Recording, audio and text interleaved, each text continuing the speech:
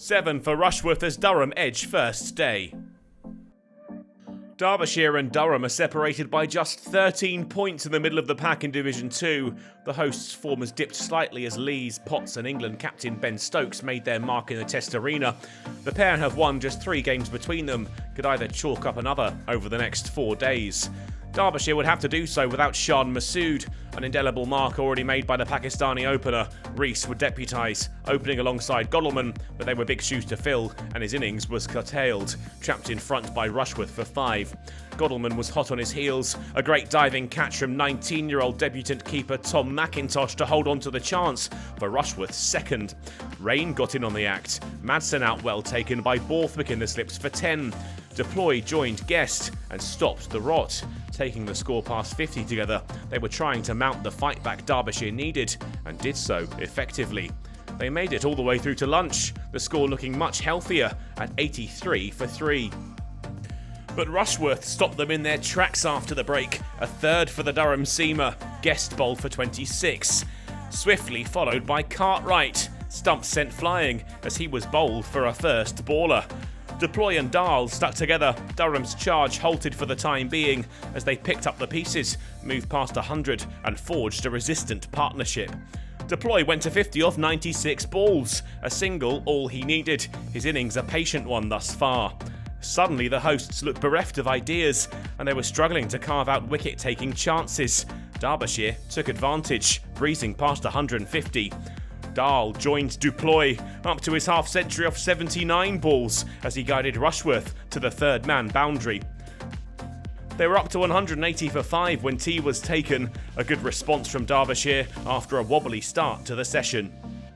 The evening session arrived and Durham still struggled to make inroads. Dahl the man to bring up the 200 as they scampered 3 off McAlendon. A Dahl single off Travaskis took them to a 150-run stand, but the focus was soon on the other end.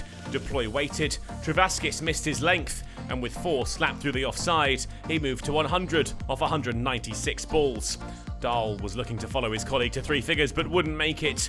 Rushworth found the edge, McIntosh took the catch, and a 166-run partnership was over. 5 wickets for the experienced Durham seamer, who made it 2 in 2. Thompson out the same way as Dahl before him. Durham sparking back into life in the final hour. There would be no hat-trick for Rushworth, but he would pick up a 7th. Aitchison bowled for 7 to leave Derbyshire down to their final 2 wickets, still 31 shy of 300. Stanley McAlendon had a wicket on debut. Sam Connors looked to leave, but the 18-year-old's delivery was on the money. Off stump rocked, Derbyshire now 9 down. And McAlendon wrapped it up. Petman caught by Bedingham for a first ball duck. Derbyshire all out for 283. It wasn't really the total Deploy's excellent unbeaten knock of 122 deserved, but outside of Dahl's 90, Guest's 26 and Madsen's 10, every other batter had fallen for single-digit returns after another vintage display with the ball from Chris Rushworth. He'll hope to have his feet up for all of day 2 as the batters return to the Sayat Unique Riverside, resuming their innings on 2 for none.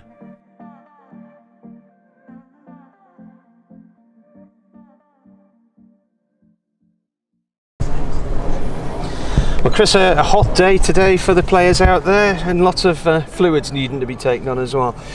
It's about time summer turned up, I think. Lovely conditions, obviously it was hot, but you know, to walk off with 10 wickets under 300, that's what we set out to do. I think it's been a good day, and hopefully there's plenty of runs there tomorrow for the lads. 7 wickets for you, second best figures for a Durham player against Derbyshire and twice on a hat-trick. It would have been nice. It would have been nice to get a hat-trick, but it's just nice to get some wickets. Obviously it's not gone as well as I would have liked this year, so to get some here today, you know, it's always special. Like I say, contribute to putting us in front of the game as well, I think it's good. What's been the main challenge, do you think, from your point of view this year and generally for the bowlers? I think there's a lot being said about the batch of bowled and stuff this year. I think they just tend to go soft very early. I mean, I think we changed the ball 3 times before 50 overs, something like that. Which I think plays a massive part. You know, I mean, generally new ball wickets and then the ball goes dead soft, so you almost feel like you're out the game after 20 overs. But it's just nice to get a few in the bag today. And the hat-trick you were on to start with was Anuj Dal came out, defended that hat-trick ball, then went on to put quite a sizable partnership together of 166 with Leos Deploy. And were you thinking at that point, oh, here we go again? Nah, not at all. You know, I think we said at the start of the day we wanted to win the toss, try and bowl, and we sort of thought if we can bowl them out for 300, 350, then we're ahead of the game at that point. We always knew there was going to be a big partnership there. You know, lads are allowed to play well. We know what the wicket's been like this year, so we just we stuck at it, kept it tight, and I think we got our rewards towards the end there. And how are you feeling fitness-wise? Because you've had more or less the T20 period off, haven't you? You've played a bit of local league cricket and had to bowl some overs, but you haven't had all the travelling and everything else. So do you feel refreshed after that or not? No, look, it is nice. I mean, we trained a few days last week, and I remember, you know, someone said, "Oh, how you feeling?" It was just nice to turn up feeling fresh. I played a couple of games for the twos the last few weeks just to get some overs up, but no, it does make a difference when you're not sat in a car or a bus in between games, and so it has been nice to turn up feeling relatively fresh. And 3 debutants today. Nick Maddinson, who's come over from Australia, but 2 of the academy lads. Tom McIntosh behind the stumps took a good catch, didn't he, early on? And Stanley McAlinden, a fast bowler. You know, you must be remembering your debut and the nerves that were going through you at the time, and I would imagine he would have been going through a similar thing today. Oh, definitely. I think you could tell with his first spell he just looked a little bit nervous, but as the day got on he settled in, so it was nice to see him get a few pulls towards the end there. And like you say, Tom, he kept brilliantly today, and that catch to get rid of Godalming early on was a screamer. So now that they've both done really well, hopefully Nick goes on, you know, to have a fantastic day tomorrow. And you had a word with Stanley, didn't you, just before he got his 2 wickets towards the end of the day? What was it that you just said to him? Just keep concentrating, keep calm? Oh, just relax. I think people put too much pressure on themselves. Just relax. I think he's in the team because he's good enough. If he does his skills as well as he can do, you know, he'll do a good job for us. Just a quick up from me, that's okay. You've seen a lot more settled in your first spell than you have been this season. Was that really helping you lock in and get that line of length? I think when you see the wicket doing a little bit more than it has done, I guess it gives you that little bit more excitement and confidence to just be able to put the ball in the same place and back the wicket to do something really and back my skills. So it was nice to see the ball doing a little bit, I'm not going to lie. And obviously a special occasion for your day, it's your 36th birthday. That give you a little bit more motivation to go out there, make it a birthday to remember? It didn't, but it's nice to walk off with some wickets under the belt now, so now it's been a good birthday. Gonna have a beer with the boys now and then come back tomorrow and watch the lads bat all day. Bowler, you know, you must be remembering your debut and the nerves that were going through you at the time, and I would imagine he would have been going through a similar thing today. Oh, definitely. I think you could tell with his first spell he just looked a little bit nervous, but as the day got on he settled in, so it was nice to see him get a few pulls towards the end there. And like you say, Tom, he kept brilliantly today, and that catch to get rid of Godalming early on was a screamer. So now that they've both done really well, hopefully Nick goes on, you know, to have a fantastic day tomorrow. And you had a word with Stanley, didn't you, just before he got his 2 wickets towards the end of the day? What was it that you just said to him? Just keep concentrating, keep calm? Oh, just relax. I think people put too much pressure on themselves. Just relax. I think he's in the team because he's good enough. If he does his skills as well as he can do, you know, he'll do a good job for us.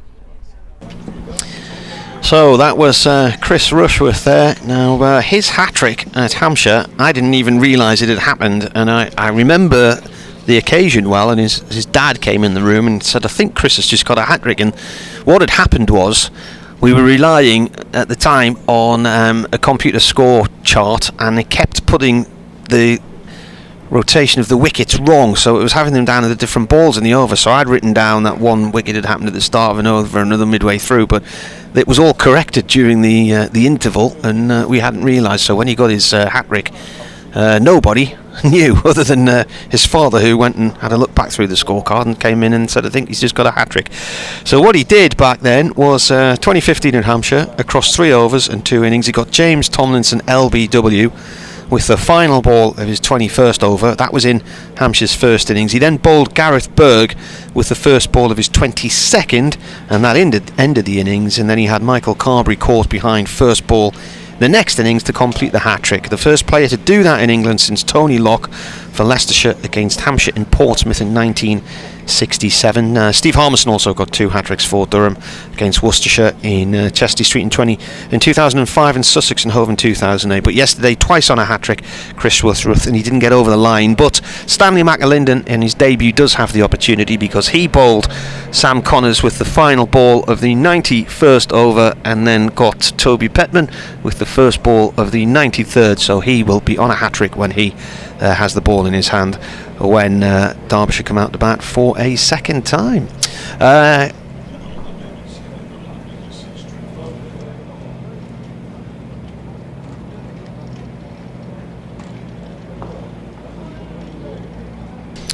Anyway, we will be bringing you commentary very shortly, as long as play starts on time here. The floodlights are on. Hopefully we'll be starting sharply.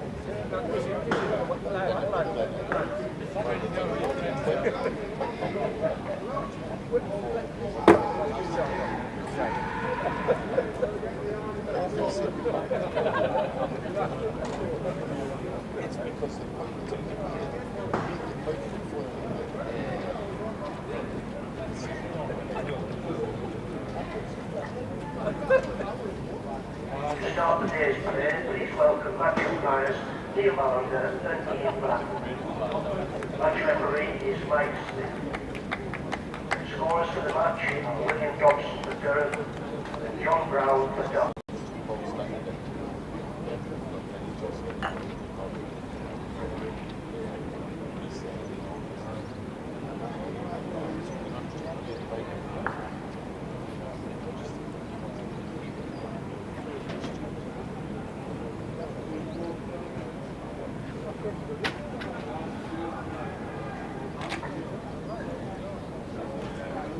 Derbyshire team with captain Billy Goff.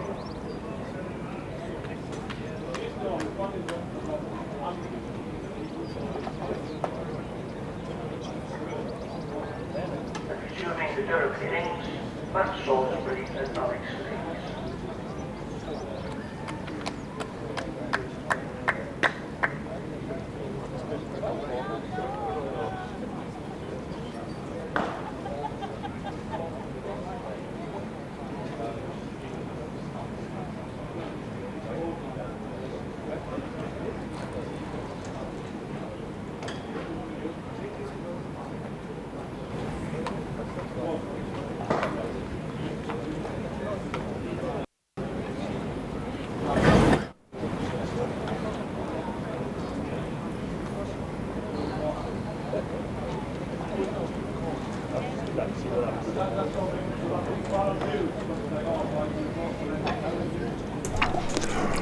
Well, a very good morning and welcome to Chesterler Street for day 2 of Durham against Derbyshire. Durham will resume on 2 without loss, and it's warm, but it's uniformly cloudy, and as a result the lights are on here, which sort of means you would expect it to be a bowling day, so Derbyshire have to take full advantage of this one. It's peering to see who might be opening the bowling. It looks as though it's Ben Aitchison. It is Ben Aitchison from the Lumley end.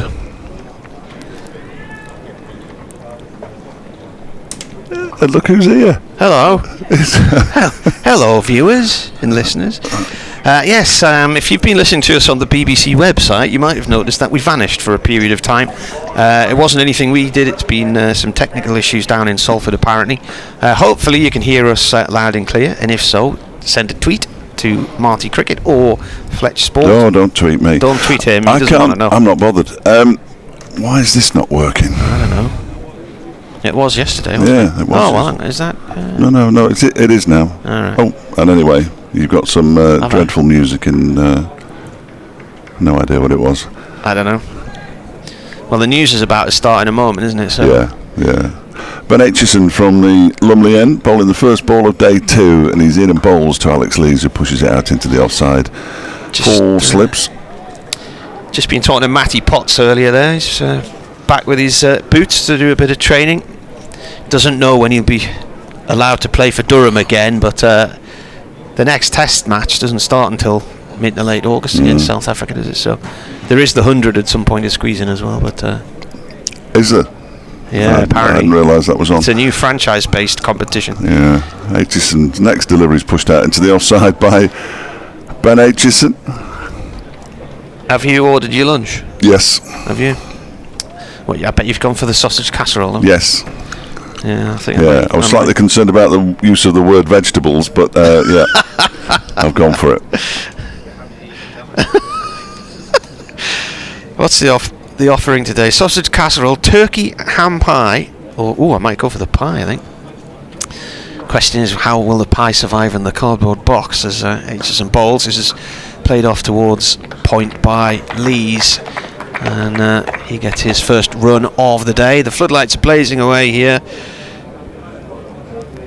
I've got a light meter app on my phone, which I've had for quite a few years, and it is actually quite accurate, and roughly around about when it gets to 300 lux, you know that's when the lights are going to come in, and if it drops below there, that's normally when they're going to go off. So I tested it outside about 10:15, and it certainly wasn't good, and then the lights came on a few minutes later.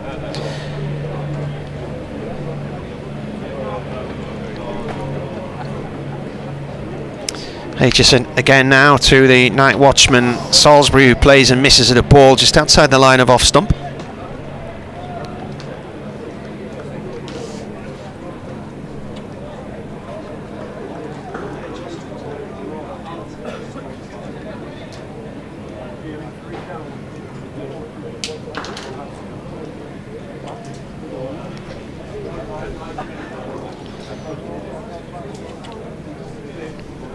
Aitchison in. Salisbury's chased after one well wide of off stump there. He was casting his rod far and wide on that occasion. Looked like a sea angler on Roker Beach. Said he looked like a sea angler on Roker Beach. They only ever turn up in the middle of a nasty storm in January. Far better things to be doing on a night time than standing on a beach getting pounded by the wind and the rain. Aitchison bowls, and that's gone down the leg side, and it'll waft at the bat there from Salisbury, and that is the end of the first over of the day. So Durham have faced 2 overs now and are 3 without loss. Derbyshire bowled out last night, which meant that Durham had 1 over to face this last evening, so they put in there Matt Salisbury as a night watchman. He got 45 as a night watchman at Lord's a few weeks ago in May, but I have to say, I think I can remember maybe 3 successful night watchman appearances in the 20 years I've been covering Durham. I think Graham Onion's got a half-century once. The amount of times it works, the amount of times it fails, but last night it was, I suppose, sensible, because had he been out, that would have been the end of the day's play anyway, so it would have saved Alex Lees facing a bowler in the gloom. So he's facing a bowler in the gloom this morning instead. Today is a new day. So Toby Petman on loan from Nottinghamshire, coming in to start his second over of the match. Right arm over from the Finkel end, and that's right in towards middle and leg, and is played away safely out towards mid-wicket by Alex Lees and fielded by Alex Thompson. Update now for BBC Radio Newcastle. It's a little bit cooler than it was yesterday, but we have a lot of dark cloud around us, so they've started with the floodlights on, and it has been spitting as well, and there's a possibility maybe of some rain around about 12. But we have started on time. Durham bowling out Derbyshire yesterday for 283, 122 not out for Elias Deploy, and 90 runs for Anush Dal, 7 wickets for 44 runs for Chris Rushworth. Durham had 1 over to bat out last night, had 2 runs on the board at the end of that one. They faced 1 over this morning, and they've added 1 more run since then. Commentary on the BBC Cricket website and via the Sports app.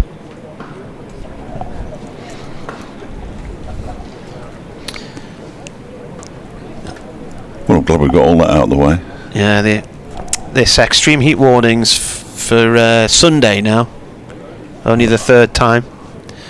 I'll be at home. As Petman comes in and bowls, and that's played by Lees off towards backward point. I have to say I preferred the story about trying to stop squirrels having sex yesterday. Yeah, well, they weren't trying to stop them having sex, were they? No, it was. Come on. What were they using? They were an oral paste. Nutella, was it? They were putting some kind of paste in nuts to stop them having with babies. Contraceptives in it. Yeah. Yeah, that wasn't unusual. Because there are no other problems in the world that need solving. So they decided that was a good thing to work on. Yeah, well, if you're a red squirrel, you're probably relieved to hear that news yesterday. True. But what was going to stop the red squirrels from eating it as well? Well, that's a point, yeah. There was a reason, I know why. Okay, go on. Petman in here, bowls, 2 Lees. It's defended because the door is quite heavy, and only the larger grey squirrel can open the door and get into the feeding hutch. Okay. So that was, yeah. Splendid. I think the people behind that scheme knew you'd ask that question, so they came up with a heavier door. Yeah. That's what I reckon. It usually keeps me out. Yeah. A heavier door. Remarkable. What a strange day it is today. Yeah. It's still really warm. Muggy all night, wasn't it? Yeah, well, the aircon was on. Petman in again, and that's driven out into the covers by Lees. It was nicely timed, but he found only Hilton Cartwright, who stopped it. He's about 4 or 5 strips across on the right hand side there. So yeah, those 3 you were talking in the build-up.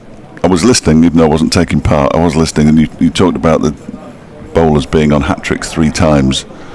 3 first ball ducks equalled a record in a Derbyshire innings. 4 is the record in a match. So they've they've got plenty of time to break that.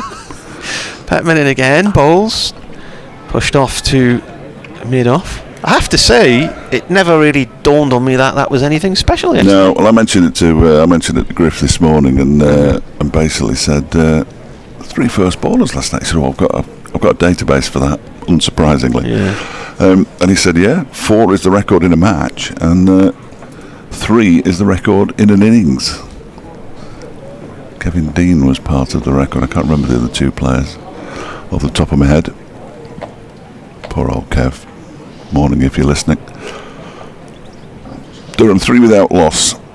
Just 1 run added so far this morning, and Salisbury's on strike, and little inside edge onto his pads there for the first ball by Ben Aitchison. Stifled appeals from behind the stumps, nothing from the bowler. I mentioned Kevin Dean in commentary yesterday because he has the best figures for a Derbyshire bowler against Durham. 6 for 52. So I was at that game, a 232 run win at the racecourse in Derby in 2000. Think of it the racecourse then because we were in the old starters hut. This one is turned into the leg side by Salisbury. He's off the mark as well now. The 12th ball that he's faced, he picks up a single out to Toby Petman at backward square leg. And Durham move on to 4 without loss. It does feel like a day when you'd want to bowl, doesn't it? Yeah. It really does. What was the what year did it stop being a racecourse? Did you say? 1939. That long ago. Yeah. And that grandstand survived all those years afterwards. Yeah, remarkable, really.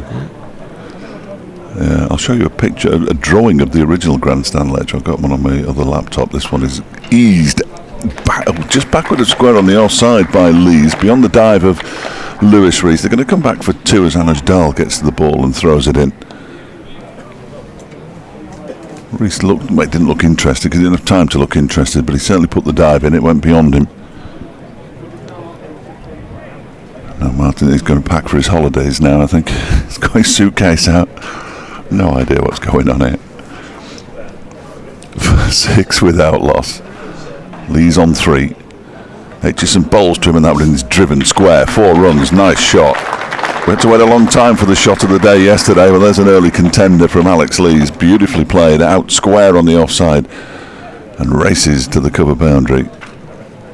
Was it the 17th over when Derbyshire scored their first boundary? Durham's has come in only the 4th of the day. It was the it was in the old that old grandstand where we were in 2000. Yeah. And the press box was the old starters house from the racecourse. Yeah, and the players changed in the jockeys' quarters, and they were still there. That was the remarkable thing. Yeah. All the infrastructure was there. Aitchison in again, bowls, and that one is pushed out into the offside by Alex Lees. I have to say, at the start of the day's play, I thought it was a little bit weird when, rather than the umpire ringing the bell, they shouted, "Way in, way in."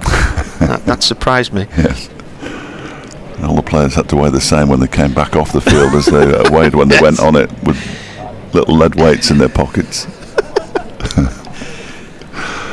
Carrying a whip was a bit excessive. This next one, it struck him on the pad. That's a good appeal, and he's gone. Yeah, that came back at him, and Aitchison's got his man Lees, who'd played a glorious stroke to get 4 out to the cover boundary, has gone, and Ben Aitchison strikes. It's his first game of the season. Ben Aitchison and Durham are 10 for 1.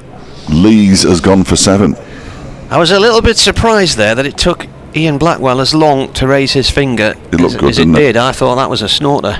So just nipped back at him a touch, and well, we said it looked like a bowling day. To get one of England's openers out, it's a decent effort. 7 off 13 balls with the only 4 of the innings so far, and exactly what Derbyshire were looking for at the start of day 2, having been dismissed yesterday for 283. Remember, they were put into bat yesterday. They'd have been reasonably happy, although Leas de Ploy, when I spoke to him last night, said even when he was batting with the tail, he was aiming for 350. He's obviously got a very poor aim. They were all out for 283. Although he couldn't do much about it because he was the not-out batsman.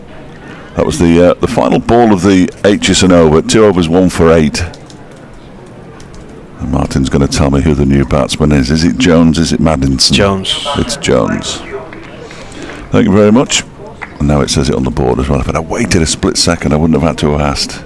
You've let yourself down. I have let myself down quite badly there. Just ran out of things to say, really. Overly reliant would be my synopsis of that, really. Yeah. Yeah. Yeah. Sometimes I find it difficult to recognise Derbyshire players when they come out to bat, when they've got their helmets on and they're 200 yards away. Well, it's only because as he was coming out and he was doing his little warming-up exercise, he turned his back to us, and I saw the number 10, and thought that looks like Jones. Yeah, yeah. Sometimes they carry. I mean, Maddinson's left-handed, isn't he? Yeah.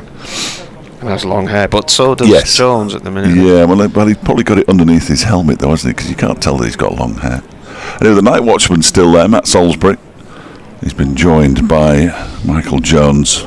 Durham 10 for 1 on a bowling day at Chesterland Street. Petman then, that was the end of the over. The wicket as Petman comes in right on, very tight to the stumps there as he bowls here too. Salisbury, although he's going to brush the umpire there as he's running in. Already within nanoseconds, 38 seconds ago it arrived. That looked high to me, says David Atkin. Okay. Well Lee's had his back to us as he was out, and it was the way it nipped back in and he played around it, and I thought where his feet were, and I just thought it was definitely a shout, and I didn't expect him to survive the appeal. And then it seemed to take a while before Ian Blackwell actually decided he was out. So anyway, he's back in the dressing room now. Durham 10 for 1. Petman in again, bowls. And a play and a miss this time from Salisbury. It was a really straight delivery from Petman on that occasion. I would dispute that it was high, having frozen. I mean, it's going to hit, 8 inches below the top of middle stump for me. Is that all? It's only very out. Only very out? Yeah, it's only very out. I'll have a look at it in a sec. Well, yeah, I've got it here. Have you got it? Yeah. Okay. I know you've got the technology, man. Yeah, Petman in again, and this is turned by Salisbury off towards mid-on to Lewis Rees. Let's have a look at this then.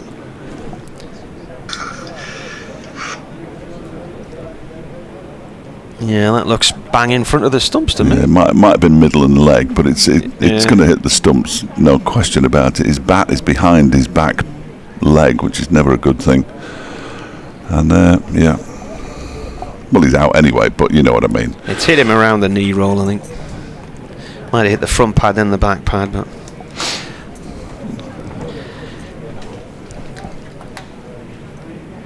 Petman in from the Finkel end and played by Salisbury off to point this time to Dahl. No run there. I think that looks out. Yeah, I think it's out. I think we'll call it out, shall we? Might as well while we're out. Yeah. Might as well.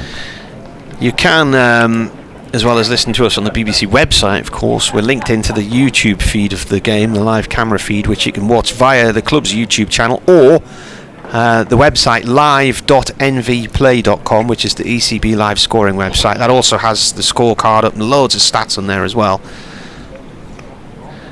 There's Petman bowls again, turned by Salisbury nicely out through mid-wicket. In fact, I was in the air for a moment or two there, wasn't it? It's gone for 4 towards the castle stand. I find as well NV Play, the website, is the quickest of the online scorecards. No, I agree. And the only reason I started using it was in a moment of blind panic 3 years ago at Grantham, when we sat down to commentate on a one-day game between Nottinghamshire and Durham and discovered the scoreboard was behind our marquee. Anyway, it then rained and they never bowled a ball. So, but you found a new website. William the Scorer suggested that. Full day at Grantham, you probably find a few websites. Yeah. In comes Petman again, and a play and a miss. Quite a casual waft outside the off stump there from Salisbury, and that is the end of the over. Durham 14 for 1. The one boundary from that over, the rest were dot balls. Yeah, so anyway, I think Durham are back there against Notts this year, but you can see the scoreboard. But it came into its own again a few weeks ago in Blackpool in the marquee that we were in, because there were a load of vans parked next to us to our left, so we had no view of the scoreboard there. So it came in handy then as well. All I will say is some other well-known cricket websites do take quite a long time to load up their stats. And they can do, can't they? Yeah. I've just been sent an email about the Real Tennis World Championships. I've no idea where I've been sent it. I've never shown any interest in real tennis. I wouldn't even know how to begin to follow it. It's inside a... Well, Isabel plays that, doesn't she? Isabel Duncan? Yeah, this is the men's, looks like the men's World Championships. The world champion looks about 87 on the photograph that's attached with this. Rob Fahey from America. Defending an incredibly long record, apparently. Here is Ben Aitchison bowling to Jones, who pushes it straight back to him. At least they're keeping it real. Indeed. Yeah. So if anybody wants to go to that, it's in Essex. I'm sure Don Topley will be there. Although he's gone off Essex a bit, hasn't he, now? 3 slips and a gully for Michael Jones as Aitchison is in again, and that one is just clipped up to mid-on, where it's fielded by Sam Connors. The telltale little white sweatband around his left arm, close to his elbow. Whereabouts in Essex is it? I don't know. Prested Hall. Prested Hall. I haven't heard of that. No, I haven't. Don's in Suffolk anyway. I know, but he's a man of Essex, isn't he? Apparently. This one is defended by Jones. I'm going to look Prested Hall up now. Yeah. I think he's in Essex. So that's as much as I know. At the Prested Tennis Club. Oh. With the excitement of Wimbledon now over, Oh, it's the press it's release just starts. Prested rather than Prested. It's got here, Prested Hall, swanky rural hotel with upscale rooms. Oh, there you go. Next delivery is defended by Jones. Does it say swanky? It says on the map. Does it? I wonder if they wrote that I themselves. think they must have done. No doubt other hotels in that area do exist. Where is it near? It's near Messing. No, they're messing about with us, that's what they've done. Oh, Mark's Tay, I've been there. Yeah. Aitchison into Jones, who defends again straight back to the bowl. A tight start from Ben Aitchison, who obviously didn't bowl last night. Toby Petman bowled the only over last night. So approaching the end of his third over, just gone for 8 runs, got the wicket of Alex Lees as well, which is always a good thing. It gives me something to talk about at 11:30. He's in now and left alone outside the off stump by Jones. Goes through to Brookguest, end of the over, a maiden over from Ben Aitchison. His first 3 overs, 1 maiden, 1 for 8 his figures, and Durham remained 14 for 1 in reply to Derbyshire 283. I reckon I might have driven it past that last summer because it's on where we were staying in Suffolk. I had to drive past there to get to Mersey Island. So if it's near Suffolk, he might go there, mightn't he? Yeah, it's just off the A12, Yeah. just to the southwest of Colchester, near Braintree and Witham. I'm not going. No, I might get some tickets now. I know what it is. I'll Call into Mersey Island and get some cockles on the way. They're not suggesting that it's sold out. Why is it being played there though? I thought. Well, you have to play in a certain court, don't you? Yeah. I think. Bowler starts a new over here. That stays quite low as he angles one away from Salisbury. Petman. Yeah, well, the Isabel Duncan, who is one of our commentary people, she plays at Queen's Club, doesn't she, in London? She also plays some. There's one near Worcester. Is there? Yeah, must be one of the schools there. I imagine Right. it's. There's a real tennis club in Jesmond in Newcastle. Is it? Yeah. Because you can whack it off the walls and stuff, can't you? Yeah, and that's a very strange looking thing. Henry VIII played it, didn't he? Yeah. Petman in again now to Salisbury. Salisbury pushes the ball to point to Dahl. I think it was probably the British champion at the time. I don't think anybody dared Yes. beat him. It wasn't a good idea to beat Henry VIII at real tennis. I That imagine. probably wasn't on Ultra HD though, was it? Well, I wouldn't have watched it. No. Well, I'd have watched it in HD, but Yeah. not. I can't watch in standard definition anymore. No. Even with my eyes, I can tell the difference, as we established yesterday. Durham 14 for 1 here against Derbyshire as Petman comes in from the Finkel end, and a leave from Salisbury goes through to the keeper. 4 in the slip cordon. I've worn a T-shirt that's less likely to show the sweat patches today, which was a mistake yesterday. It looks like you have ironed that by hanging it up. Well, I just took it out of a bag, Yeah. if I'm honest, today. These things tend to iron themselves. T-shirts iron themselves quite naturally on me because they're quite snug. Ironed with a catapult. Petman in past the umpire. Bowls, and again it's on its way to point. No run there. He's so close to the stumps. It's Steve Finnesque, isn't it? I'm just waiting for his knee to clip the stump as he's Well, the running umpire's past. just having a look where he goes and Yeah. his follow through, which is as a result of how close he is to the stumps. Yeah. Yeah, I mean, we haven't seen an awful lot of Toby Petman, in all honesty. He played on loan against Middlesex, and this is only his second game for Derbyshire on loan. Neil Mallender, the umpire, just examining the wicket there.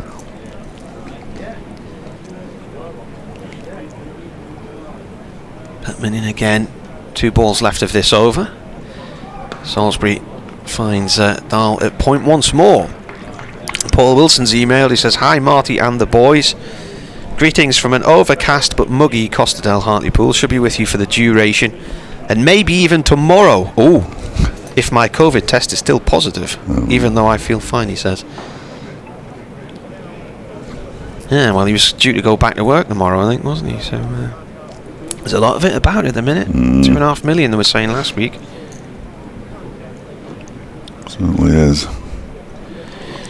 Last ball of the over, gone down the leg side, and taken by the keeper end of the over then. So a maiden. I was listening to a doctor on 5 Live this morning suggesting anybody coming back into hospitals now should be wearing masks again.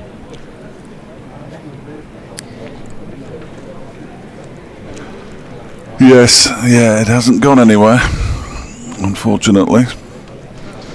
That South Africa against the Lions game today at Taunton is not an official List A game, which is a real shame for George Scrimshaw, who's in the squad, the Derbyshire Quick.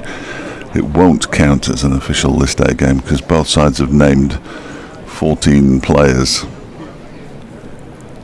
As I understand it, the one on Thursday at New Road is today's at Taunton. I hope George isn't having any flashbacks. He bowled very well on Saturday.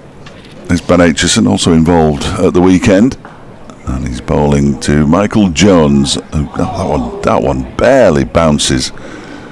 That's the first one I've seen keep low from the Lumley end. The odd one yesterday kept low from the Finkel end. And when I was talking to Lewis Deploy last night, I mentioned that. I said, that it is a bit up and down, and he said, "Oh, this is not a flat pitch by any stretch of the imagination." But of course, the new ball's crucial, as it proved yesterday. Wickets early with the new ball, and then the second new ball also took wickets. That one strikes the pad of Michael Jones and goes out into the offside.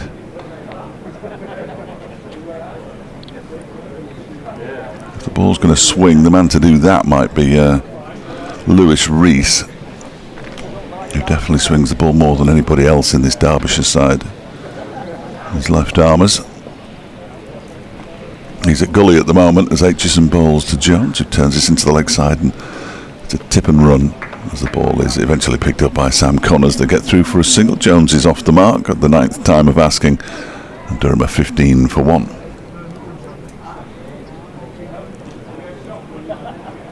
So there's Sam Connors, Anuj Dal and Lewis Rees in the medium pace department. The spin of Alex Thompson.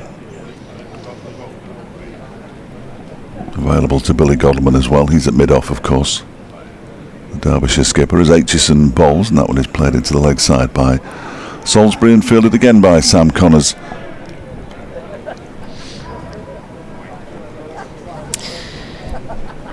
Just tweeted a picture of Ant Gibb with Roland Butcher commentating on Lancashire against Somerset in Southport. That's outside that little pavilion we was sitting outside of on the day of the Flying Ants in 2016. Absolute scorcher. Quite warm then. Yeah.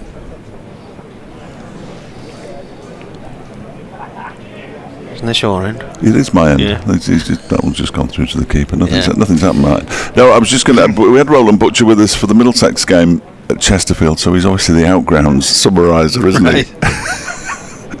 It was quite warm at Chesterfield. Did he do? Did he get into umpiring or not? Not as far as I'm aware. He never mentioned it. No, he does a lot of coaching, football coaching as well as cricket coaching. Was he at Middlesex with Michael Rosebery back in the day? He was certainly at Middlesex. Yeah. Next delivery is hitting the pad and going down the leg side. It was a half-hearted appeal really from Ben Aitchison. That wouldn't have troubled the stumps at all. It did not hit the pad, and it's the end of the over. 15 for 1. Durham in reply to Derbyshire's 283. Well, I was going. My dad moved house about 3 years ago, so we were going through all these what to keep and what to throw out, and there was this massive collection of cricket ties, and one of them was from Roland Butcher's benefit year. So I think he must have attended a game there with Matty Rosebery perhaps, and another one was a tie I bought him from the Durham Lancashire game at Southport in Did a tie for the game? Yeah. So that was a sort of purpley and red thing. It's quite nice actually. Yeah. Bit psychedelic in parts, but anyway, I've got that tie in the house now. Because as you know, I wear ties all the time. Well, yeah, I've got a huge collection of ties, as you can imagine. Yeah. Most of mine were from the Challenge Cup, the Rugby League Challenge Cup in the 1980s, and they've all got the words "Silk Cut" on them. Right. I don't think you're allowed to do that anymore. No, are you? I don't think so. Here's Petman, none for 6 from his first 4 overs, 2 of which were maidens, bowling here to Jones. Jones defends on the off stump. Yeah. But no, I'm not a major tie wearer. I think it's fair to say. I'm trying to think the last time I wore a suit. The end of cricket dinner at London, at the Oval last year, maybe. I wore one to go to the Burton Albion end of season do earlier this year. Yeah, I'm going to throw it away. It nearly cut me in half.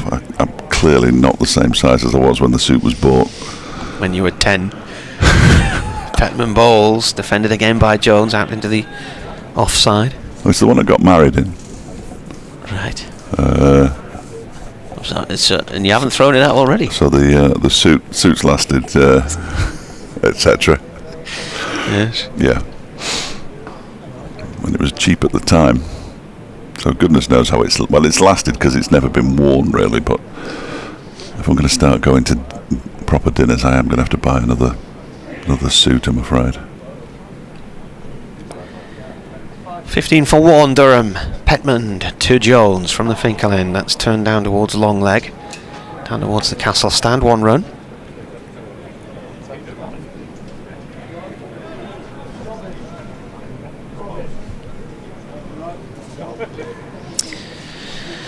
Dave's off to update the good people of Derbyshire about what is happening here, and the news from the ground this morning is there's been the warm wicket. Alex Lee's LBW to Ben Aitchison for 7. Last ball of the 4th over. Durham were 10 for 1 at that point. They're 16 for 1 now. Salisbury, the night watchman, is on 5 from 27 balls.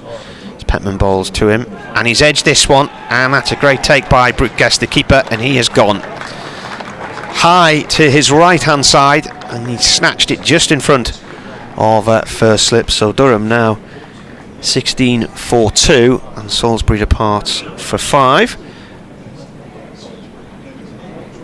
Good catch from the keeper, springing across to his right hand side.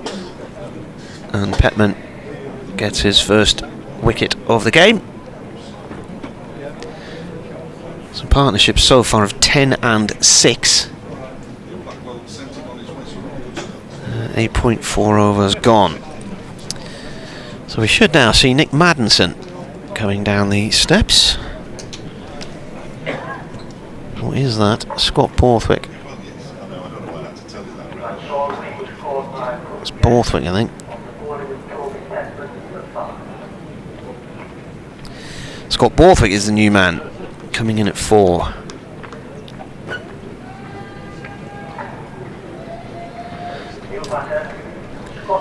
So Maddinson, I presume, will come in at 5 then.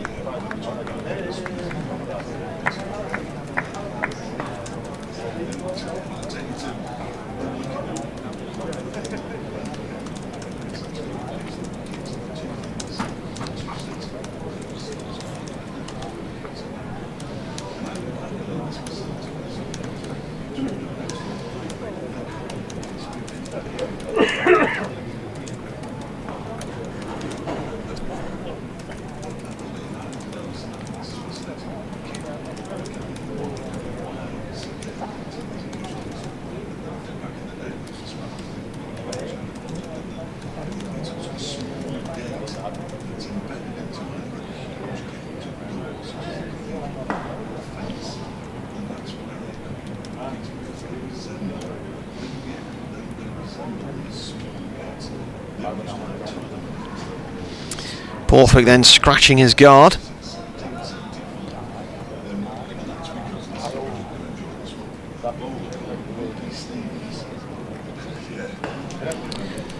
You can hear another bat hitting a ball from the nets behind us.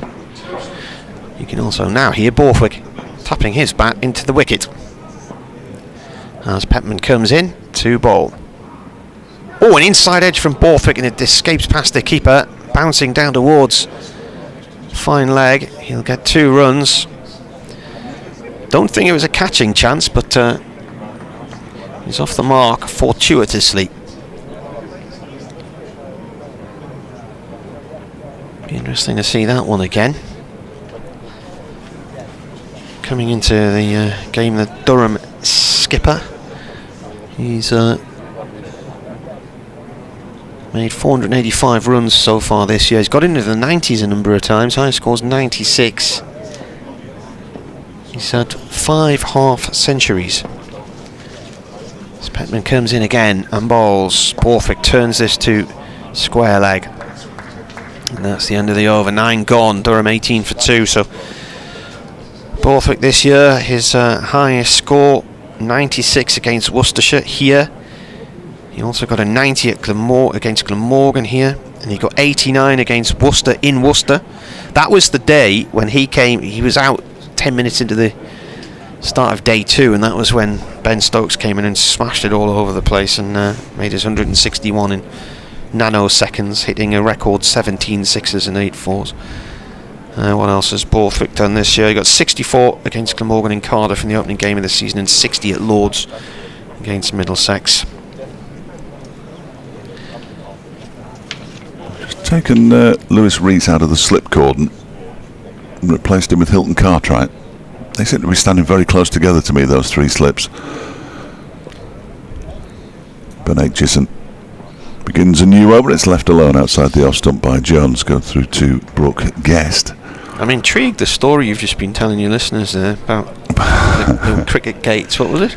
Well, the wicket apparently is obviously a set of 3 stumps. It's not the bit of grass, that's the pitch, with 2 wooden bales on top of them, as we all know. But they're called a wicket because a wicket was a small gate, as Aitchison is in and bowls. Now it's crashed away for 4 runs off the back foot by Jones out to the point boundary. Really nice, and it also evades one of the ground staff as well. As you'd have thought he'd have known by now. It hit the rope and leapt at him, almost took his teeth out, and the ball has raced away down the little gap by the old scoreboard down away to the right. And Durham move on to 22 for 2 with Jones on to 6. So this small gate embedded into a huge decorative door in a cathedral is called a wicket, W-Y-C-K-E-T. And they reckon that the wickets resemble this gate. But of course, the fascinating part about it was that they only had 2 of them until 1775.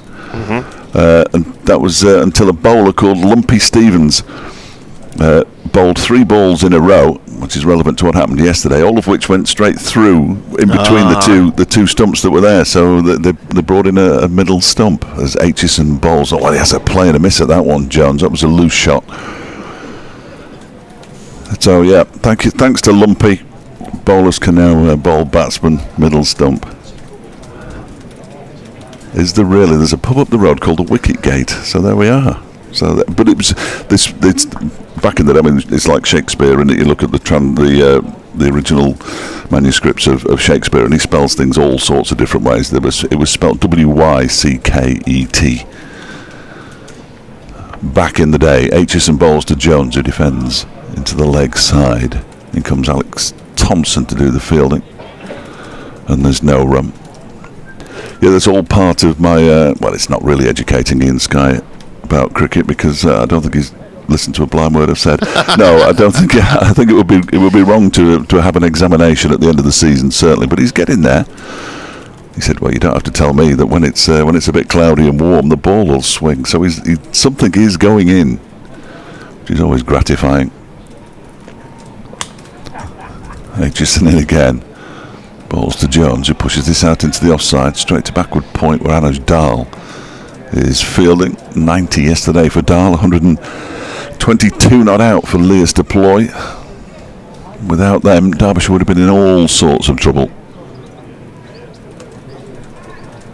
I say in the end, having been put into bat 283, perhaps a few less than they would have wanted, but they did also say that Derbyshire would have batted first. Leas Deploy, his Aitchison bowling way wide of the off stump, and that he just has a little look at that, Ian Blackwell, and decides he's been standing at that end for long enough, so he's not going to signal wide. It was a good stop on the floor by Brooke Guest. The umpires are coming together here. He hasn't got appreciably darker, and I don't know what they were talking about. They've just briefly spoken, and now they're walking back to their respective positions. That ball that got rid of Salisbury just seemed to leap a bit at him.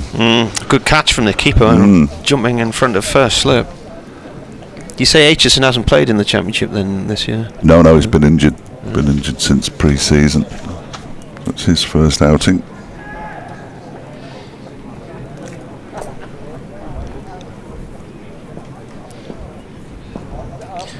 Petman's got that little waddle at the start of his run-up. Love it. The numberless Petman coming into bowl. Hair flicked to the left. That's gone down the leg side. Bowling to Borthwick. Keeper takes it.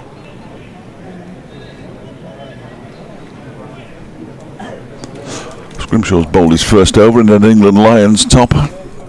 Went for 6 runs.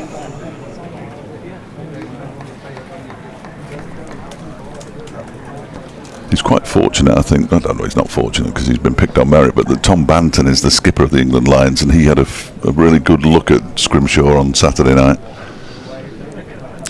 Bowler comes in, Borthwick leaves it, and goes into the keeper's gloves. The temperature today is around about 21 to 24, it says, which to me is about right, isn't it? I mean, I still think it's too warm. it is a little, yeah. Well, we've got the aircon It's because here, it's quite heavy, isn't it? Yeah. Oppressively warm. It's that kind of humid. It's the kind of heat that nobody wants. No, Nobody wants. you're not welcome here. 29 yesterday at Newcastle Airport.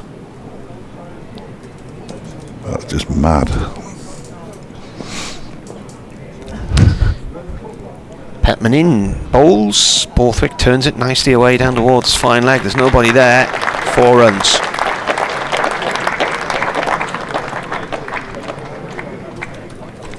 Just noticed Ajmal Shahzad's on as he often does, Derbyshire's assistant coach, lead bowling coach, is doing a couple of laps. He's on his second lap of the ground. He's gone the wrong way. Right for runs, left for wickets out of the pavilion. Is that what's meant to happen? Is it? Yeah, I did ask a couple of players down at Hove because there were quite a few of them doing it. It's right for runs out of the pavilion, left for wickets, and he's gone right. Hope he knows what he's doing. Petman to Borthwick again. That's a leave. That doesn't get up much either, does it? Pitches around about off stump and stays really low. Yeah, there's a lot of variable bounce here, which will cheer the Derbyshire bowlers no end. Lewis Rees is just stretching out at mid-on. Don't imagine it'll be too long before we see him. Billy Godwin in a long-sleeved sweater. Of course he is.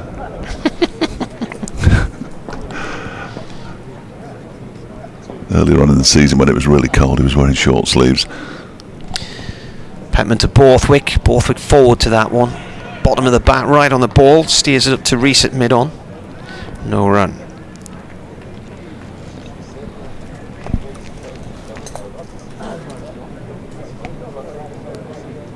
So got those pitches covered, or the pitch covered that they're going to play the international on. Yeah, it was uncovered this morning. Yeah. They've obviously been doing a little bit of work on it, or just letting it air a bit. It's got 2 coconut mats on it, hasn't it? Or what did you say? Hessian yesterday? Hessian, or you said hemp in the end. No, hemp was the first thing that came into your mind. Little punchy shot there from Borthwick, and they've got a short mid-wicket in, and it was in the air momentarily towards Duploy. Didn't quite carry to him though. End of the over, 26 for 2. Billy Godwin is currently in discussion with Hilton Cartwright. He hasn't played with Cartwright before. We're going to see a change of bowling though. Sam Connors is removed his sweater, and he's going to bowl from the Lumley end now in place of Ben Aitchison, who finished his first 5 overs with 1 for 13, which are identical figures, other than Petman's bowled 1 more over to Toby Petman. Sam Connors, who has been opening the bowling for Derbyshire in the Championship, is coming on first change. Taking 27 wickets in the Championship this year. A little bit expensive. Averaging 40, Yeah, a little bit expensive, but he's a wicket taker. He's had an interesting time in the T20. He was in the side to start with.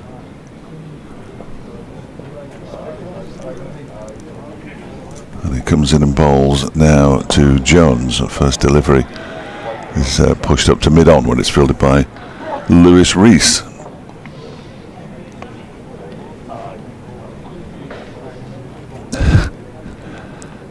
Rail Bettis against Marseille Olympique at Chesterfield on the 27th of July. What on earth are Real Betis playing Marseille in Chesterfield for? I've just been told that by Gary Charlesworth. He'd been offered 2 tickets for it. He was painting Chesterfield's ground last week. And comes this next delivery from Connors, pushed out into the offside, fielded by Cartwright. We managed to get him a cup of tea because he told us he was parched and he hadn't been offered anything, and we announced it, and within 5 minutes they were bringing cups of tea for him at Chesterfield because he had us on loudspeaker. It's a nice ground, that, isn't it? It's the park at the bottom end there in the lake. Yes, yeah. It's really good when it's not raining. As most outgrounds are. Connors bowls, that's on leg stump, and it's off a pad. They're going to get a leg by here as in off the boundary comes Petman. Umpire Blackwell signals leg by, 1 more to the total, 27 for 2. Brings Borthwick back on a strike, so it's all change.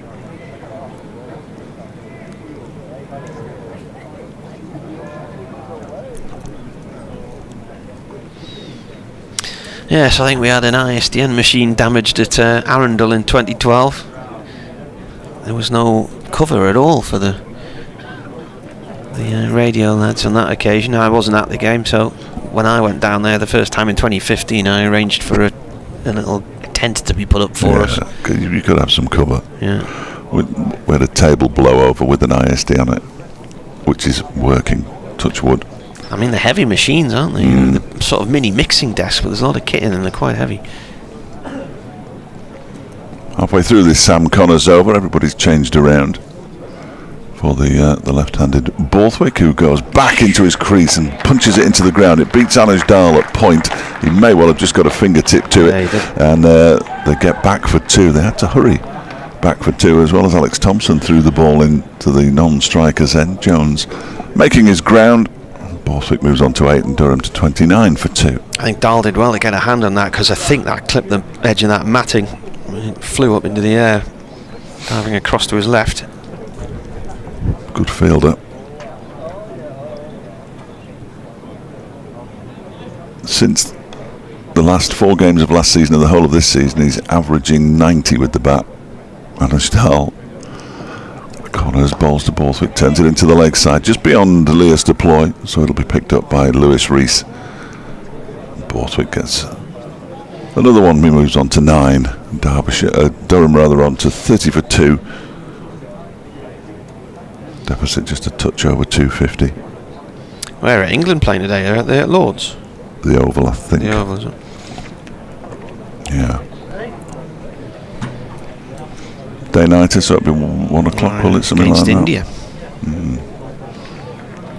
Starts in 1 hour and 15 minutes. Oh, does it? So that's a strange time, isn't it? Well, 1 o'clock, I suppose. That one strikes the pad of Michael Jones. I have no idea what time it is. Dribbles out into the offside. End of the over from Sam Connors. His first. He conceded 3 runs off the bat.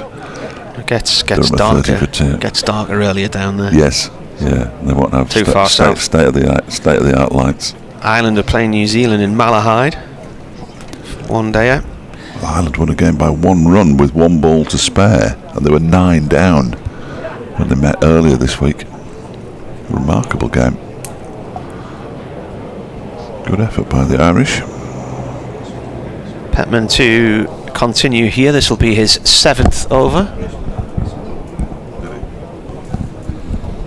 1 for 13 from 6 overs, 2 maidens. Still a bit gloomy here. The floodlights remain on, as they have been all morning. Petman then coming in from the Finkel end to bowl to Borthwick. Borthwick drills that back past the bowler and away for 4, right down below our commentary position. He overpitched it and nicely dispatched.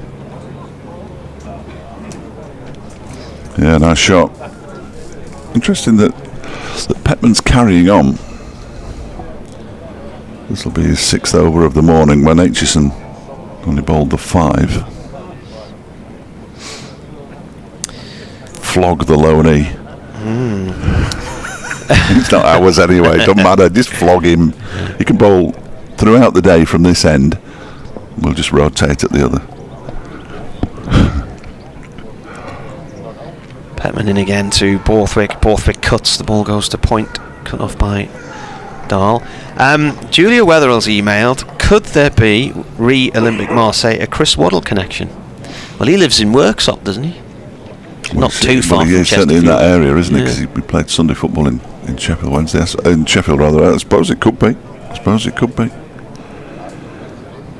Sunderland are playing Roma tomorrow morning, I think, at 11 o'clock in Albufeira in Portugal. I went on holiday there once. Did you? I think so. I've been there. Fly into Faro. It's on the bottom, isn't it? Yeah. Petman in. Oh, he's out. Borthwick's left the ball and he's lost his off stump. What was he thinking of there? That was never leavable. It was always on a tight line to the stumps. He's never played a shot and he's been bowled for 13. Really not sure what he was thinking of there. That is quite staggering. He's out for 13. It's not the first batsman we've seen leave the ball. It's Sam Connors yesterday. Well, he isn't a batsman, obviously. Borthwick 13 off 13 balls. And Durham are 34 for 3 now. Incredibly, Derbyshire were 33 for 3 at a not quite similar. It was a little bit longer, about 12:15, something like that. When they were 12:05. In fact, they were 30 for 3, 34 for 3. Durham and bonus wicket, and that's obviously why they left Toby Petman on. It makes perfect sense now, not to have taken him off. Well. And here's a man on debut, as I think he would probably say it, because they can't speak English properly, of course. It's that should get me a lot more followers. Nick Maddinson, I think. There looks to be hair. Yes, he's on the scoreboard. So he's getting an extra little round of applause just for coming. He wants to be wary of the other Aussie making his championship debut for his side. It was out first ball yesterday. Hope he didn't have a jibe at him. David McCardle tweets that Chesterfield's the millionaire playground of the north, and they often get visitors from Cannes, Monaco, Marseille. He said they're attracted by the casinos. And the M1. And it's easier to get to. Very good. Thank you, David. Always cheers me up. Not that I need cheering up today. Well, I'm rather flummoxed by that delivery. It was never leavable. It was always a tight angle to the stumps, and he just watched it career into the off stump. So Nick Maddinson's in. Keep a bit low on him. Keep watching for balls that keep low, because I think there's going to be a lot of those. Maddinson got about 500 runs in the Sheffield Shield for Victoria. He's just been on Australia's A tour of Sri Lanka. He's been here a fortnight, having nets and practicing with his teammates. Petman bowls and he leaves that one alone. It's wide of off stump. It's a terrific delivery by Petman, by the way. For the wicket. Just nipped back and clipped the outside of off stump. You could see why he thought he could leave it. But obviously it was the wrong decision ultimately, but you can see why he decided to leave it. And then he wanders off, as you would.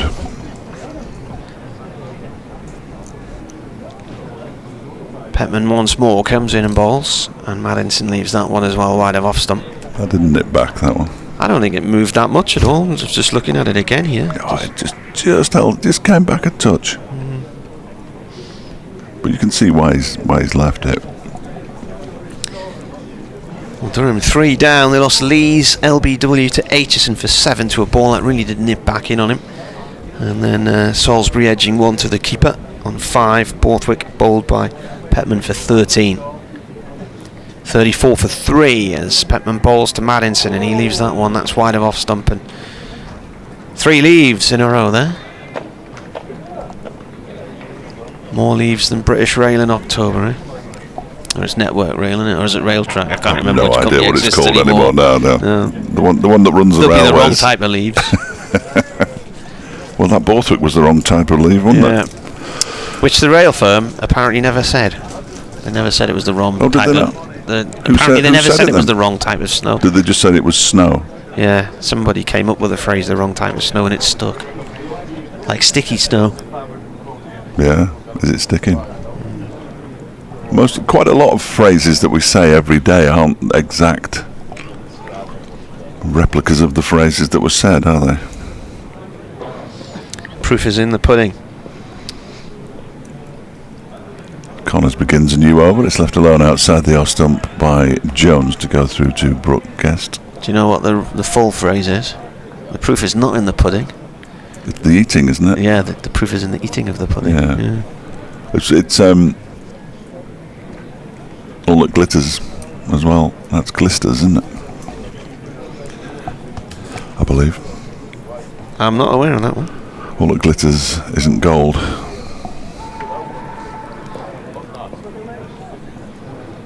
His Connors. I've no idea what I'm talking about anymore. This was his bang on target, defended back to him by. It's not for the first time either. Defended back to him by Jones, and there's no run. But I do know there's a lot of everyday sayings that you think, well, that yeah, it's nonsense.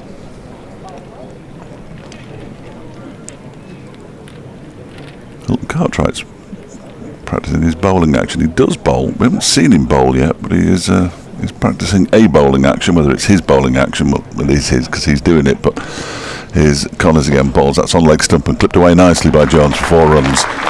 Out towards the mid-wicket boundary, hits the rope now, and that is a long, long way.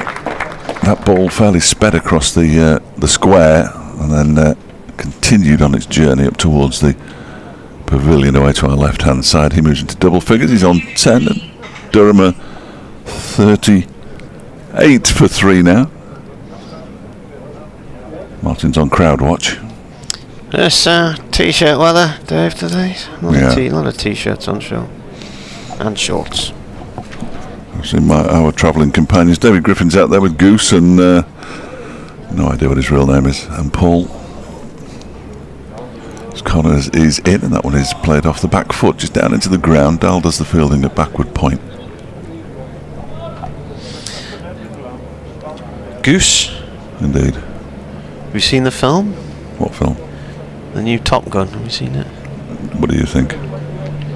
I don't know. I think you'd be into the heavy 1980s stadium rock soundtrack.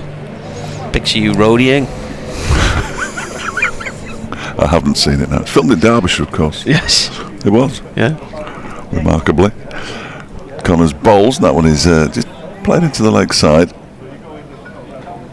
Was part of it filmed in... we've had Harrison Ford in Northumberland recently, and who's in Top Gun? Tom Cruise. Tom Cruise, yeah. He was seen in Gromont, right, in the North York Moors, and yeah, they did a lot of filming in the Peak District. There was a train crash in it, and that was filmed in the Peak District. They just chucked a train off a cliff. Here's Connors in and bowls, and that's defended out into the offside by Jones. End of the over, 38 for 3. Was that not the new Mission Impossible 9? Oh, it could have been that one actually. Yeah, you're right. Because I think there were train scenes. They were filming train scenes for that in Gromont on the North Yorkshire You're Railway. right. Sorry, it was Mission Impossible. Yeah. No, this one's about aeroplanes. Is it? This latest one, yeah. What, Top Gun? Yeah. That's the whole point of the franchise, isn't it? That Take My Breath Away. That one. That was the theme tune to the first one. Oh man, we watched the new one a few weeks ago. So we watched the old one the night before. Yeah. That song just is going through that film all the time. I don't know. I've never seen it, but yeah, On that a was loop. the film, wasn't it? Yeah. I'm getting hammered now on WhatsApp for suggesting it was Top Gun and not Mission Impossible. I'm sorry, I just can't keep across everything that's happening in Derbyshire. I'm doing my best. We're going to flog Petman a bit more here. Bradley says, I'm baffled as to why Borthwick left that one. I can't understand it. Nighty says, it puzzles me as well on Twitter. 38 for 3. Maddinson's faced 3 balls so far, and he hasn't actually hit a ball yet. He left the 3. Petman continues. Maddinson bowls, and that's 4 leaves now. 4 leaves. That sounds like a rival to that hotel in Essex, doesn't it? The 4 leaves. Well, the 4 seasons, wouldn't it be really? Prested Hall, was it called? Yeah, well, that was Yeah. Prested Hall. Yeah. The Four Leaves, a country house hotel. Handy for autumnal breaks. Dog walking. If you go there, you're in clover. Yeah. Buttering us up now, you are. Petman in. Madison forward defends this one. And the first time he's got the bat involved. So let me tell you about Nick Maddinson then. He's 30 years old, a left-hander. Normally opens the batting. Also does a bit of slow left-arm spin bowling. 3 test matches in 2016. He's played in 6 T20s for Australia as well. This is his 106th first-class match. He's got 6,702 runs, 1,500s and 33 half-centuries. And boasts a higher score, 224 Victoria against South Australia in 2019. This one's fended off towards short leg. And in the recent Sheffield Shield, he made 128 against New South Wales and 110 against Queensland. He was at Surrey for the T20 in 2018, but hasn't played in the county championship. So that's Nick Maddinson for you. Sorry, eh? Posh boy.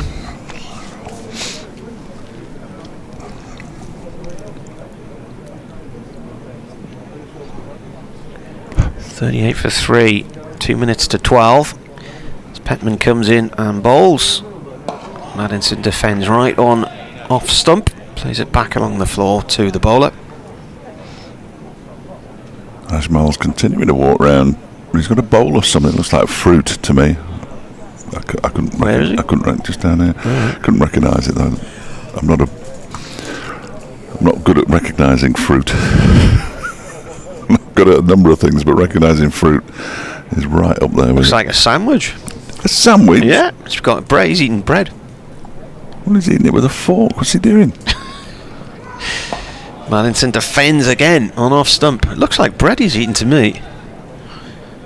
And he's got some angel. No, he's eating it with his hands. He's got some angel delight in there as well. No, he's got a spoon and a fork in his hand. What's that? It looks like granola. Oh dear. Would you have bread with granola?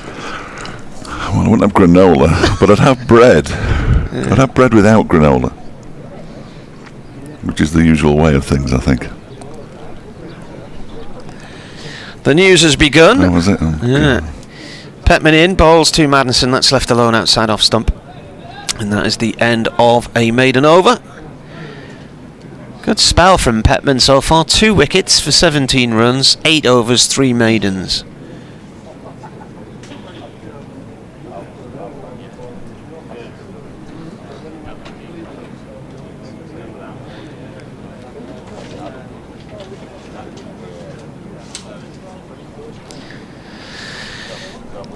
John Hutchison's been on from Bolton. He says, just tuned in, having been sent out on safari by Mrs H up the Middlebrook. Fletch will be glad to know that things have returned to normal and it's spitting on in Bolton. He's been on safari to Middlebrook today. Yeah, is that up in the hills? Oh, shopping centre, is it? Oh, is that with all those little units? Edge from Jones, and he's chased a long one outside the off stump there. What an awful shot that is. He's been caught in the slips, and the catch at first slip has been taken by Ben Aitchison. Why he played at that is beyond me, but Connors gets his first wicket of the day. That wasn't just outside the off stump, that was 3 or 4 stumps away from outside the off stump. He's gone for 10, and Durham are making really tough work of this today.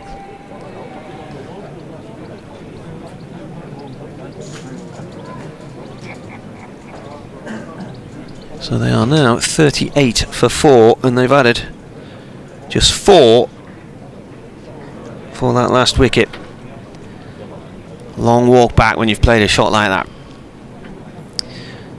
So Connors has his first wicket, 1 for 7 from 2.1. And Ben Aitchison taking the catch straight at him. That first slip. And Durham are doing their best to get themselves in a spot of bother here.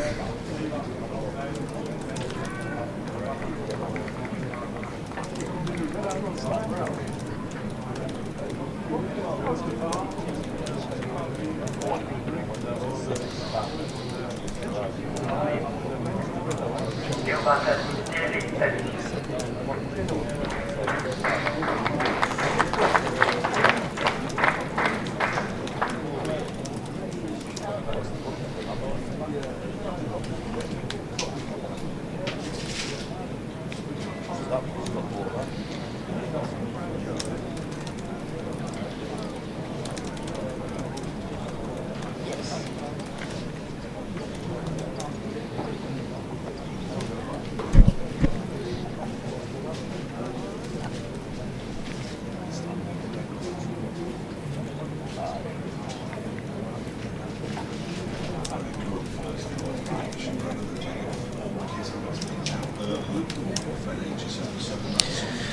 Well, the new batsman is David Bedingham. As Connors comes into bowl to him, Bedingham plays the ball back to backward point. Beddingham's been in excellent form in parts in the season, had some big scores, and then in the run-up to the start of the T20, missed the game at Lords with a back injury, then played some of the T20s, continued to be affected by the back problem, then injured his shoulder and has not really played for a few weeks. Then he came back for the seconds and against Kent at Richmond last week and got 151, but he's had a mixed time of things recently as Connors comes in again and defends. This goes up to mid-on. Goes without saying, Durham need a partnership here because they have got themselves in a fix. Similar scenario to the way that Derbyshire were yesterday. Just slightly worse, but only just. Update now.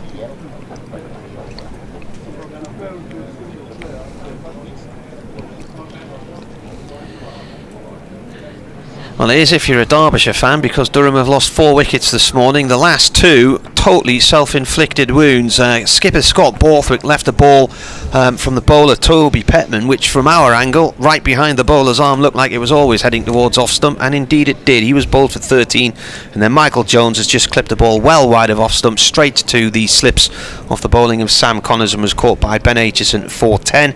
Prior to that, night watchman Matt Salisbury got himself out for 5, and Alex Lees, the England opener, LBW for 7 to a Ben Aitchison delivery at the end of the 4th over, which nipped back in on him. So Durham, having bowled Derbyshire out yesterday for 283, are now in a fix at 39 for 4. Commentary on the BBC website and the Sports app.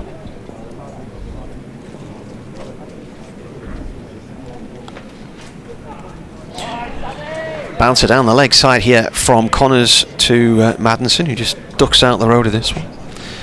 Derek's just sent a picture. He's playing test match with Ellie and Becker. Yeah. It's a great game, but you can't do this because you need to iron it before you play it, and you haven't got an iron. Got an iron now. But the last time we played it in our house, my younger daughter, well, my middle daughter beat my older daughter, and they didn't speak to each other for about 2 days. Yeah. So competitive edge. Bit of silence would be nice, though, wouldn't it? Yes.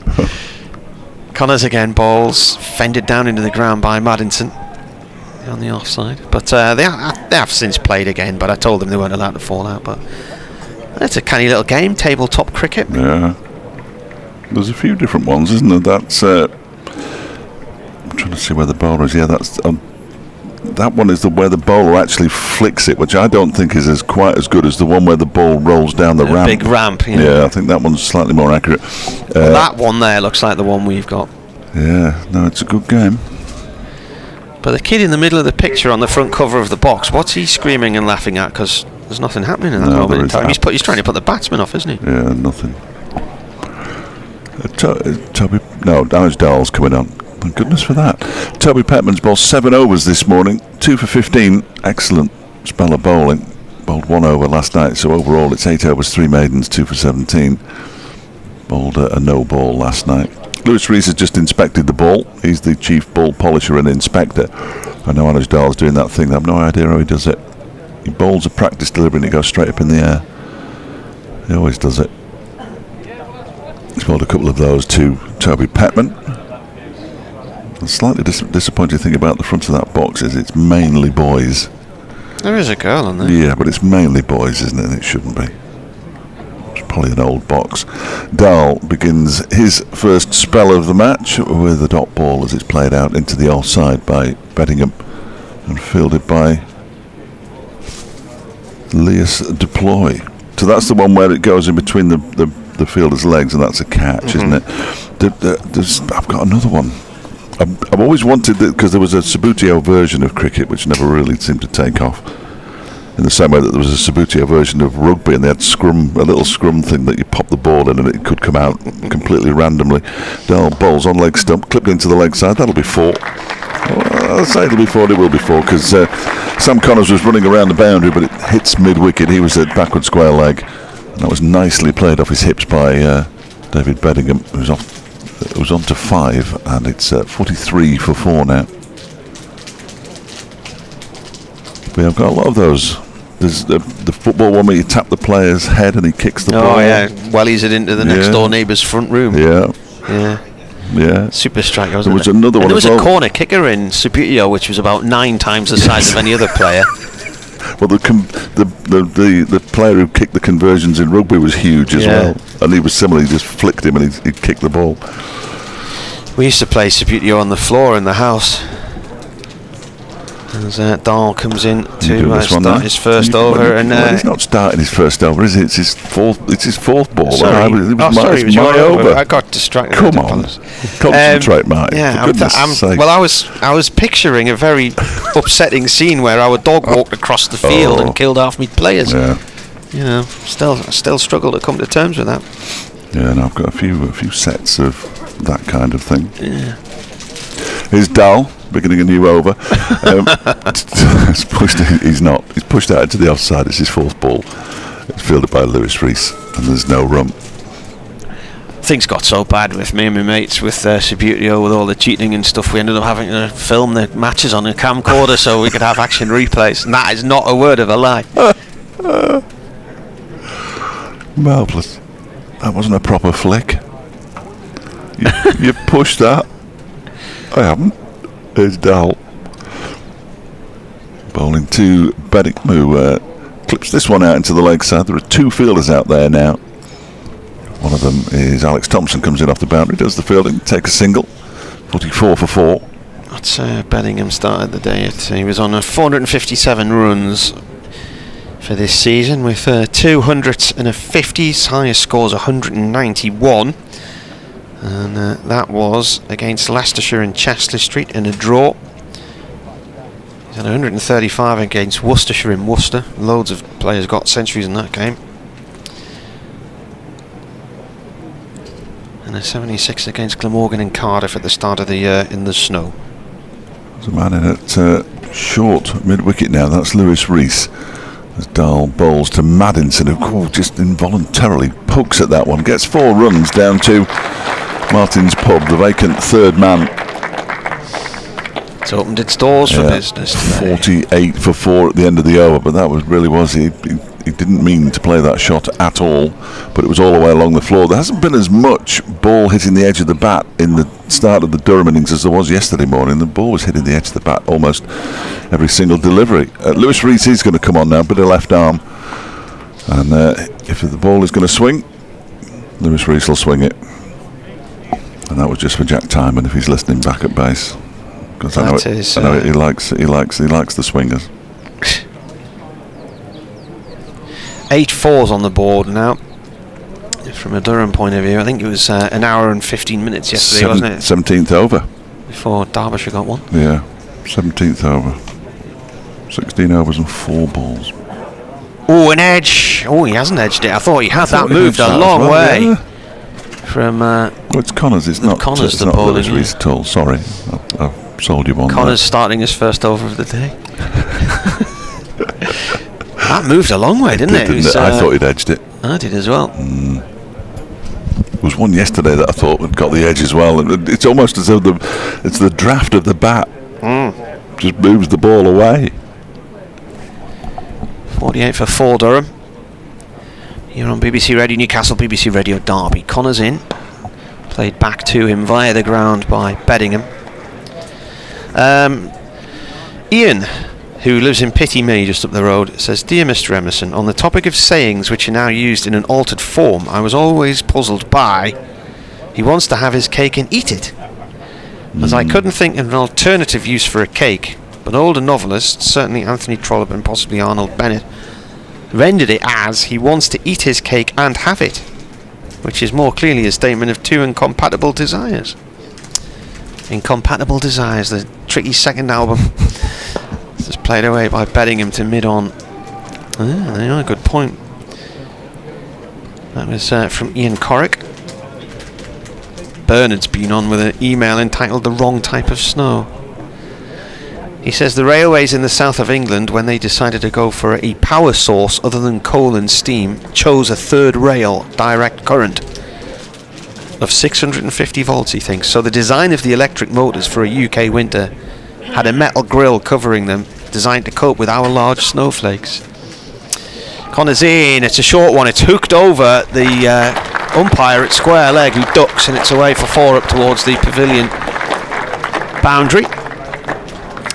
Did you know we had large snowflakes, Dave? That's the 50 up for Durham. Oh, yeah. 17.4 overs. 50 for 4. Well, I know. I've seen large snowflakes. I didn't realise that's specific to the northeast, is it? Or England. England? Yeah, the UK. Okay. Yeah. Bernard worked on the railways. In 1538, Thomas the Duke of Norfolk said to Thomas Cromwell, "A man cannot have his cake and eat his cake." Still doesn't mean anything, but... And then, not long after that, the French said, "Just let them eat cake." So it was obviously in vogue at the time. A lot of cake going on. Yeah. Connors again then, from the Lumley end. Right arm over to Beddingham. Beddingham steers that up to mid-on. It rebounds off the fielder. Is that Reese there? Yeah. Gets it at the second attempt. Beddingham was wanting a single there, but Maddenson at the non-striker's end said no. Anyway, Bernard goes on to say, "Unfortunately on the occasion the southern region trains failed massively. The snow blew in from the Eastern Europe all the way from Russia and was not made of snowflakes but powder of a smaller size, under 5 millimeters. The size is crucial because it was able to penetrate the electric motor covers." Well, that's a nice shot from not a good ball, half volley outside of off stump, but cut away nicely by Beddingham. Past point to the castle boundary. Ends the over with a 4-2 from the over. 2 4s from the over, so he's now on 14. Maddenson on 4. Durham 56 for 4. Anyway, this led to short circuits and train failures. Yeah, this email's longer than the actual train journey people couldn't take in the snow. But thanks for the detail, Bernard, again. Well done, Bernard. Anyway, he says the press interpreted the comments about the size of the snow as being the wrong type of snow, and that's where it all began. No, it's always the press's fault. Hannes Dahl's going to continue. In Albania, they have your cake and eat it. I'm still on that. I found that fascinating. They say to take a swim and not get wet. In Czech, they say you can't sit on 2 chairs at the same time. Oh, you can. I've done that many times. Yeah, I sometimes have to. Especially at the match. Dutch, it's to both have both the cabbage and the goat. Here's Anuj Darlin and bowls to Madinson, who pushes it to backward point, where it's fielded by Thompson, and there's no run. What's the cabbage and the goat? I don't know. I'm just reading off. Yeah, a less derogatory expression is to save both the cabbage and the goat, attempting to satisfy conflicting demands of 2 parties while not trying to offend either. But you can spend your money only one time. One cannot dance at 2 weddings. In comes Anuj Dahl. It's absolute nonsense. This is driven very, very handsomely out towards the extra cover boundary for 4 runs by Madinson. That's a beautiful shot. And Billy Godleman can do no more than go and retrieve it. He moves on to 860 for 4. Martin's had enough of me reading proverbs from around the world. It's gone. Norwegian, they say you can't get both in the bag and the sack.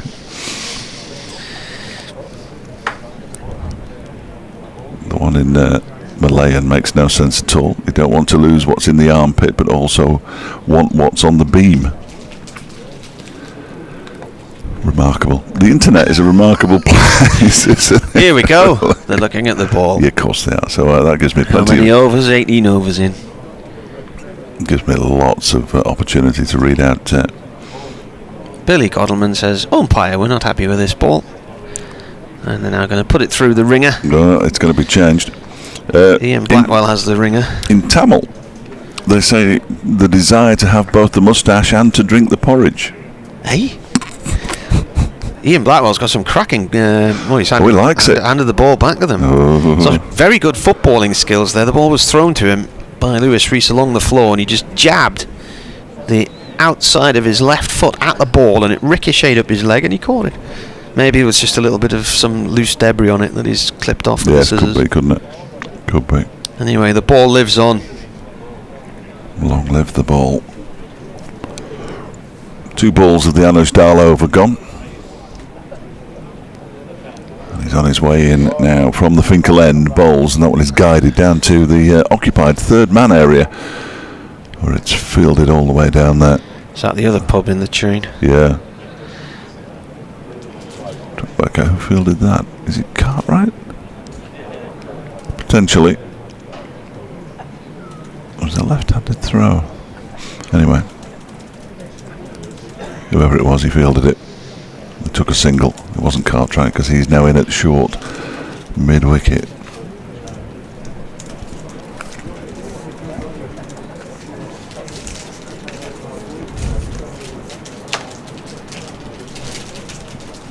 Could be deploy actually. This next one from Dahl is played down to the man down there in the far distance who gets around the boundary, keeps it in play, throws it in left arm, and they pick up another single. Will they pick up 2? Now Maddinson moves on to 9. No, he doesn't. Bettingham moves on to 16, so they took 2. And Durham is 63 for 4. Ben Aitchison just keeping himself loose at first slip. Swinging those arms around. Wayne Madsen at second slip. As Dahl goes in and bowls to Bettingham. That one goes off the edge, down into the ground, past the dive of Wayne Madsen, and well, there's nobody at third man. And they pick up 4 more. Bettingham moves on to 20 from just 16 balls. Durham is 67 for 4. The counter-attack is on. Potentially.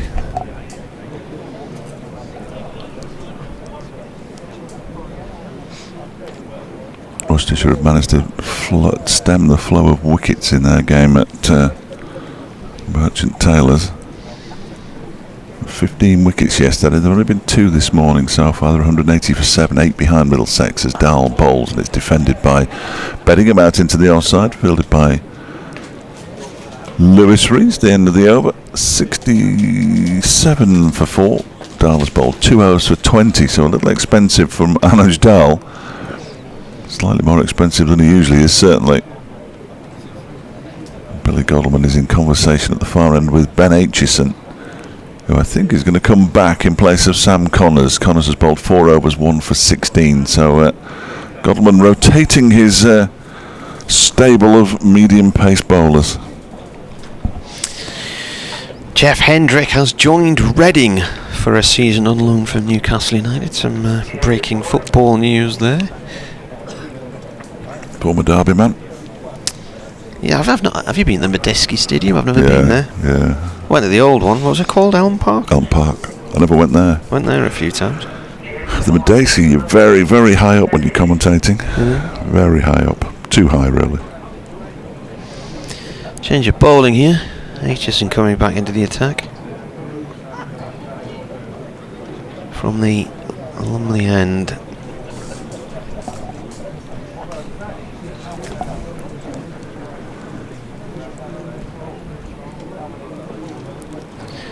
Here he comes.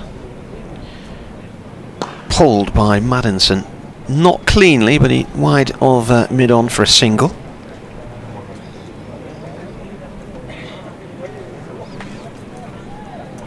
It was a bit of a hike, wasn't it, really?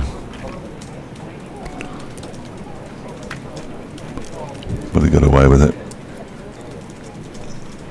Ajmal Shahzad has now decided he's had enough of wandering round the boundary. Looks like he's heading back to the pavilion. Perhaps in search of more granola. Aitchison again, and Benningham plays this towards mid-on. Bobbles away up there.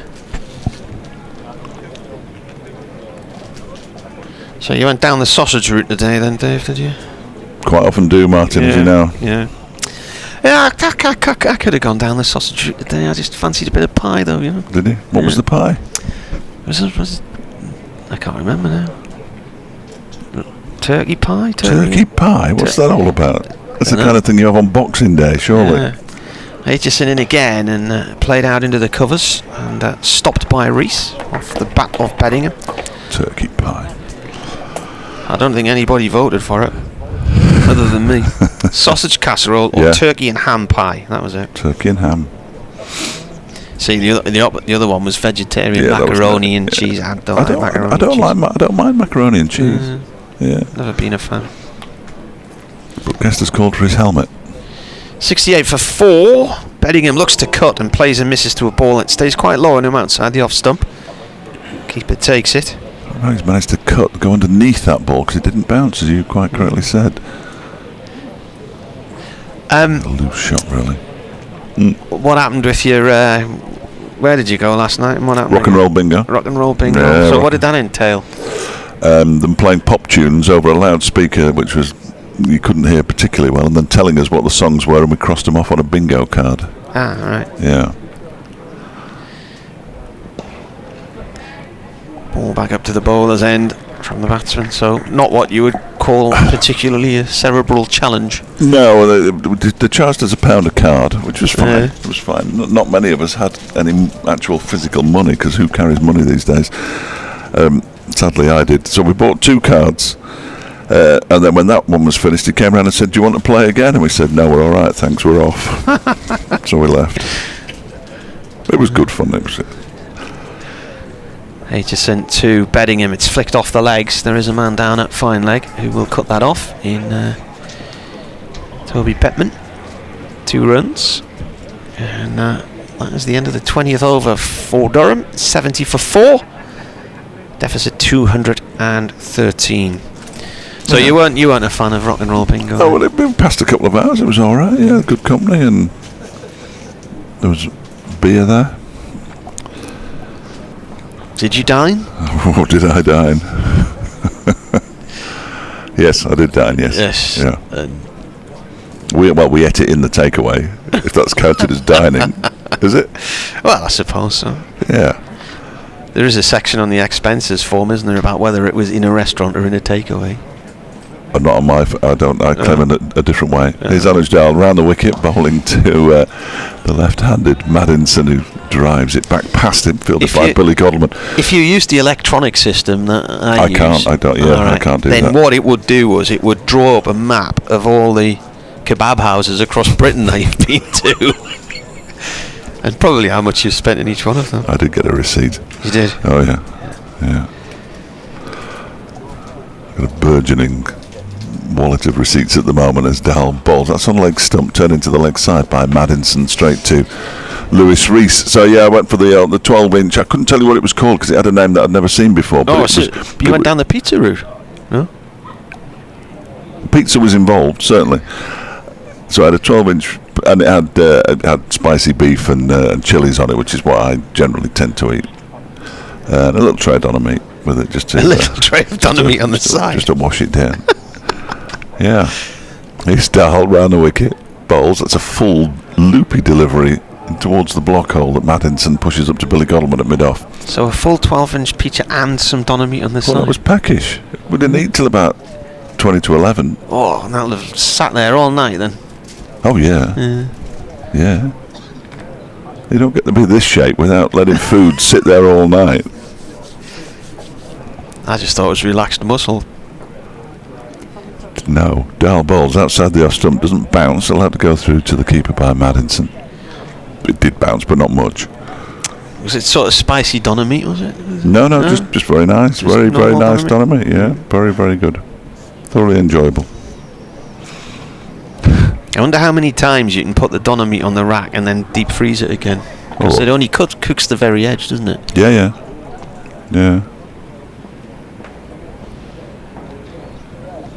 Next delivery from Dell is driven straight back to him. Fields with his left hand, just bending down at the end of his follow through. What's going on over there? There's a crane arrived and is lifting a cabin off the back of a lorry. That'd be Looks like our old press box returning. That'd be delivering a. Yeah. Could do with a wash, couldn't it? Yeah. We used to be in a cabin in the far corner of the ground, and it was up some steps. Right. Next delivery is defended out into the offside, where it's picked up by Ben Aitchison. 6 dot balls. That's a maiden over from Anasdale. 3 overs, 1 maiden, 0 for 20. His figures now. And Durham is 70 for 4 with half an hour or so to go before sausage casserole. Yeah, it used to be. It must have been on a trailer with wheels on it, because it was up some steps, and anybody who came up the steps, it would rock about, and you could tell by how the cabin was rocking as to who was about to come through the door. So it would have moved a lot when I came up the steps. Is that what you're suggesting? No, when you just hadn't. You knew by the way the thing moved as to who was going to come through the door. But it was very hot on an afternoon, and the sun in the corner, and if we opened the windows, the batsmen used to complain about the glare from the windows, so we used to have to shut the windows, and it would get really steamy in there. And then it was towed off to the Grange in Edinburgh. Aitchison to start a new over from the Lumley end, bowling to Beddingham, and that is played out towards mid-wicket, and it hits the matting just in front of Lear's deploy, bounces up, clips him on the shoulder, and runs away for a single. The matting protecting the wicket for the England South Africa ODI next week.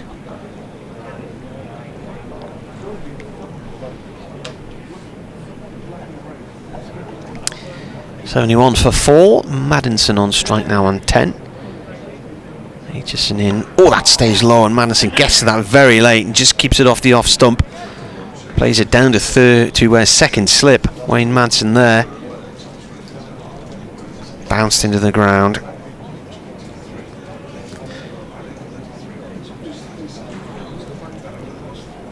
Does appear today to be a bit of uneven bounce on show.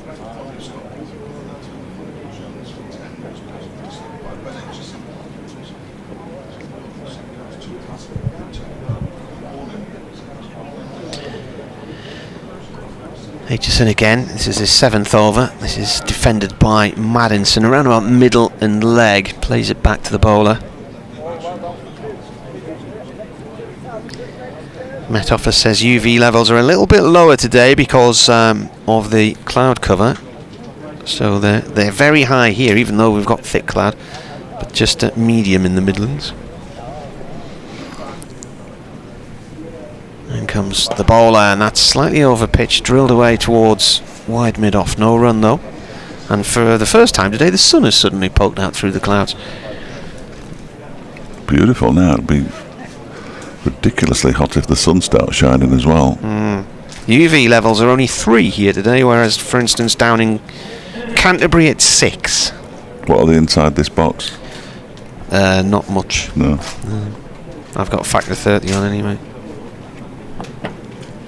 71 for 4 the score. Aitchison in, bowls. What's gone down the leg side, taken by the keeper. There's a nice little breeze coming through the open window as well there. Nice. Southwesterly breeze today, judging by the flags on the roof of the pavilion. A pleasant way to spend a day. Yeah. Well, what could improve it, Dave? Sausage casserole? Yes. Maybe a chilled libation. That wouldn't be a good idea though. No. Last ball of the over from Aitchison. That's left alone by Maddinson outside the off stump, and that is the end of the over. 1 run from it at the beginning, and then 5 dot balls. This partnership is now worth, so I look at my computer, 33 runs from 42 balls. And he's by far the best of the innings so far. Durham 38 for 4 when the last wicket fell. Derbyshire yesterday were 85 for 4, then 85 for 5. and then 251 for 6, 166 partnership from Dahl and Duploy. I've already had a few sausages today, of course. For breakfast? That's bad planning. Here's Anuj Dahl, 2 slips in place. They're going into bowl to Beddingham, who defends the first ball of the over, straight back to Dahl. And there's no run. No, that's good planning, I think you'll find. No such thing as bad planning where food is concerned. Except if it involves lettuce. Deficit 212 at the moment. Dahl is in again, and this time Beddingham defends it straight back to him, and he fields it with his right hand. He hasn't conceded a run for a while. Anuj Dahl, at least 8 deliveries, possibly a couple more than that. His first 2 overs went for 20. He's in his 4th, and he's still conceded 20. My colleague Alex has forwarded on an email which has come into the Radio Newcastle inbox. Excellent. Here's Dahl. That one's pushed up to mid-on. Is it a funny one?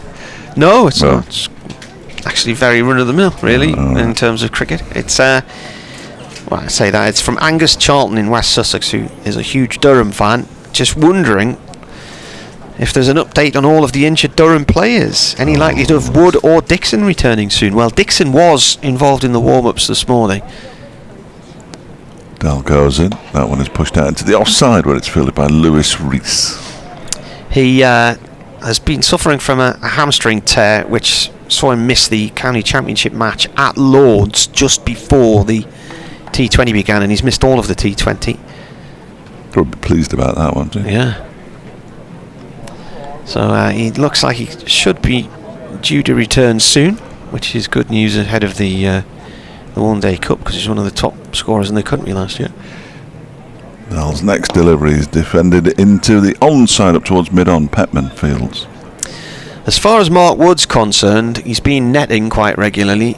I haven't seen him for a while, to be honest with you, because Durham didn't have a game last week and have been on the road quite a bit with the T20, but he has been involved in net practices and stuff like that, and his situation, the last thing we were officially told about him was being monitored by England. Oh, yeah. Because he had an elbow operation. Dahl bowls, that's on leg stump and turned away down to long leg. There is a fielder down there, it's Lees Deploy. They go through for a single. Beddingham moves on to 24. Durham is 72 for 4 at the end of the over. Nick Maddinson has 10. Anuj Dahl now bowled 4 overs for 21. That cabin that's just been raised by the crane now just seems to be sitting on the... there's a man on the roof. There's a man on top of it now. Must be tying it to the lorry then, so they're obviously taking it away. Or maybe it was brought in for the concerts that they've had recently. Changing rooms, you think? You imagine Diana Ross in there. She apparently came on stage in a pair of jeans, boots and a lumberjack shirt. I wasn't here for that one, but... No, I don't think I'd have been here for that one. Aitchison comes in and bowls, start of a new over, bowling to Beddingham. This is played off towards deep mid-wicket. 1 run. 2 things I can't stand is old people singing and young people singing. So Diana Ross is out on any school concert. Any school concert? Oh, mate, they were the worst. I will say... I'm fairly sure I'll never have to go to another one of those as long as I live. I went to see my daughters in a school production last week, and it was a series of varying songs and varying quality, yeah, and performances, musical performances. That was quite good. Yeah. Aitchison in bowls. This is flicked off to the pad of Maddinson and dropped short on the leg side. When we were on the cruise a few weeks ago, I didn't think I'd enjoy any of the all the sort of entertainment in the theatre and whatnot. I never thought I'd enjoy any of that at all, and actually I was there was one night I didn't bother. It was an Elvis thing, but other than that, I was... Well, there were normal people singing, but they weren't old people or young people, no, presumably. Well, Maddinson defends on off stump, ball back to the bowler. But that was there's some good stuff, some good turns, as they say. Yeah, in the Northern Circuit. Yeah. No, I don't mind a musical. I've got nothing against. Oh, I can't stand musicals. I've got nothing to Chitty Bang Bang and all those. I've got nothing against people singing it. It's just young people and old people. I'm not a musicals person. Maddinson defends here.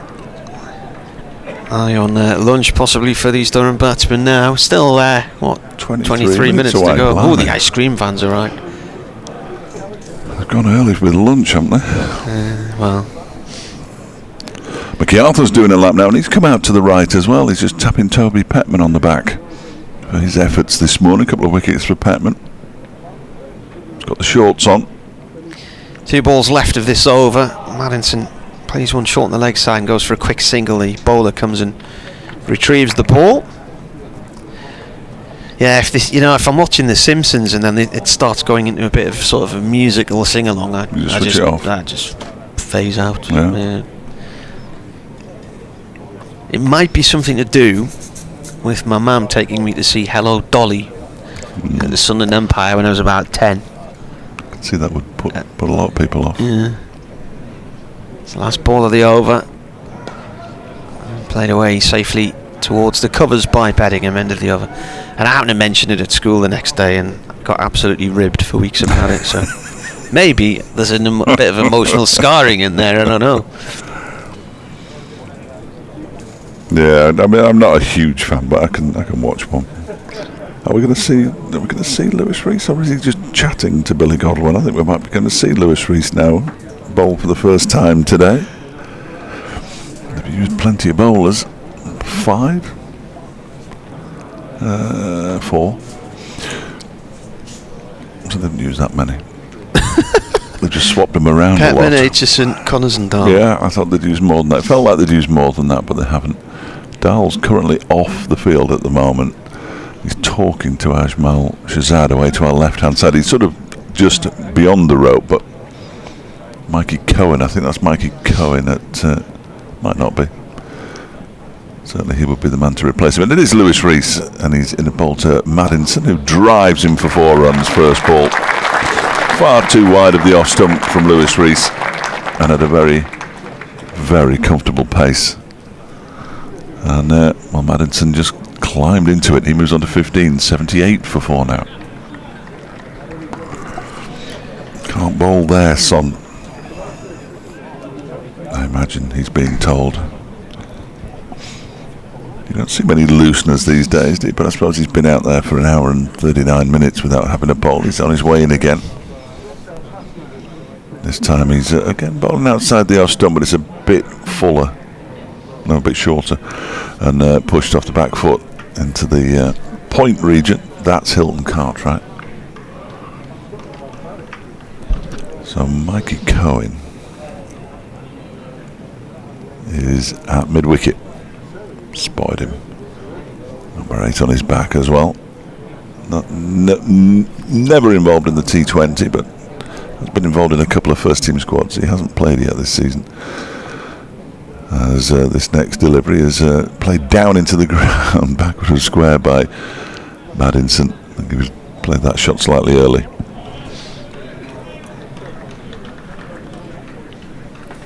Trying to work out where McArthur's got him. He must have got a bit of a sprint on there. He's disappeared. 2 minutes ago he was right in front of us. I wouldn't say he was particularly quick. He's down there. Was he there? Can you see him? Mm-hmm. Excellent. Oh, there he is. Of course he is there. Now then, that one's pushed out into the offside by Maddinson. It's fielded by Cartwright. He's waiting for Ajmal Shahzad to catch him up so they can have a chat as they wander around the boundary's edge, no doubt. He's halfway down the front of the County Durham stand on our right hand side, but not obvious because he's got dark blue on and he's leaning against a very dark advertising hoarding. I just couldn't quite see him, but I knew he was around here somewhere. And Rees goes in again. Bowls to Maddinson, who very watchfully pushes this one out into the offside. Cartwright again does the fielding, coming in from extra cover. And it remains 78 for 4, 205 the deficit. And Derbyshire will be praying that they don't have the decision to make about a follow-on after the decision they made about the follow-on at Sussex. Ben Stokes, Joe Root and Johnny Bairstow have returned to the England one-day side for the first time in a year. Reese balls, that doesn't bounce at all, but it's too wide of the off stump to tempt Maddinson into a shot. End of the over, 4 off the first ball and then 5 dots. And Durham is 78 for 4. Last over was bowled by Lewis Reese.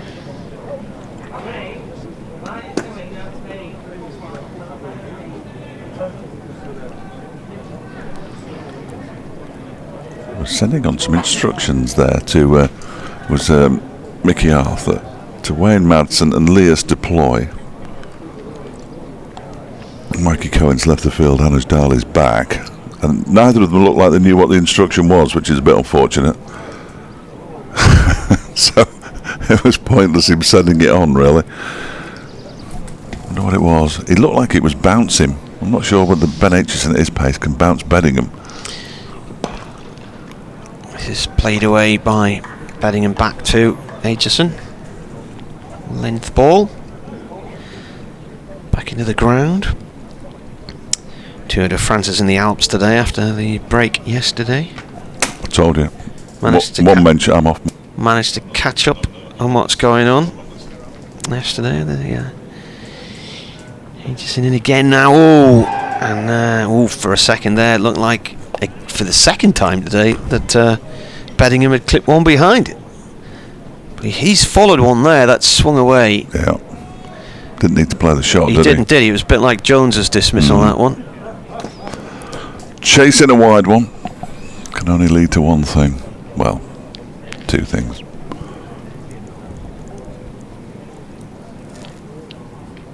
Bowler in once more.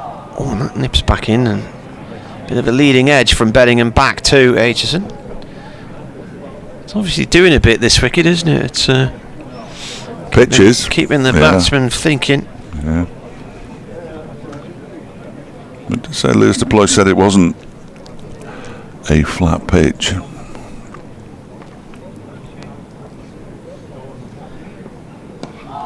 Oh, nips in sharply as well, and it's kept away late by Beddingham. Plays it up towards mid-on. Does he have one that nips away? Find out this next delivery. Well, he just wafted at one, didn't he? A couple of balls ago. Yeah, they're really too wide, don't they? He needs to get something of a similar line that just nips away or holds its line. 1:15 here. That's a fairly straightforward defensive shot back to the bowler. It's 1:15 here everywhere and everywhere else on this time zone as well. Yeah. Not just here. I did think about querying that, but Yeah. In South Africa, it might be the same as well, is it? they're not an hour in front. Canary Islands, the same. Are we hotter than the Canaries yet? This is played off towards the covers by Beddingham. Wide of off stump. End of the over then. A maiden. 78 for 4 here on BBC Radio Newcastle, BBC Radio Derby. Disappointing lack of Canaries on the Canary Islands, of course. Found a nice palm plantation in northern Tenerife. Never been. Santa Cruz to Tenerife. Built on the municipal tip, apparently. Oh, nice. And it's got palms from all around the world, including one that's taken 80 years to flower, and once it flowers it dies. Well, it wants to not flower then, doesn't it, really? Yes. There's a lesson for everybody there. Yeah. It's named after dogs, isn't it? Is that right? What? Canaries. It's not named after canaries, it's named after dogs. Is it? I think so. Here's Lewis Reese bowling. That's a wide one, and it's chopped straight into the ground and fielded there by Anuj Dal. Do look it up for me, Martin, will you? Or I'll do it. I think it's named after canines. There we go. Oh, no, I don't want to go on a holiday. We've got a new record night-time temperature for heat in Sheffield last night, 20.5 overnight. You stayed up to measure that. This next that keeps low and nips back. Blimey. He's got his hands on his heads as Lewis Reese. One hand on the head for Brooke Guest. Both for first slip Ben Aitchison. I don't think that missed the off stump by much. It didn't bounce and it nipped back. That's every batsman's nightmare.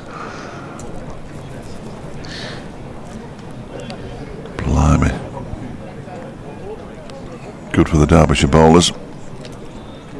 The lead still at 200. As Rees is on his way in again. Bowls that one, just moves away slightly. It's left alone by Maddinson, and there's no run. Yes, it's the Islands of the Dogs. The Canaries.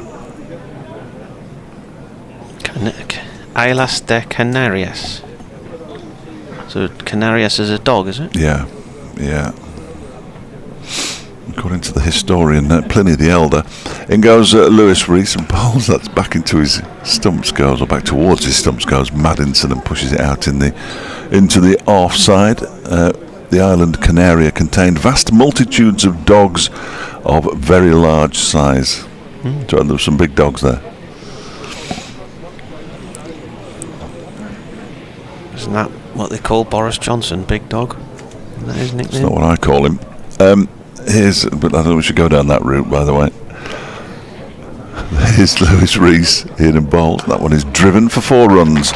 Out to the extra corner. That's the cover boundary. It's going to be fielded by member of the ground staff. And Lewis Rees stares at Maddinson. He's not bothered. He's moved on to 19. 82 for 4.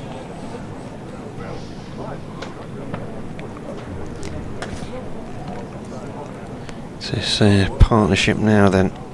44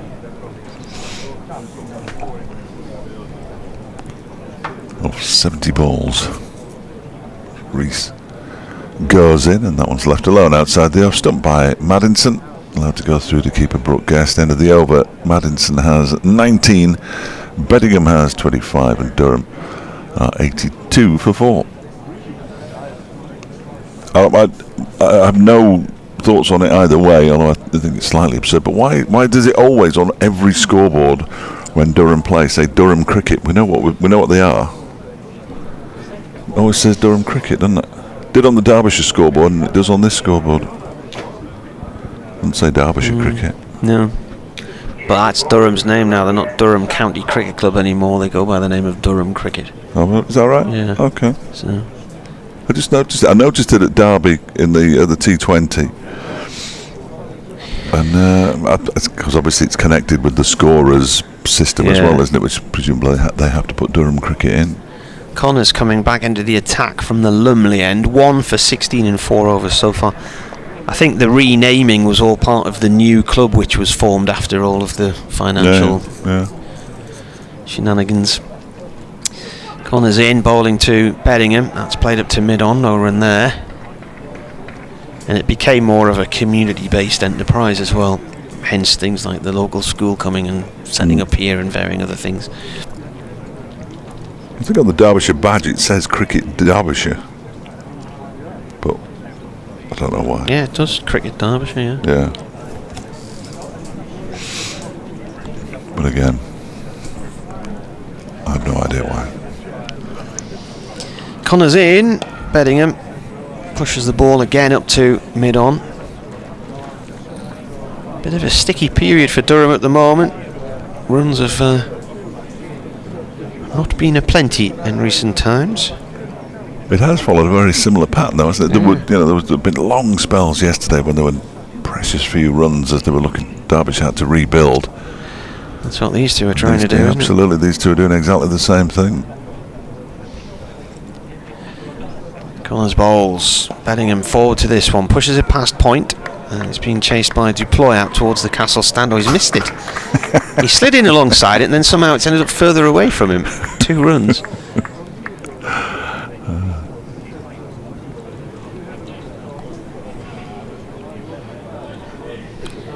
$84 for 4. Just got an email off the Guardian. Partnership 46 now from 74. You like this? This morning you received a copy of First Edition, our daily current affairs newsletter. And due to an error in our email system, the newsletter was sent out to people who were not subscribed to it. is flicked away by Beddingham out towards deep mid-wicket for 1 run. So have they got their email Do you think address that's in? everybody who's not subscribed to the email, to the newsletter, got it this morning? Because that's a lot of people in the world, I would have thought. I'm not subscribed to it, I don't think. I don't subscribe to much. GDPRS or It whatever. shouldn't have happened, and we're putting steps in place to make sure it doesn't happen again. Well, have they got your email address? Just to reassure you, you have not been subscribed to the newsletter, and you won't receive it again unless you do subscribe. We're sorry for the error. Don't know.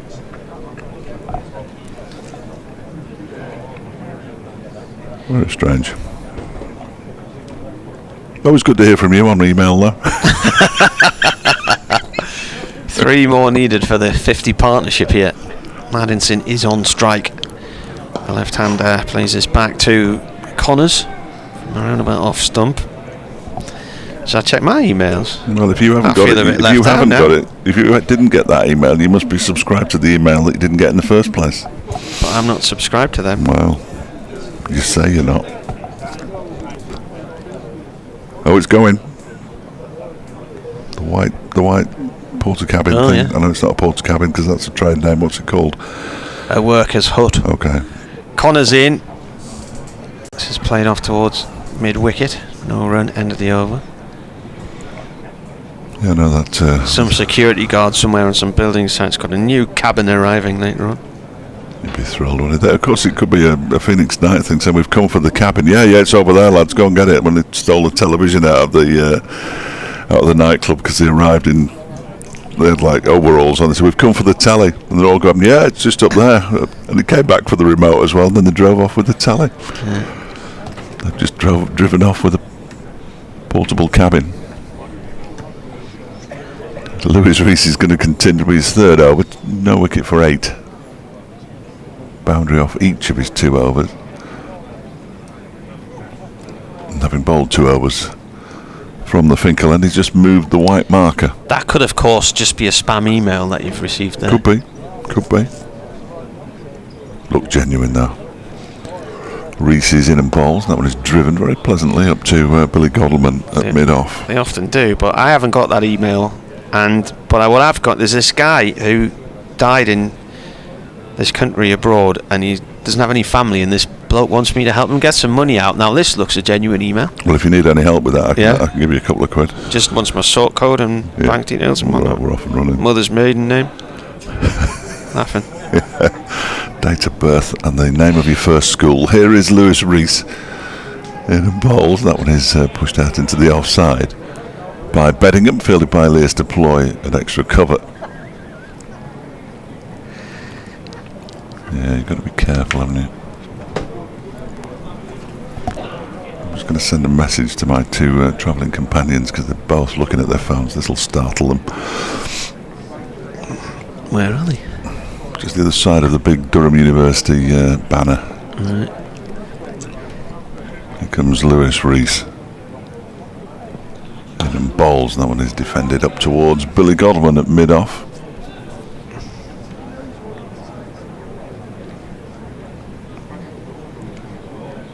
See how quickly it takes them to respond.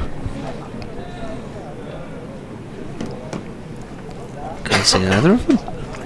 Well, you don't know what they look like. It's not Griffith. It's not Griffin. No, Griff's not there anymore.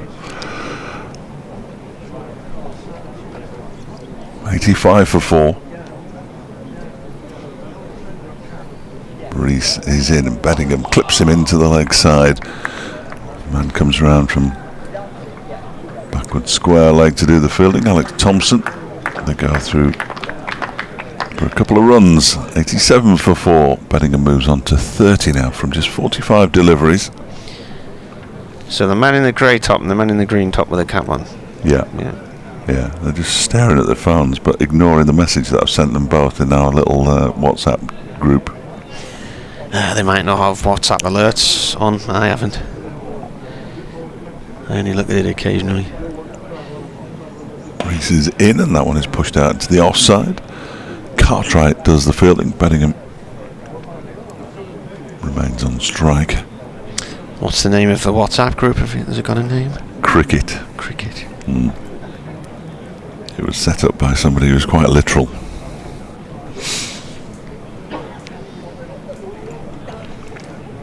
There's not much in it, to be fair. It's basically, where are you?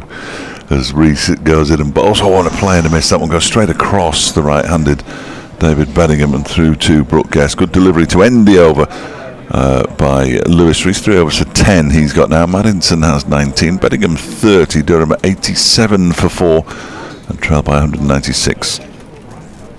49 this partnership is worth now, so Martin will have the pleasure of commentating on a half-century partnership. Indeed, it is a pleasure.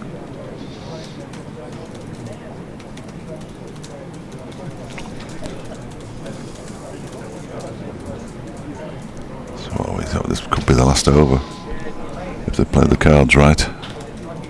It'll be the 30th of the day. It's going to be bowled by Sam Connors. Right arm over. Yorker length ball. Played away by Maddinson out into the covers. No run there. Very dramatic bit of fielding by Hilton Cartwright. Looks like he's enjoying himself on his Derbyshire County Championship debut. We think he's just here for 3 matches.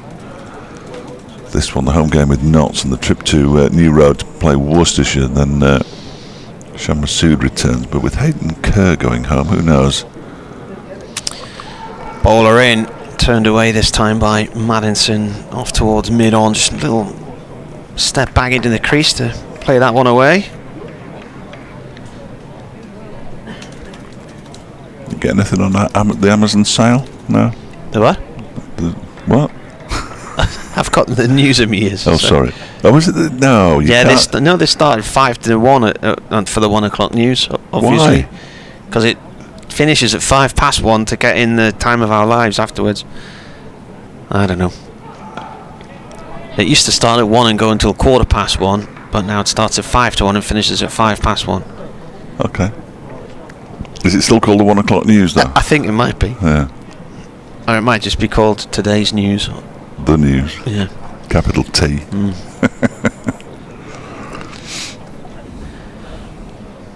Previous delivery just defended by Maddinson off towards the covers.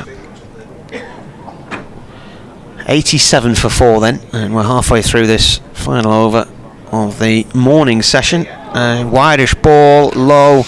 Maddinson goes down on one knee and tries to cut hard and plays and misses. Ball angles across towards the slip cordon.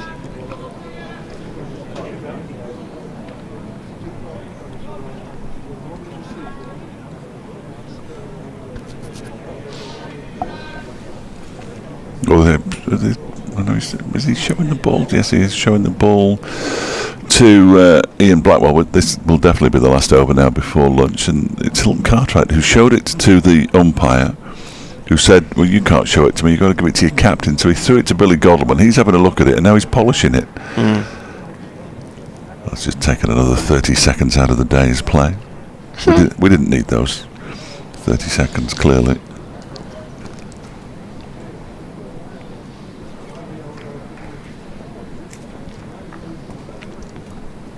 How strange. Bowler comes in, and this is turned away towards mid-wicket. Well, it is 1 o'clock. 1 ball left in this morning session. We will be back with you at 20 to 2 for the commencement of the afternoon session.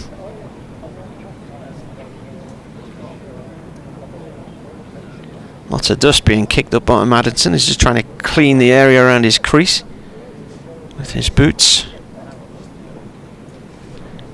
87 for 4. Ball around the wicket now. This delivery from Connors ends the morning session. Then it's a dot ball. That's a maiden. He's bowled 6 overs. That was his first maiden, taking 1 for 19. And at lunch, Durham are 87 for 4. This partnership's worth 49 runs, and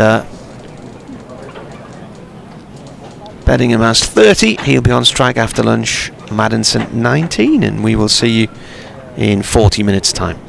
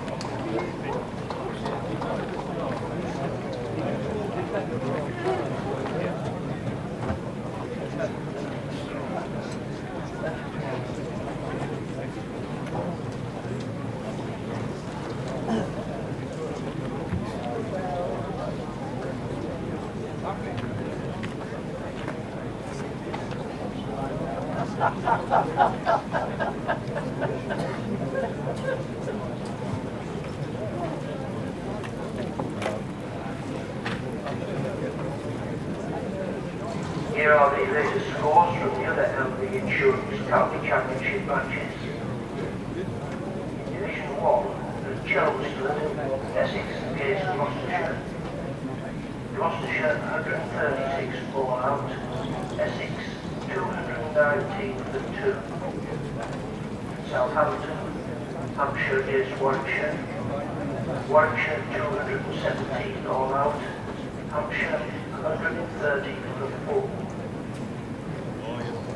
Canterbury, Kent against Northamptonshire.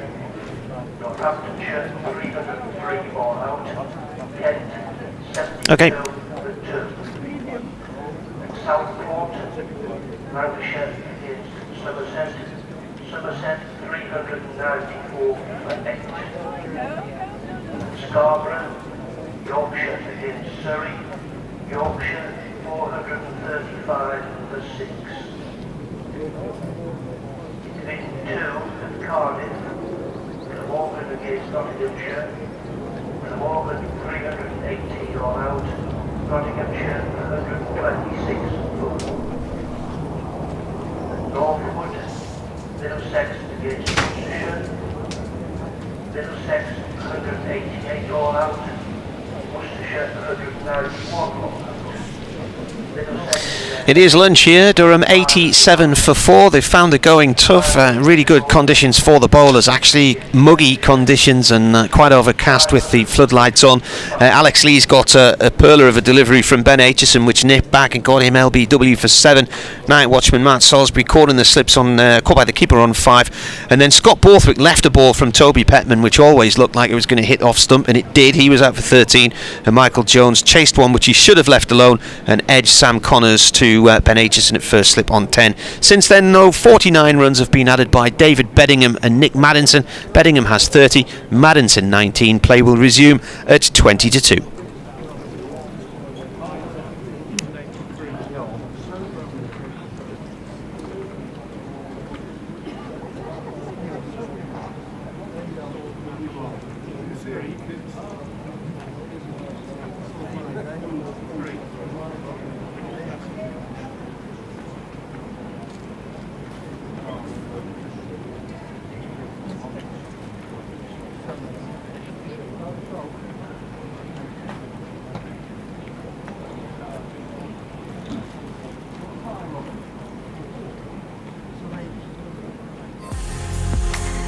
My love of Spitfires came as a small boy going to air shows with Dad. Working on Spitfires is a huge responsibility, and the same applies at work. The care and expertise Derek takes over his beloved Spitfire is the same precision, passion and attention to detail he takes helping you choose your next perfect car. Because at Virtue Motors, it's all in the detail.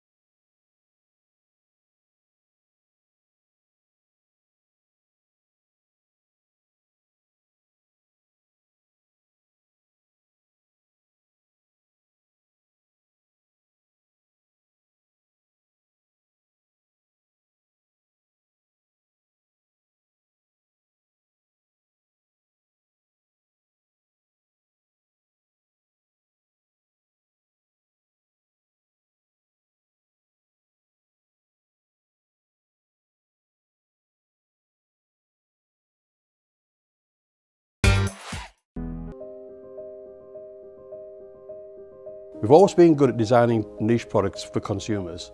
So our thinking was, if we can use the same design skills on products which have got more volume, we'll be more successful. The big issue was the plan to do it.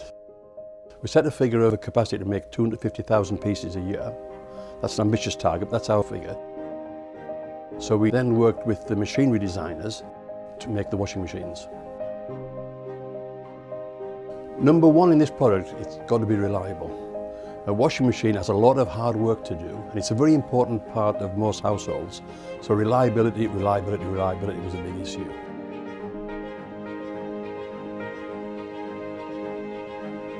I think any new product, we've got to learn about it, and that's important. We've got to learn about it so we understand it inside out. And that's taken longer than we expected, but we've taken our time to make sure that it's right. There's a big appetite for buying British products, and rightly so, but we can't rely on that. We've got to make a product that competes with all the imports. And of course, remember, we've got our core business here of making domestic dehumidifiers and bottled water coolers and industrial dehumidifiers, so that takes our time, and we don't want to get this wrong.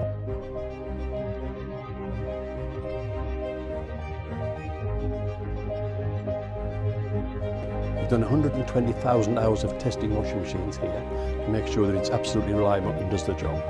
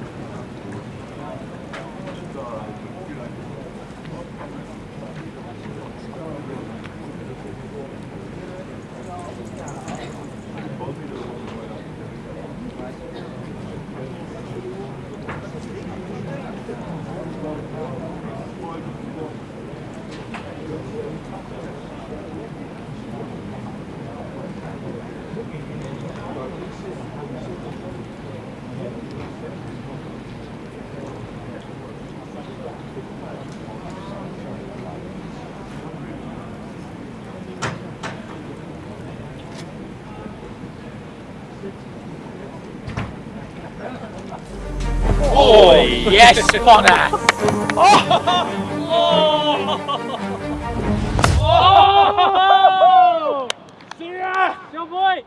Yes guys, how's it going? You're watching Cricket District and this is episode 2 of Village vs Pro with thanks to Canterbury. We're here at the beautiful Chester Street in Durham to play 3 overs against Durham's finest bowlers. Their all-time leading wicket taker Chris Rushworth, club captain Scott Borthwick and up-and-coming talent Matty Potts. Can't wait to get started, I'm pretty nervous. Let's get going.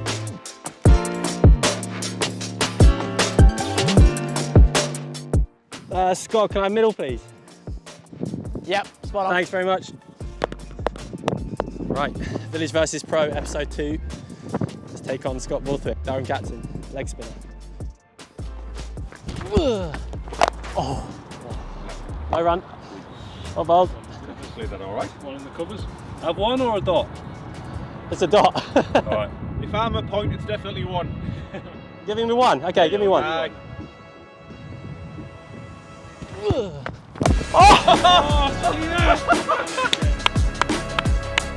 Hey, well, you're not watching the one with Rashid Khan. His favourite shot.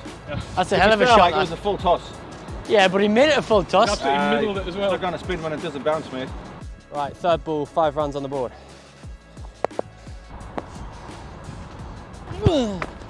Oh. One. Oh. Mate. What are you giving out?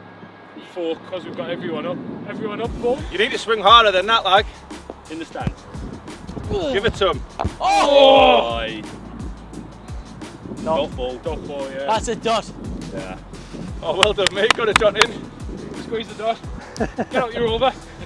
Brand new scoreboard. It's never been hit before yet. Get loose. Point up, badge. Oh! Oh, toe. That's out. What failures. Good. Yeah, well played. Thanks very much. Very well played. Great reverse sweep shot that. Came with the screws that as well, didn't it? Not too bad. Got it on the full toss, beauty. What have I got next? Now you got Matthew Potts, opening bowler, quite quick. Open your eyes, watch the ball. Okay. Yeah, stay relaxed. Thanks, Scott. Good luck, eh? First over, what start? First over, that was all right. I towed that last one. I'm disappointed because actually I got to it on the full. But I think we might have to give you out for that one. I think it's probably caught him in wicket. It was a horrible hoik. But yeah, really enjoyed it. Borthwick, great lad. Now the pace battle begins. This lad is rapid. He just told me he bowls 86 miles an hour, but on a good day with wind, he's bowling 90. Fingers crossed. Right, first one. Take 2. Oi! Oh. Mate. Sharp. It's a rock, that. Get past that, Potty. I know, yeah. Oh my god, that is so great.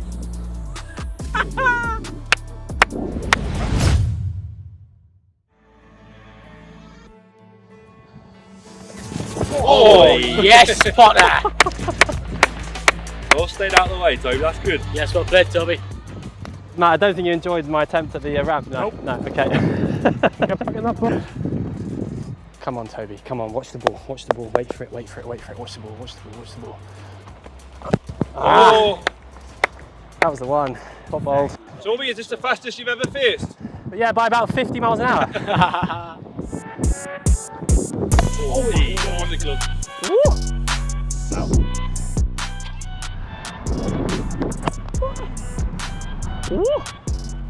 I'm all right. Don't rub it. Still there, mate, you're still there. Just roughed him up a little bit now. Right, last ball against Matty Potts. I have survived the over. Still very nervous. Last ball. Oh! Hey, well Love played, that. Toby. Hey, have some of that. Good start, Toby. That's 6. Right, survived an over from Matty Potts. Now it's time for Durham's greatest ever wicket taker, Chris Rushworth. Always wanted to face him. Let's give it a go. Oh! Get a slip in, Rushy. Go for 4, go for 4, go for 4, go for 4. Yes. Hey, Rush. Gully, surely. No cold hands in the slips this time of year. 14 for 1. It's a very generous scoring, but I'll take it. Oh! Yeah. Wish you might not take hand like that. That'd be a bumper in here. Reckon? Maybe. Just to keep him on his toes.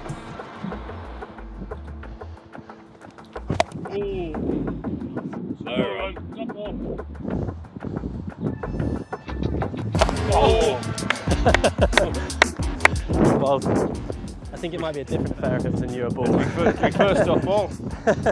Okay, good to go. 2 balls left from Chris Rushworth. I've only got out once to these boys. This might be the time. Come on, watch the ball, watch the ball. Oh! That is quite a good delivery from the Durham legend. Right, last ball from Chris Rushworth. Come on, Toby, got to hit a 6. Oh!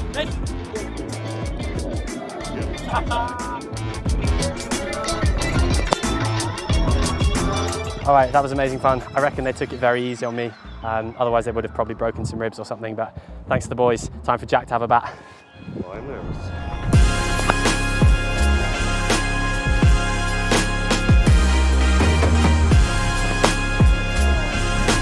I'm not even gonna have a guard, it's that village.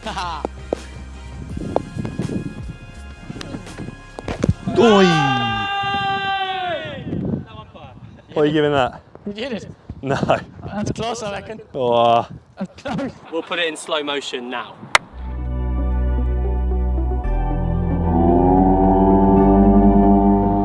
I told you he bowled a wrong on first ball. Terrible, terrible start. Oh! Beat 45. Yeah, it's gone past 45. Hasn't gone for 4. Nah, 2. 2? Give him 2 for that. 2 there.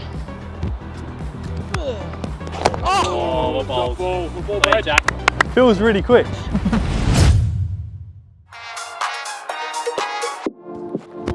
Let's go.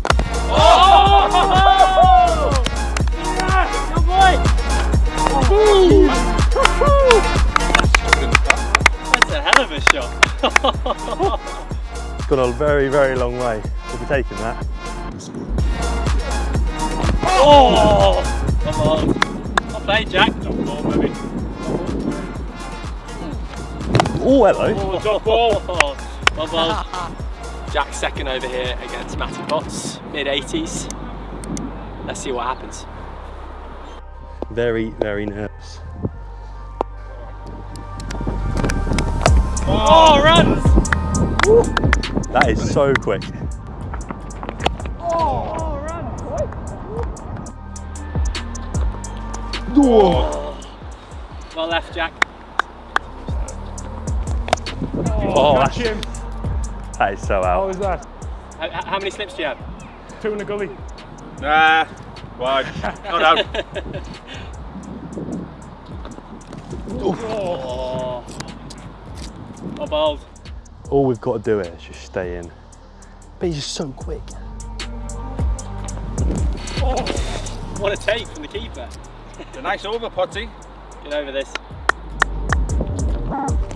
Oh, Runs. another 4. It's a good bat over. I just can't see it. It's rapid. Absolutely rapid. What did you make of that from Jack? Pretty good. Yeah, pretty good. I'm just not happy with my slip fielders there, I don't think. Slip fielders have cost me a few diving over them, letting them go for 4. It's early April, their hands are cold. Early April, but I'll give them a scolding when we get the change rooms. Whoa. Well played, That's Jack. quick as well. Third man, productive. I just do one then. But I think I've got to try and hit him away on here. Come on, got this. Oh, oh, just short. Just short of mid-off. Top ball. As a proper village cricket swing. Swing harder. Nice. Oh, well played. Well played.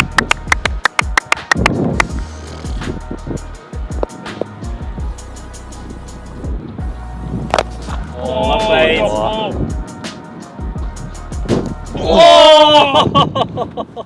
How was that missed? Last ball of Village versus Pro, with thanks to Canterbury at Durham. Chris Rushworth, County Championship legend, bowling at village cricketer Jack Meacher. Last ball.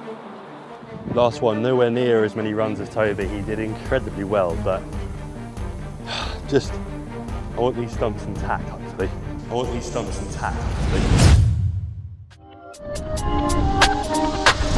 Oh! Middle stump out the ground. That is a beauty from Rushworth. Thank you very much for that. Enjoyed it a lot.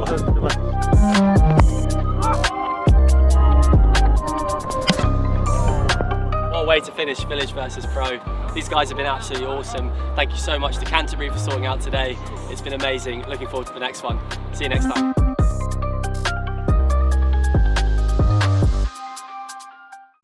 Hey, I'm Chris Hughes and I'm here in the beautiful Northeast in a place I absolutely adore. And today I'm with Virtue Motors and I'm going to be joined by 6 first-rate athletes at the very top of their game, and I'm going to be putting them through their paces. So let's go see what today's got in store.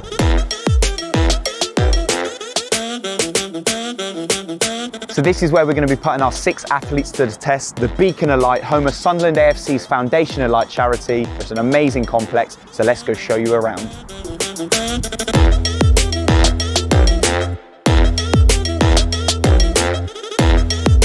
For Newcastle Eagles, Marina Fernandez. She's known as Captain Fantastic, leading her team to a British Basketball League Cup final this season. And Darius Defoe, the most decorated player in British basketball history. Mr. 27 is a true North East sporting legend. For Durham Cricket, we've got Rachel Hopkins, a key figure in the Northern Diamonds team, a coach and a proper all-rounder, and Chris Rushworth, Durham's leading wicket taker in their history. This guy knows how to perform at the highest level. And for Sunderland, we've got Patrick Roberts, one of the most exciting Sunderland signings this season, and Jermaine Defoe. This guy needs no introduction, a proper true Sunderland and England legend, part of the Premier League's 100 Club.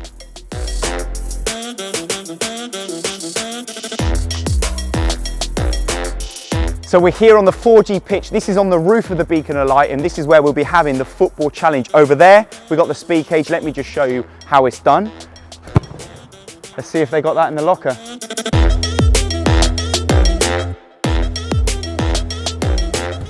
Oh, 43, that's not bad. That's a good strike as well. Yes, 47. Oh, 42. Yes, 51, now we're talking. Nice. Technique, that. Nice, 54.5. Oh, okay, we've got a game on here, 51.9. Oh, nice, that was your number. Nice, 58.6. Strong. Nice, 58.1.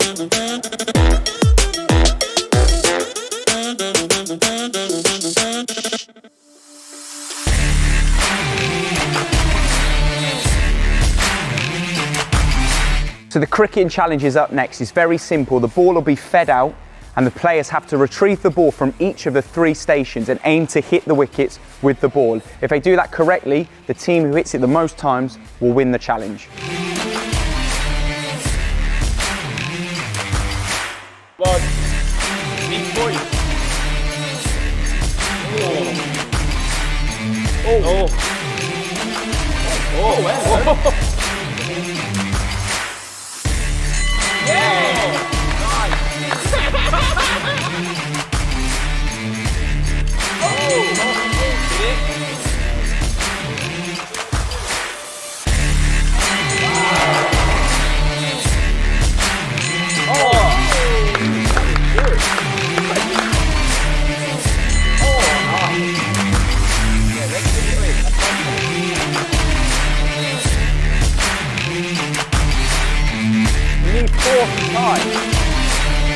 Yes, nice.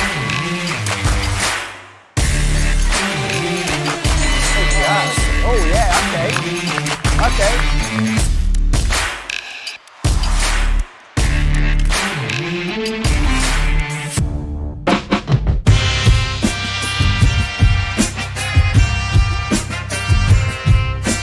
So they're all warming up in the background.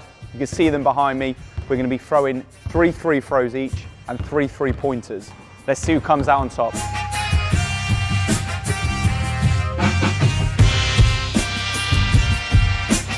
yeah, okay, okay.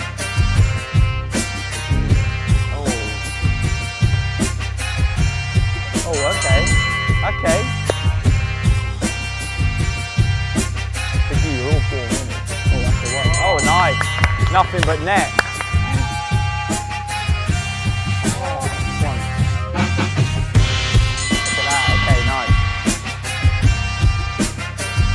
behind the arc. You can actually choose anywhere from behind the arc. If you feel a bit more comfortable from the side, which for me personally, being a profound three-point shooter, I like to take it from the edge there.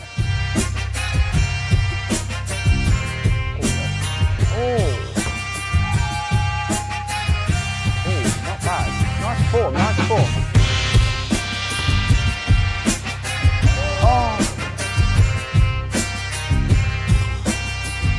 Nice, that was nice. Don't mind it, good technique.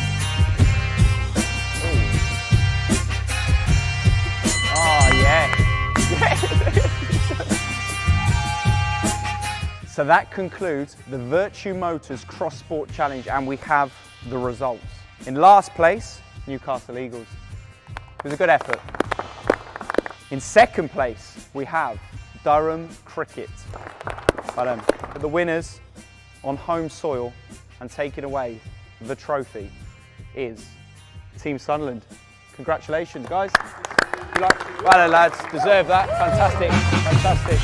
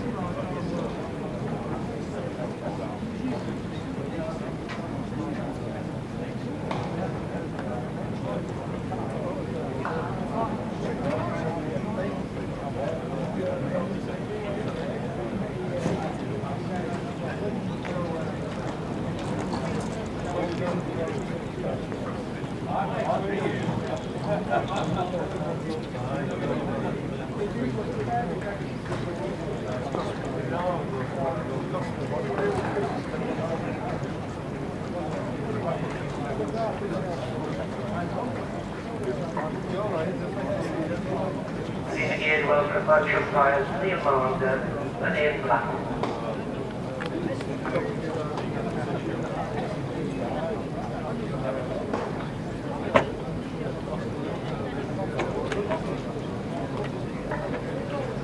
The Derbyshire team with captain Billy Gordon.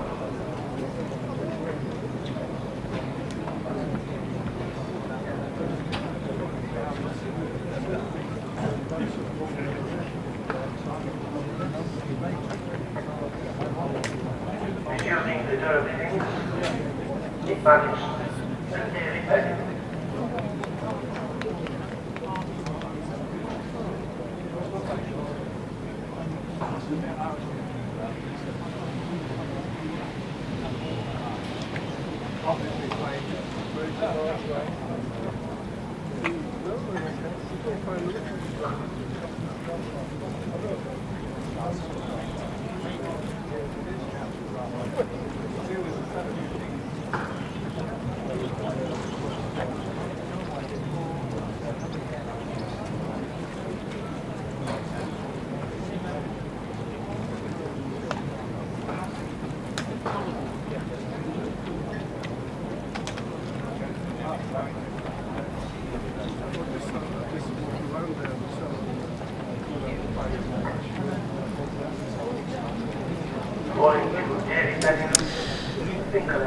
Welcome back to Chesley Street for the afternoon session of day 2 of Durham against Derbyshire in the county championship. Durham resuming their first innings on 87 for 4. We're in a spot of bother earlier at 38 for 4, partnership of 49 so far from David Bedingham and Nick Maddinson. Maddinson on 19, Bedingham 30.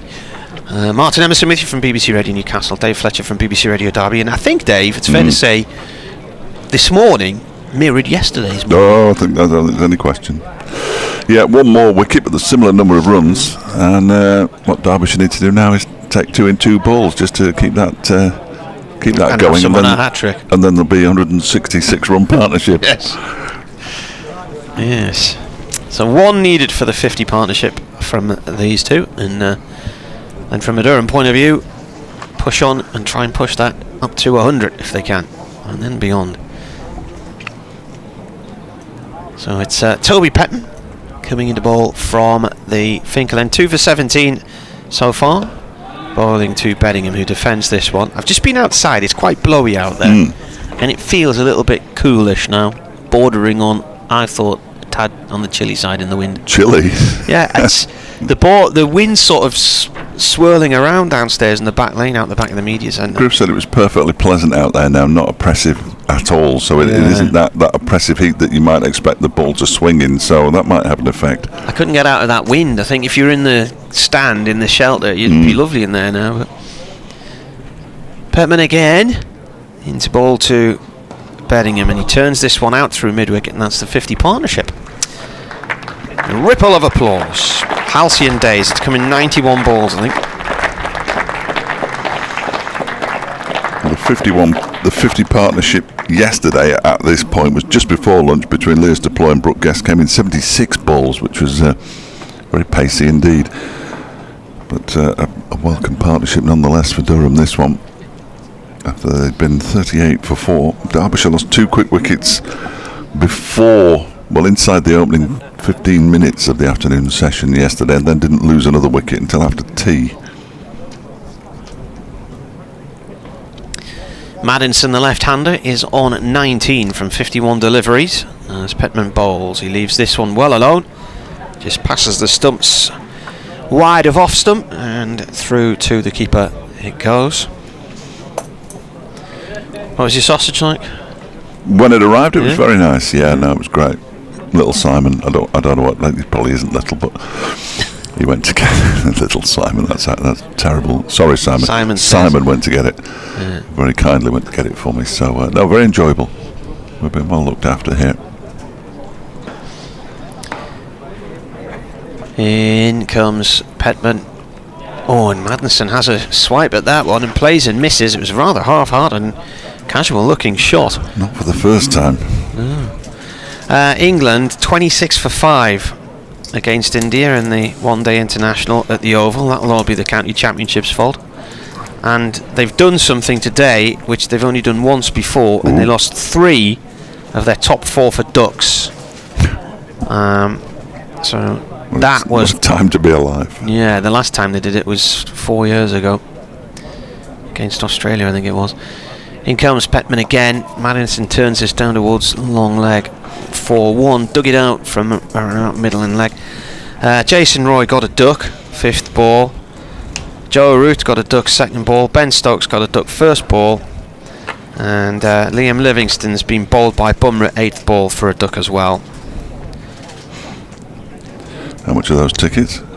Johnny Bairstow's made 7, and Joss Butler's on 12 not out. So Johnny Bairstow was out as well. 20 balls for his 7. They'll sort it out, won't they? It's all part of a cunning plan, and they've got India just where they want them. Yeah. Petman now to Beddingham from the Finkel end. Beddingham plays the ball to Dahl at point. And that is the end of your over. That's one of your 6 ball overs there. 2 runs from it. 31 overs gone. Durham 89 for 4, trailing by 194. George Scrimshaw's currently bowling, isn't taking a wicket for the Lions. Sadly, 7 overs and 4 balls naught for 59, so a little expensive. Bowled a couple of wides. Ireland are playing New Zealand in Malahide, 102 for 5 in the 34th over of 50 there, Ireland.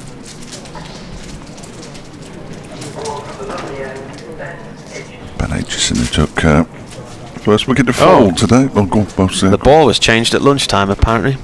Really? Yeah. Make a note of that, Martin. 30 overs gone then. So that's clever, that. Is it? Change it at lunchtime so nobody complains about the ball being changed. It's a cunning plan. 89 for 4. So I don't make notes of that anymore because I've only got 3 pens. Got to save that ink. You've only got 3 pens? Well, I haven't really, but...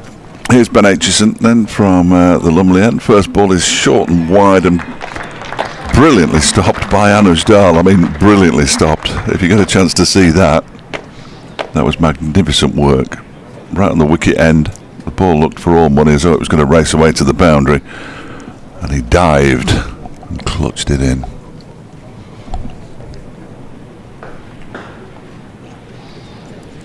Excellent bit of play. Here's Aitchison again. That one's wide and mistimed out into the offside where Cartwright does the fielding.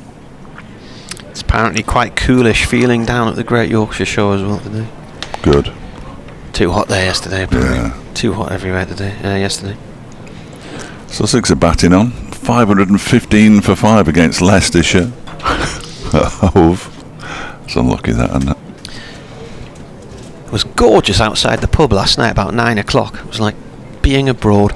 It was quite nice in the pub at 9 o'clock last night. That one is cut away down to third man by Maddinson for a single. He moves on to 21. 90 for 4.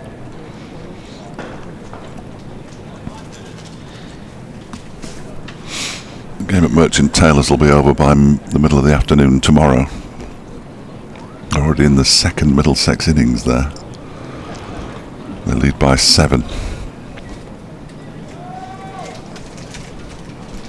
Like when when Lancashire won the county championship, when they played all the games at Liverpool, because they're result pitches, aren't they? Yeah. This one is a swing and a miss by Beddingham. No need to play at that one. Yeah, they were rebuilding Old Trafford that year, weren't they? Yeah, turning the square, I think. Yeah. Won the title at Liverpool. My uncle was from Liverpool, and he'd been waiting all his life for Lancashire to win the title, because I think they'd once shared it with somebody, hadn't they? And I couldn't get through to him the day when it all suddenly was happening. It's turned into the leg side by Beddingham. Around the boundary runs the fielder, who is Cartwright. And they come back for 2, 92 for 4.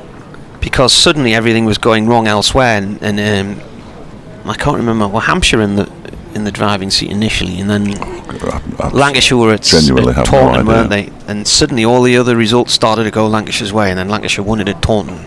Outsiders, last day of the season. Aitchison's in again. That one is driven for 4 by Beddingham. That's a nice shot. He's played at one that he didn't have to earlier in the over, but that one is glorious out to the cover boundary. End of the over, 7 runs from it. Durham 96 for 4. Maddinson on 21. Beddingham on 37. I was ringing him, leaving messages, and he eventually rang me back hours later. He'd been on the golf course and missed the whole thing.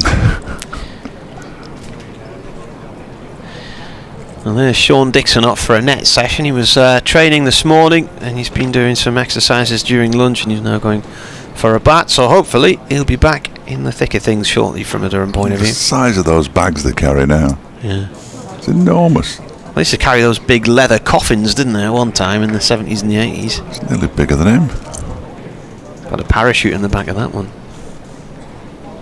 Can you parachute up as well as down? Don't think so. No. New over from the Finkel end, and Maddinson goes down on one knee and looks to drive a ball from Petman, and plays and misses that one. If you want to get in touch, at Marty Cricket on Twitter, wearecricket@yahoo.co.uk, at Fletch Sport, and I can't remember for the life of me what his email address is. FletchCricket@gmail.com. That's it. One of my many email addresses. Is that what you use for your aliases? Well, there's one on my Twitter bio, so a lot of people send them to that anyway. Petman angles one in right towards the foot of middle and leg, played away to mid-on to respy Maddinson. Ball. You've got an email address on your Twitter bio, haven't you?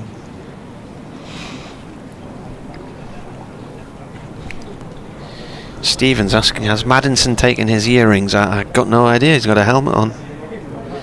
Presume he'd not be allowed to bat in them, would he? I don't know. Can't see because he's got ear guards on his helmet. We had an interesting one a couple of Fridays ago. He's forward to this and defends ball. Runs up to the bowler's end. It wasn't a couple of Fridays ago at all. It was in the last game in the championship down at Hove, where Derbyshire had spin at both ends, and Mohammed Rizwan called for his cap. and was told immediately by the umpire, no, you have to wear a helmet when you're batting in the county championship. That must be relatively new, because I've seen players wearing caps in recent years. Not this year. Petman to Maddinson, that's gone off towards mid-wicket. Dot ball. With all these dodgy pitches. Thank you, Katie. Canary Islands named after dogs. Canary Wharf is named after the Canary Islands. It's where ships from the islands used to dock.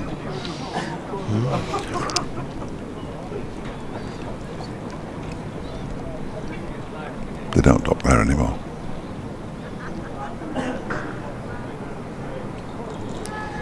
Petman in, and Maddinson forward to this one, plays it up to Godalman at mid-off.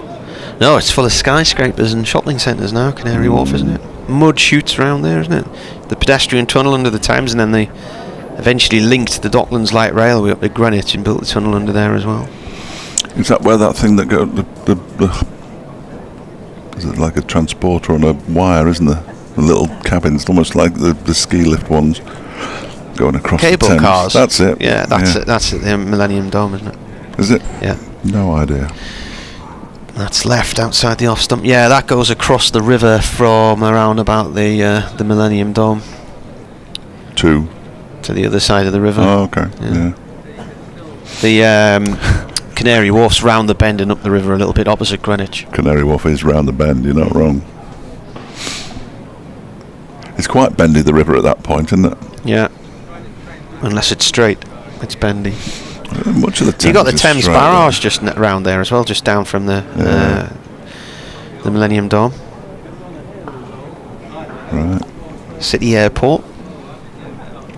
Yes. Which is miles from the city centre. Probably about the location of every airport next to a city. But it is an airport. It is. So, fair play. If you get the ferry across, from where? The Woolwich ferry. Okay. And when you get off the ferry, you drive round the back of this fish market, and you come out, and you're at the end of the runway of the city airport. You can see all the way down the runway, and all the lights lit up. It's Ben Aitchison, second over after lunch. Yes, I thought so. This one, that's off an edge, down to third man. So I've just been shown something there, but there's a ECB say helmets must be worn in county cricket. 2016. Well, I'm sure. I don't think it's just a health thing either. I think it's an insurance thing. 100 runs up for Durham. 33.1 overs.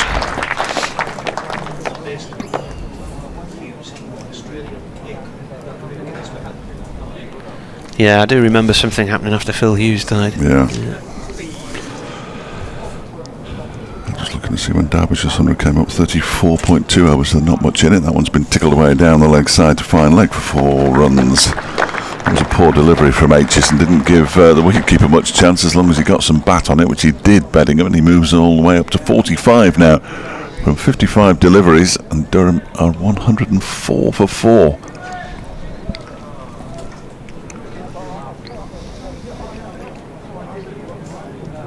It was just weird to see, because obviously you'd expect Mohammad Rizwan back in Pakistan would remove his cap to face the spinners, and he started gesturing, "I'll have my cap please," and the umpire stepped in and said, "Well, even if they bring your cap out, you've got to wear your helmet." It would have been funny if he'd stuck it on the top of it. Beddingham waits. Aitchison in his 11th bowls to him, and he's pushed it up to mid-on. Shoulders have just slumped a little there, Ben Aitchison. He needs to keep going here. Picked up a wicket early on. He's 1 for 34 from 10 overs and 3 balls. He's got Billy Godalman one side of him and Lewis Rees on the other, and he's got a very short run-up. I'm sure that's shorter than it ever used to be. He's in again now and bowls. Oh, it's beaten him. It's a no ball though. But that was a terrific delivery. He wouldn't have counted, because Ian Blackwell signalled no ball. 106 for 4. That's done all sorts. Might even have gone in between bat and pad. Really, really good delivery, other than him overstepping the mark, which turned it into a terrible delivery. What can he do this time? He's in again and balls. That's down the leg side. A little tickle and he's caught. Well, it wasn't the best delivery that Ben Aitchison's ever bowled. It was a comfortable catch down the leg side for Brooke Guest. And David Beddingham goes for 45. It's remarkable how this game is mirroring yesterday, because Durham are 106 for 5 now. Beddingham gone for 45. Poor shot, that is just a half-hearted waft at it, wasn't it? Just looked overly casual. Love a waft. And something to tell everybody at 2 o'clock as well, which is terrific. That's the most important thing. Second wicket of the day for Ben Aitchison on his return to County Championship side. 58 deliveries, 7 fours. David Beddingham. As I say, Durham 106 for 5. And he just gets to the boundary's edge and just taps and kicks a cricket ball that's there. Presumably that's the one that they'd swapped at lunch, because it was right next to the box of balls, but it's nowhere near the box of balls anymore, because he's kicked it a good 15 yards away. Another email's arrived.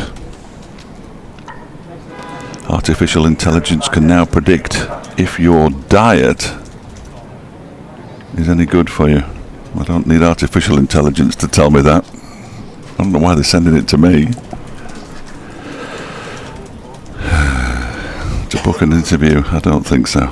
It's very kind of you to offer, Jono, but I'm okay, thanks. It looks like Liam Travaskis, the new batsman, to me.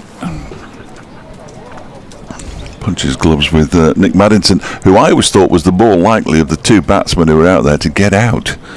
So this could be very good for Derbyshire. This over's been a bit of a mixed bag. 4-4 dot, no ball, wicket.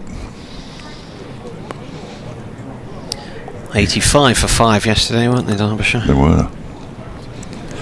After they lost those 2 to Rushworth, the first time he was on a hat-trick, on his way to his t-shirt making second best figures against Derbyshire by a Durham bowler. First delivery from Aitchison to Travaskis has just been punched away off the back foot for 4 up to the cover boundary, so the mixed bag continues. 3 boundaries, a no ball and a wicket now in this over from Ben Aitchison. 2 for 40 with 1 ball left of his 11th over.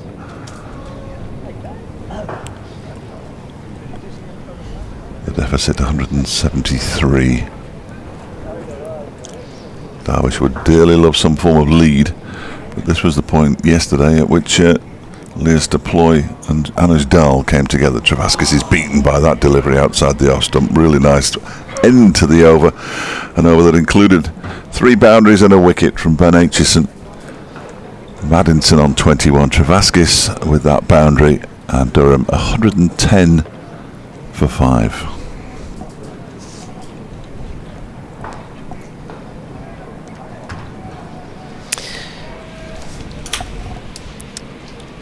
Was that the time?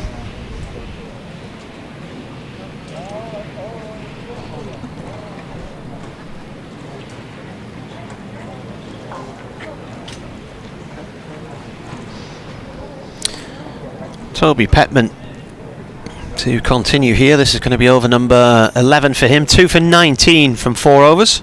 2 for 19 from 10 overs. 4 maidens.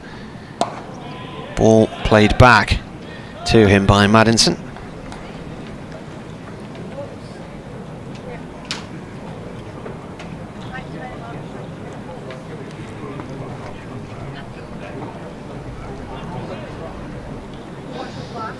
England now 46 for 5 against India in the first ODI at the Oval.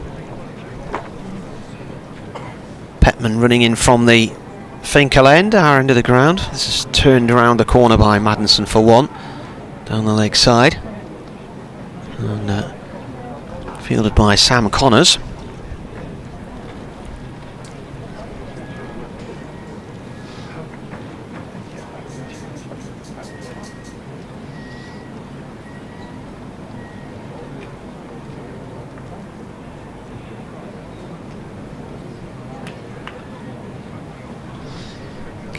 111 for 5.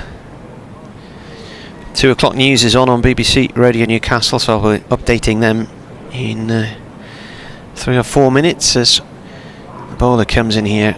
That is left alone by Travaskis.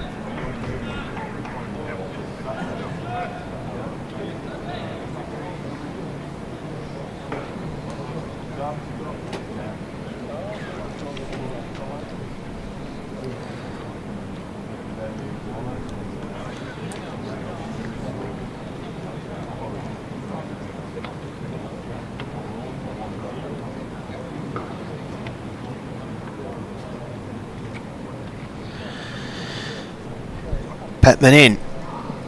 Oh, wraps off the glove and the thigh pad of Travaskis.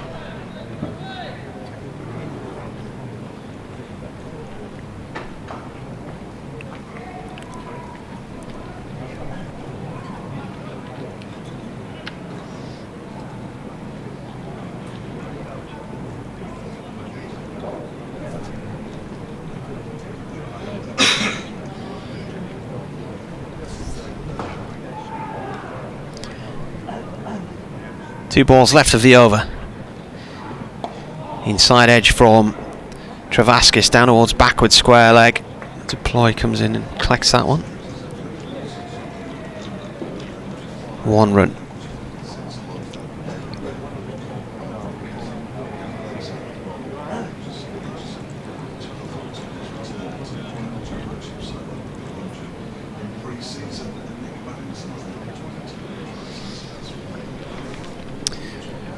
Still greyish skies.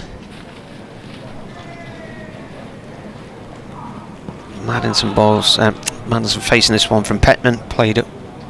Attempted to be played across towards the leg side. Hits the pad and drifts out that way anyway. It's a dot ball. Ended the over. 112 for 5.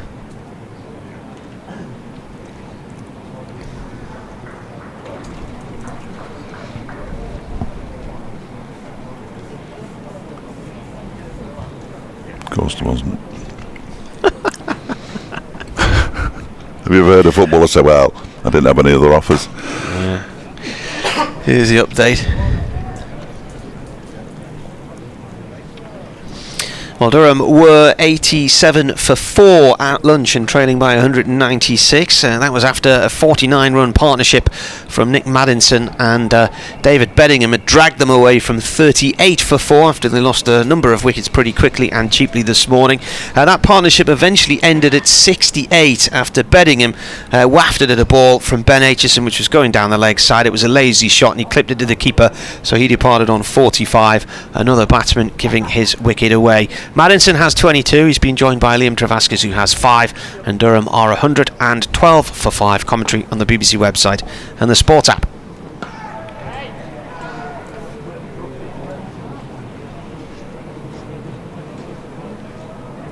Good grief. But neither of us wanted to turn that down then, did they? 450 grand for doing match of the day. Alan Shearer's salary has just been all over the BBC Newcastle news. Aitchison balls driven straight back down the ground by Travaskis. Nice shot, that'll be 4.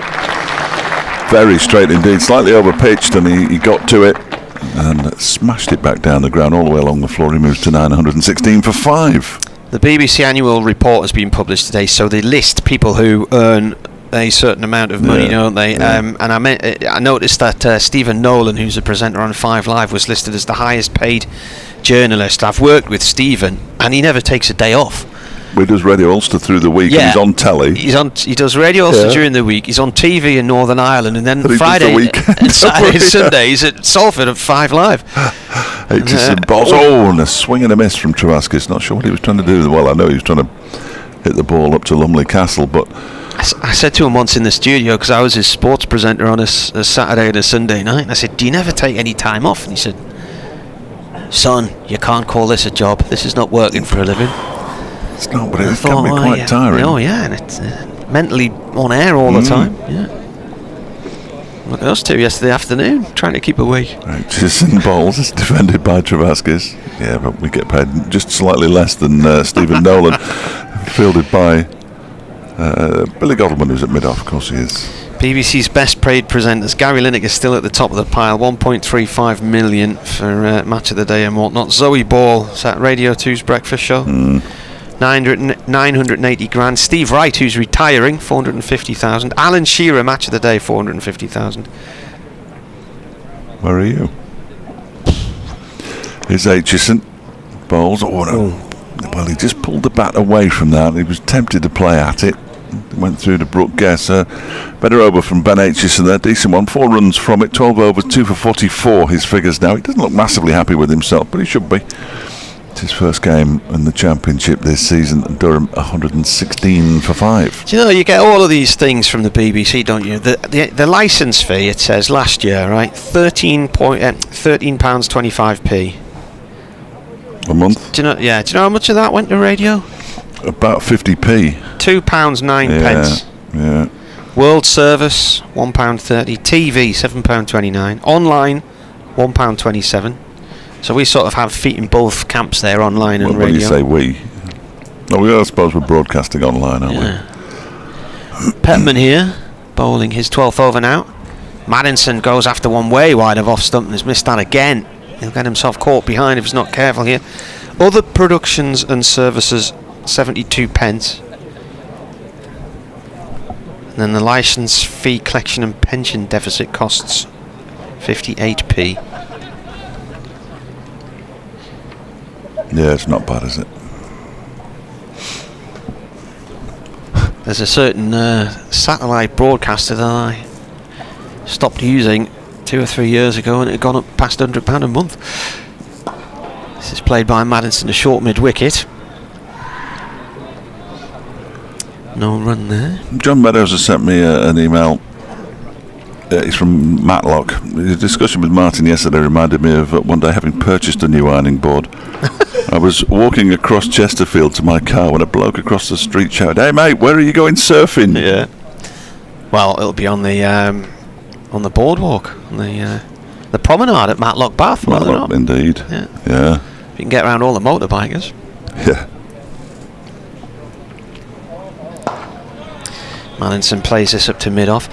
When Durham played at Chesterfield in 2017, me and my mate Gary stayed in Matlock Bath that week.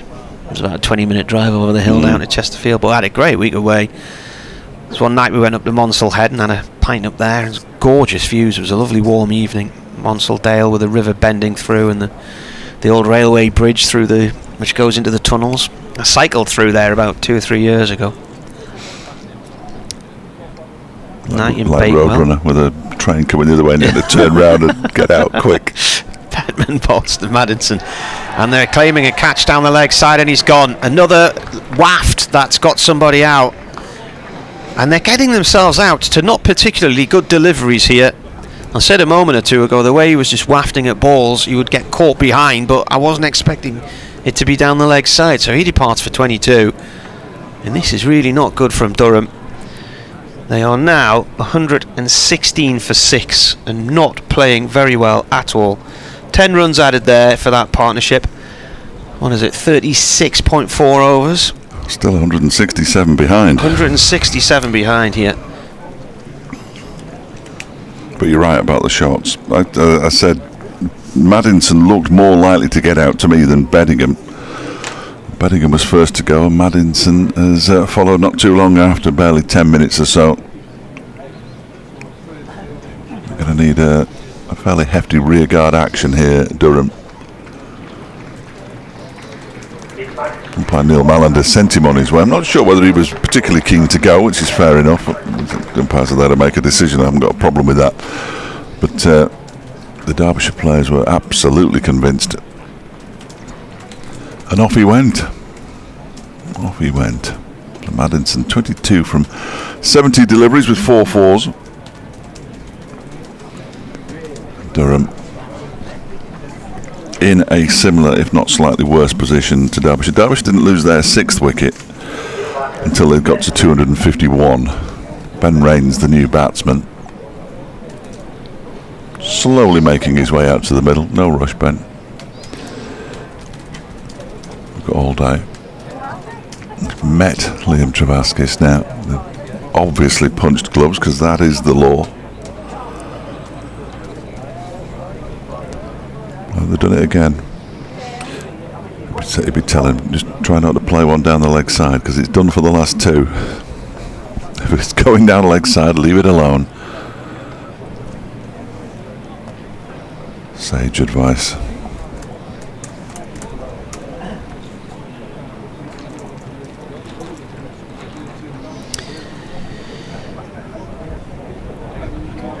Rain then facing Petman for the first time from the Finkel end. Plays the ball out into the covers. It was that one big partnership of 166 for Derbyshire. There was nothing, well, there was the 55 Gueston. Who was that with? Dahl. No, that was with Deploy. Sorry, yeah. Sorry. So Durham's best partnership so far, 68. So they need a big one. They need a plus 100 partnership from somewhere here. Or they're going to be miles behind. Bless you. Hay fever. Last ball of the over from Petman and played into short mid wicket by Ben Rain. No run there. End of the over. Deploy just getting a hand on it to stop it racing away.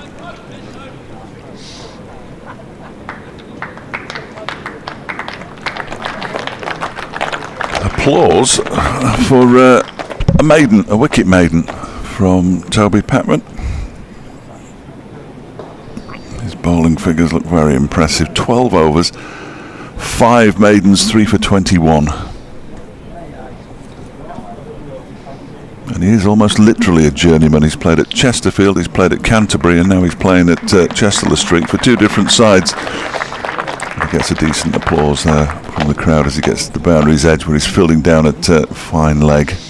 You can't applaud until you're on the boundary rope. It's part of the laws of the game. Yeah. Sam Connors is back, replacing Ben Aitchison. 3 overs, 1 for 25 since lunch. Ben Aitchison, 12 overs, 2 for 44.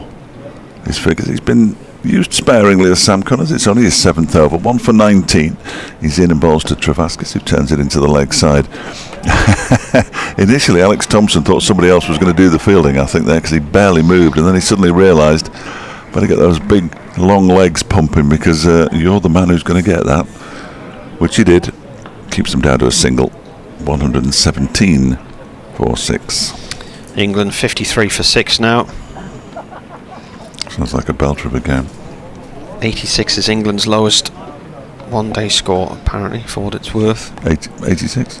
Yeah, it says Test match special. It actually says 86 is England's lowest ever one-day international total. Yeah, not just the lowest, but the lowest ever. All right. For what it's worth. Connors in and bowls. That one is driven into the ground and out into the offside. Good stop there by Hilton Cartwright. He was on his knees at one point, trying to gather the ball in. Managed to do so. Nikesh says, so much for day-night cricket. India might have this one wrapped up by mid-afternoon. Yeah. I remember travelling all the way to Glamorgan a few years ago for a floodlit match, and they were on the verge of delaying tea because it was nearly finished. It was something like 156 played 132. Connors, little skip in his run-up, in and bowls. That was pushed by Rain up to mid-on. It's fielded by Lewis Rees. There was that one day he did, wasn't it? The floodlit game. I think Ryan Pringle managed to get 100 because Durham were like 80 for 8 or something like that. Put the floodlights on though, didn't they? And I was saying to you, I'm going to get stuck in the evening rush hour going home at this rate. Yeah. We don't play one day game this year, do we? Derbyshire and Durham? Don't think so. No. We're in the tough group. This one's down the leg side. He's caught another one down the leg side, has he? Well, Connors is half-heartedly appealing for it, and Wayne Madsen's still got his hand in the air. I think the umpires are actually asking if it carried, and if it's carried, I think he's going to be on his way here. Blackwell says he thought it hit his shoulder. Well, he's consulting Ian Blackwell with Neil Mallender, and the upshot is, well, we've no idea. He's just sort of suggested that, hasn't he, Neil Mallender? We don't know. And if they don't know, they can't give it. Yeah. So Ben Rain's not out. Well, Ian Blackwell pointed to his sort of shoulder area and upper arm and said he felt that it had come off there. And Neil Mallender basically gestured, I have no idea. So, if you haven't got any idea, you can't give it out. Quite simple. That would have been the third leg side strangle in this Durham innings. Billy Gottleman's left-handed as well. Ben Rain waits and defends this into the leg side. Good take by Alex Thompson. Played. Oh, good. Why don't you get your phone out? Can't see the plane, can you? No, there it is. Oh, there it is. What day? Where was it coming from yesterday? It came from somewhere we'd never heard of yesterday. From the Black Sea, was it Bulgaria? Yeah, I'd never heard of the sea. No, I hadn't. Very popular holiday destination, the Black Sea, apparently. Have you been there? No. Connors in a bowls to Rain. Oh, God, he gets hurried by that one. Ball squirts into the offside, off a leading edge, all along the floor to Anushdal, end of the over. Decent over as well, just one run from it. Durham 117 for 6, trailing by 166. Should have given Martin enough time to get his fascinating app. Oh, it's coming in from Malaga. I've been there. Excellent. Jet 2. It is flying over a helicopter which appears to have landed near the Nissan factory. And that has done a right squiggly pattern all the way around the northeast of the helicopter. Look at that. Circle after circle after circle up and down. Wonder if it's a police helicopter. Look at that. Petman in the sunshine all of a sudden here in Chesley Street, and a play and a miss from Travaskis outside the line of off stump. Somebody keeps trying to phone you on that line. They're never going to get through, are they? Well, that could be the police helicopter hovering over there, or maybe the air ambulance.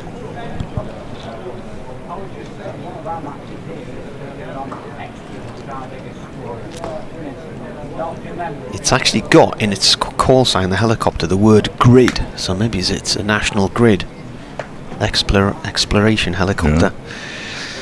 Petman balls, it's gone down the leg side, taken though by the keeper. Could be drainage survey. Grid. Yeah. Must be a small helicopter. Yeah. It's got the Ninja Turtles in it. They lived in the sewers, didn't they? I don't know. No, we're not here. It's our PPI company again. Petman to Travaskis, again down the leg side. Obviously a clear plan this, isn't it? Well, it's either a clear plan or it's awful bowling. But there's that many deliveries going yes, tight you'd say down the so, leg wouldn't side. you? You'd say so. It's an interesting plan. You don't often see it because when you look as well, there's a man down at quite a wide, fine leg, but it's not like they've got a leg slip in or anything. If it was a plan, you'd have a leg slip in, wouldn't you? I think they just can't quite find the radar, the bowlers, at the moment. It's not costing them anything, which is the important thing from a Derbyshire perspective. Travaskis watches that ball go wide of off stump this time. The wind's got right up. Look at the flags. The Derbyshire flag's going to come off its mount there, isn't it? Yeah. It's pointing upwards. I don't think it's been tied on very well. If anybody in Sunderland sees a Derbyshire flag flying past, could you return it to Chesterley Street, please? Might end up impaled on Roker Pier. 2 balls left of this 39th over.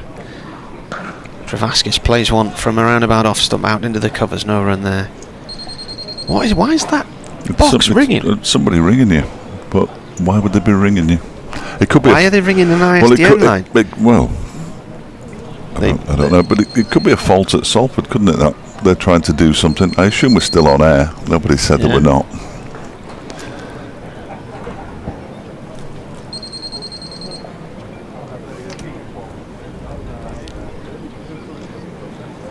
Can't hear anything. This is left by Travaskis outside the off stump, through to the keeper. Left of this. Yeah, we're there. We're there. Doug Rains emailed. He says, "Well, Marty, here we go again. Same old, same old. I was in attendance yesterday and there were a lot of unhappy members. The body language is not good. I would have accepted parity, but now looks like Durham will be a distance behind. Well, we'll see, Doug, we'll see. Because yesterday, things weren't going very well for Derbyshire, and then they put a notable partnership on the board. That's what's required. And Sam Connors to continue. From the Lumley end, bowling to Ben Rain, who turns this into the leg side for a single. In off the boundary comes Leas Deploy. 118 for 6. Rain off the mark. With that single, it's gone up to 120, which is a good effort. What's happening here? Was it a no ball? Missed. It was a no ball. And I missed First it. ball. It's in again, and that one is pushed out into the offside. Yes, well I know it's a no ball now because it's on the thing, but initially they just put 120 up. Fooled me. You see this over sign? Can you see that bit? Yeah. Yeah. Yeah.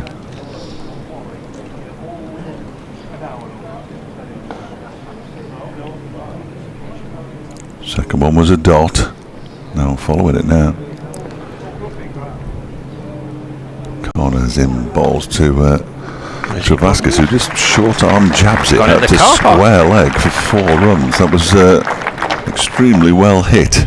Victor Main, the groundsman's gone racing after it. It's gone down the channel between the old scoreboard on our right hand side and the near end of the castle stand and into the car park. Second one that's gone down there today. That sounds low, doesn't it? It just sounds like another aeroplane to me, Martin, and it just means another 5 minutes of tedium. That's what it sounds like to me. That sounded different to me. Another 5 minutes of tedium. Where it's come from, where it's going to. It's disappeared anyway, wherever it was. Nobody cares. 124 for 6. Travaskis onto 14. Yeah, the one that went down that little gap this morning fooled one of the ground staff because it hit the rope and almost took his teeth out. Bick was alright today, though. He knew what was happening. Connors with 2 slips in place. He's in and bowls to Travaskis, who defends out into the offside. Cartwright fields.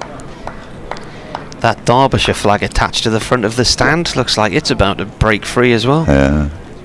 Blowing backwards towards the punters in the stand. Did that at one point yesterday, though, so there must have been a bit of a breeze yesterday at some point. I think one of those punters is the one who had a go at me at lunch at Sussex on day 4 for being negative. It was quite staggering, really. I put her right. As in comes Connors again. That one's turned into the leg side. They all get free tickets. So round the boundary goes Leas Deploy, and he can't get there, and it is 4 more runs. He put the dive in a little bit. It was a sort of strange dive. It was almost like a forward roll he was trying rather than the sliding dive, Leas Deploy. And now he's got to go underneath the stand to get the ball out, underneath the steps of the castle stand to get the ball out. 128 for 6. Travaskis on to 18 from 22. There's 2 ladies in the front row. There's a guy behind them in a Derbyshire top. There's a few Derbyshire tops there, 3 or 4 Derbyshire tops. I was going in for my lunch on day 4. Still complaining bitterly about the lack of follow-on. Was harangued. So I told her. Merely giving my opinion. If you don't like it. Oh yeah, somebody had a go at me last year. Yeah. Part of the job, isn't it? But fair play there. At least it was a go face to face. In comes around the wicket Sam Connors now, and he's driven straight back down the ground by Travaskis. Lewis Rees will give chase. The ball hasn't got enough on it to get all the way to the boundary. They've run 2, and 2 is all they'll get. It's a no ball though, so they do get a boundary effectively. That's 2 no balls in the over, and it's 132 for 6 now. And this hasn't been a great over from Sam Connors. I think it's fair to say. Room on the scoreboard. Well, yes, the first ball's already disappeared, hasn't it, off the left-hand side of this over, so that's no help at all. Next delivery, 15 off the over, as this one is pushed out into the offside. Cartwright does the fielding. I think, is that it? Or we got more? I've lost count, and so's Brooke Guest. 1, 2, 3, 4, 5. 1 ball left. If you take the no balls out of the equation. There have been 2 dot balls as well. 15 off the over though. Trabaskis on 20 from 24 balls. Final ball of the Connors over is a full length delivery that's dug out and pushed up to mid-off where Billy Gottleman does the fielding. And Durham are 132 for 6. They trail by 151. Trabaskis just looking at the toe of his bat there after he played that one.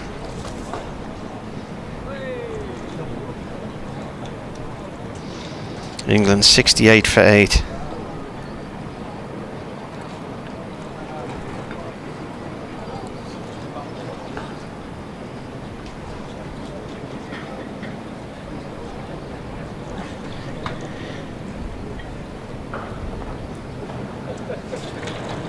Petman to bowl his 14th over, 3 for 21.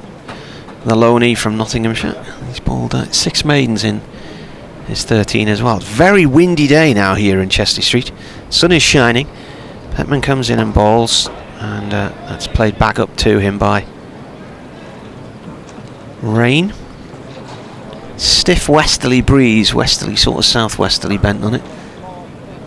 Really blowy out the back of the media centre at lunchtime.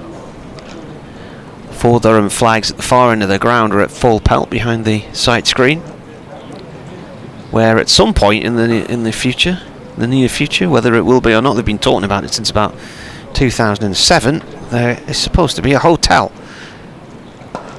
This is played upfield by Rain to mid-off to Gottleman, no run there. In design, it's apparently going to be a Hilton Garden. It will look a bit like the one outside the Stadium of Light. A cross between that and the Point building at Lancashire Cricket Ground, but it will have a blue and yellow shroud around it, according to the artist's impression that we saw in a video at the end of season dinner. Petman in, and that is played back into the ground and back to the bowler.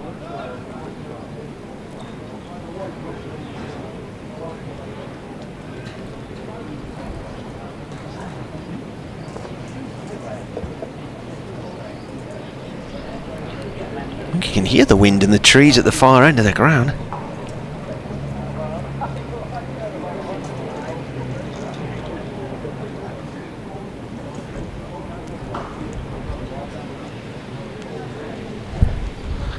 Petman comes in and bowls, whipped away towards square leg by Rain. No run though. They did say there was a cold front passing down today, which was going to come in from sort of the northwest and drop south, and that would bring about cooler temperatures. It's not that much cooler really than yesterday.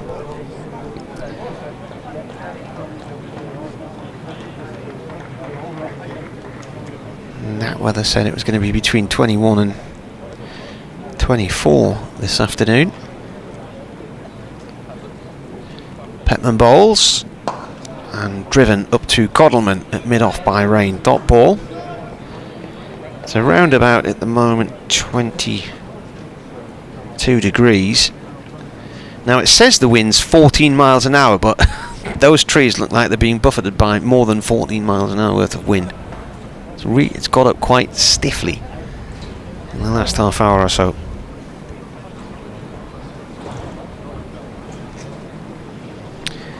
.132 for 6. 2:30 it is. It's Petman bowls to Rain. Rain plays the ball up to Lewis Rees at mid-on. That's a dot ball, and that is a maiden over. So half of his overs have been maidens now. 7 maidens from him, 3 for 21.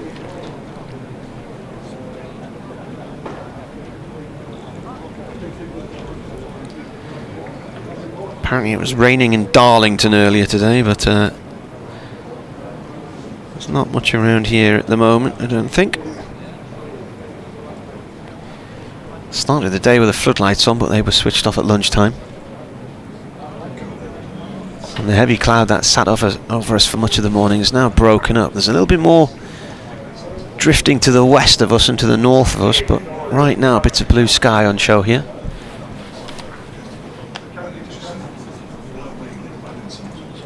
Change of bowler here, Alex Thompson coming into the attack.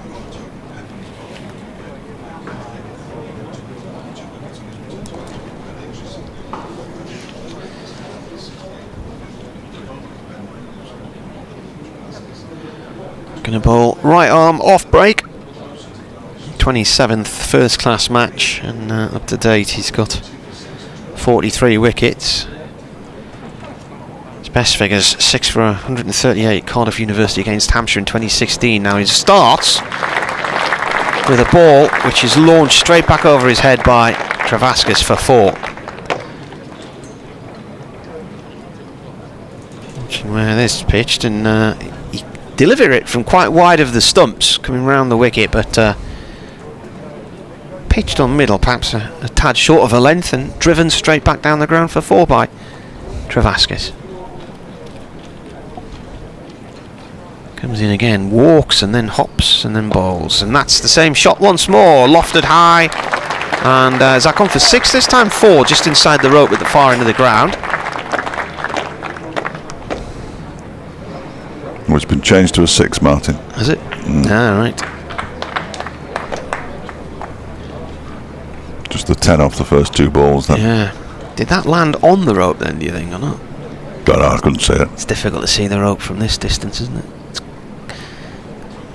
Well, Godalmann's walked out the ground. He's gone through a gap in the advertising hoardings and has found the ball at the foot of the steps just in front of the sight screens. Handy little gap in the fence for him there. Yeah. Spinner the spinner.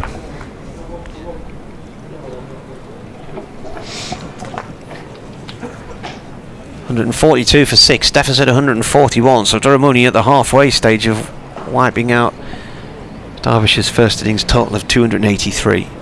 Comes in again, this is just turned short on the leg side, no run there.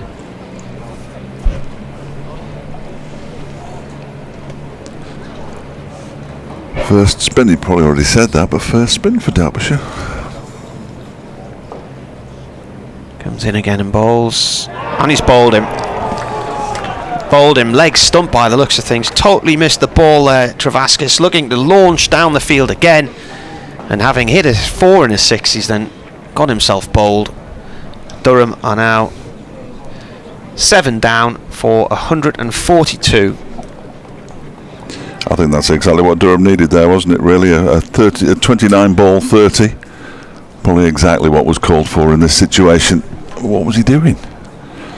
Oh, very well. If you've got a 6 and a 4 off the first 2 balls, you don't need to hit the 4th ball all the way to Newcastle, do you? Which is clearly what he was intending to do.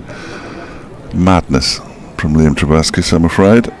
And the deficit 141, as Martin said, and they're 7 down now. And if it's still a big if, but if they concede a first innings deficit of 100 in a low-scoring game, that's going to put you a long way behind, isn't it? Yeah.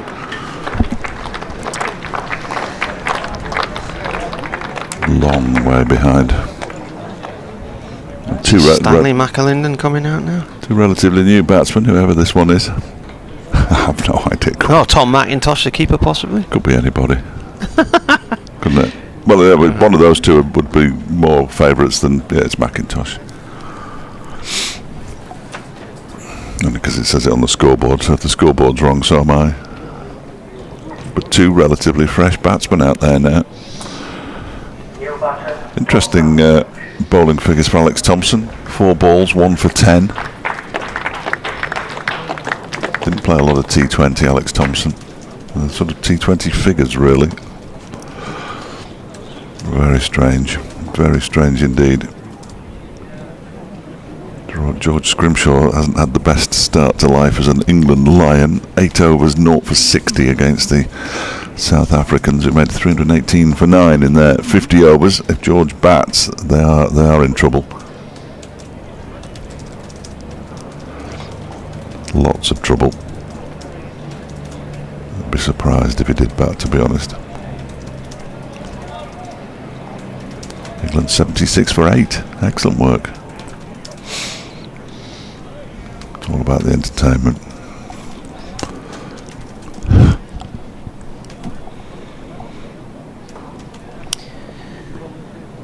Two balls to go on the over. He's coming right arm over this time now.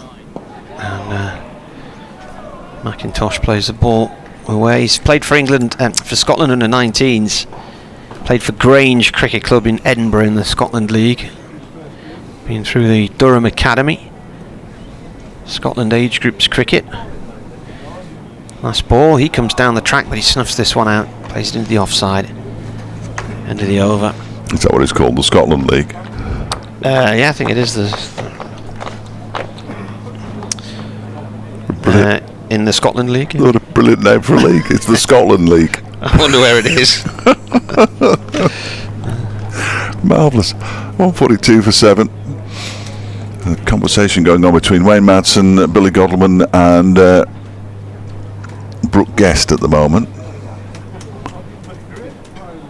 I think I'm going to see Sam Connors bowling from the Finkel end for the first time. Looks like we are. Which means that Toby Petman gets a rest. 6 overs, 4 maidens, 1 for 4. His figures since lunch. Over 8 level apparently, which is ridiculous because there are still 23 overs until tea. I mean, it's already 20 to 3.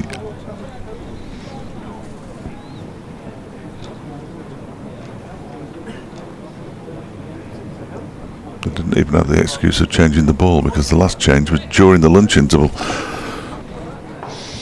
Bernard says the follow-on's been saved. No, they wouldn't have been forced it anyway, Bernard. Here comes Connors, beginning a new over from the Finkel end, and it's turned very nicely by Ben Rain into the leg side for a couple of runs. Thompson comes in to do the fielding.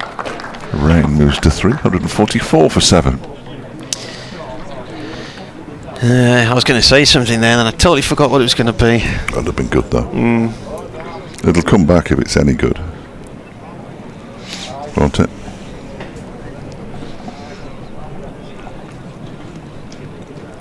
Gone out of my head. Excellent.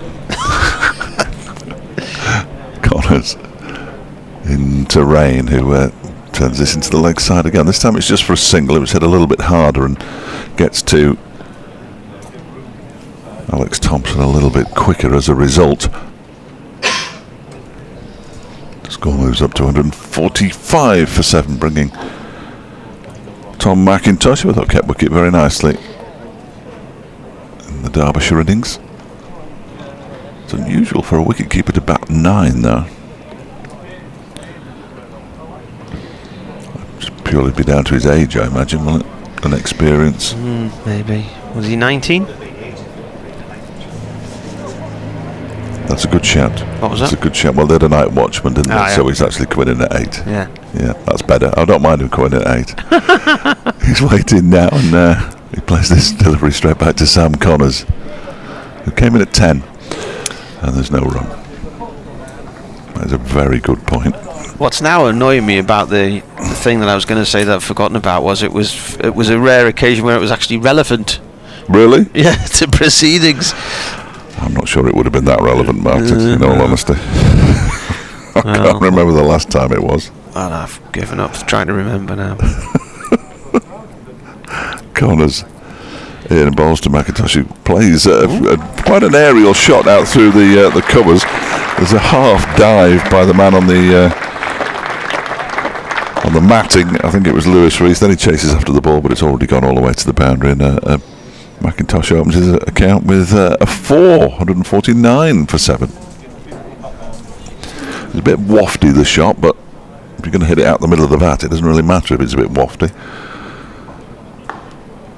That'll make you feel a whole lot better, I'm sure, if there were any nerves there.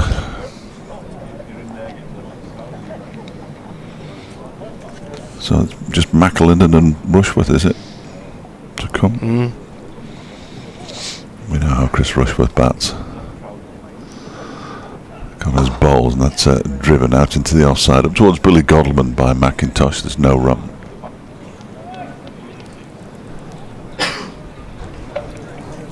149 for 7, 134 the deficit.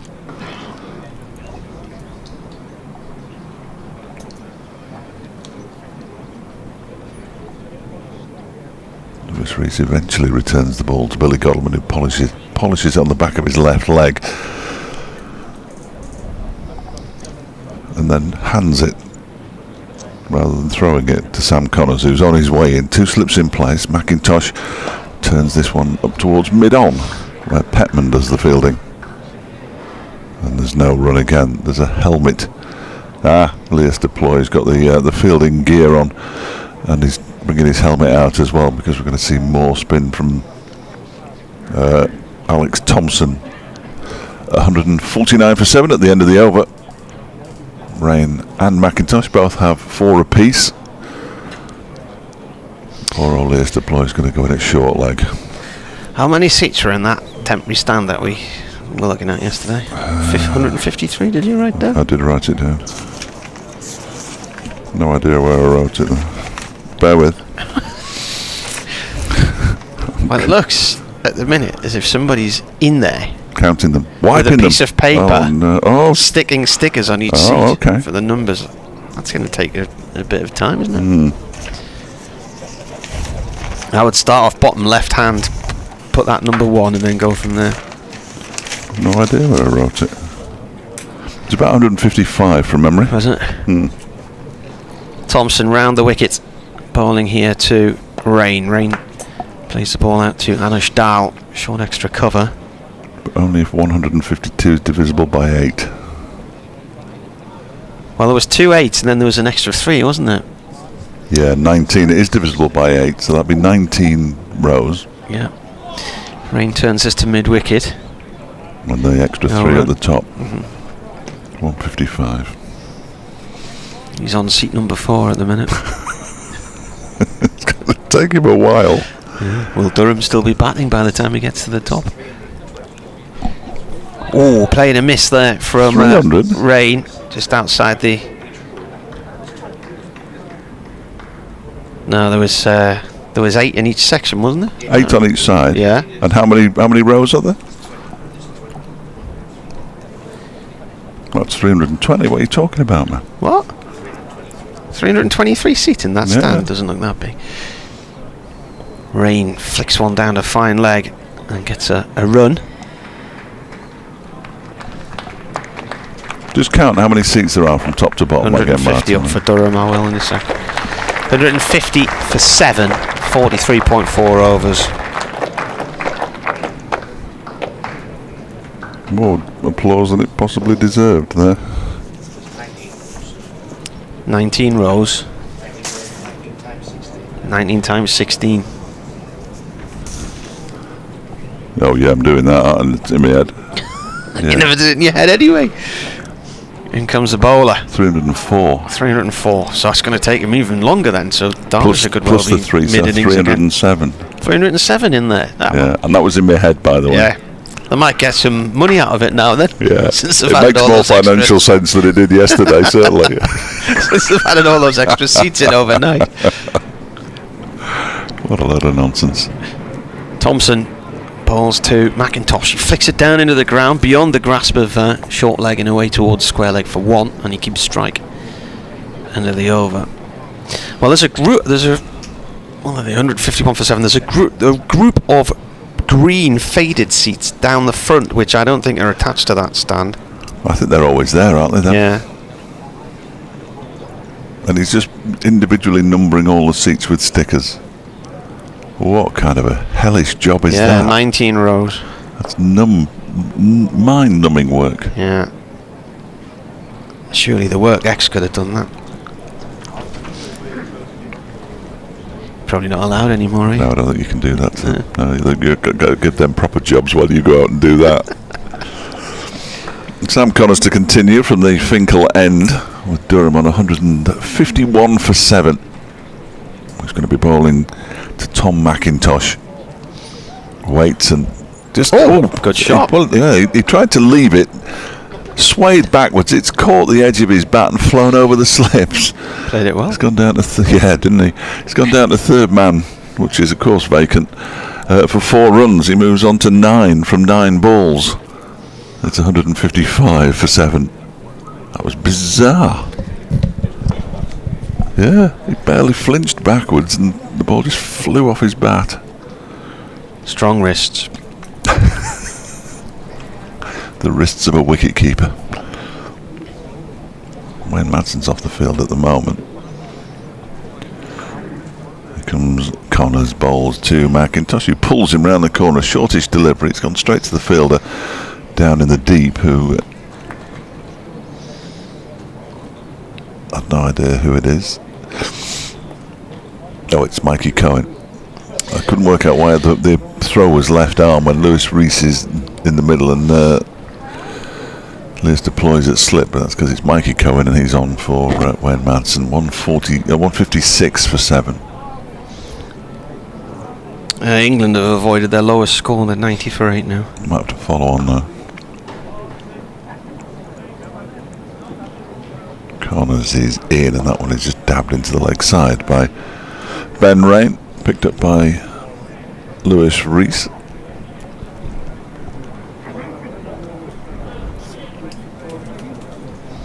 Remains 156 for 7.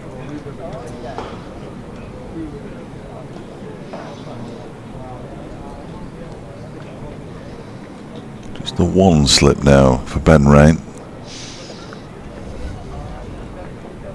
Connors halfway through his 10th over, bowls to him, and that one is defended. Up to Petman at mid-on. 2 left in the over.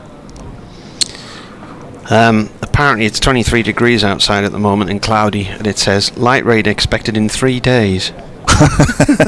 That's handy. It's like being in the middle of Australia, isn't it? It might rain in March. Blimey. Yeah. It'll rain just in time for the music festival of the weekend. Connors is in, bowls to Rain down the leg side. He tries to flick it away, doesn't make any contact with it as the ball goes through. What's happening with Tears for Fears then? Weren't there meant to be a derby this week?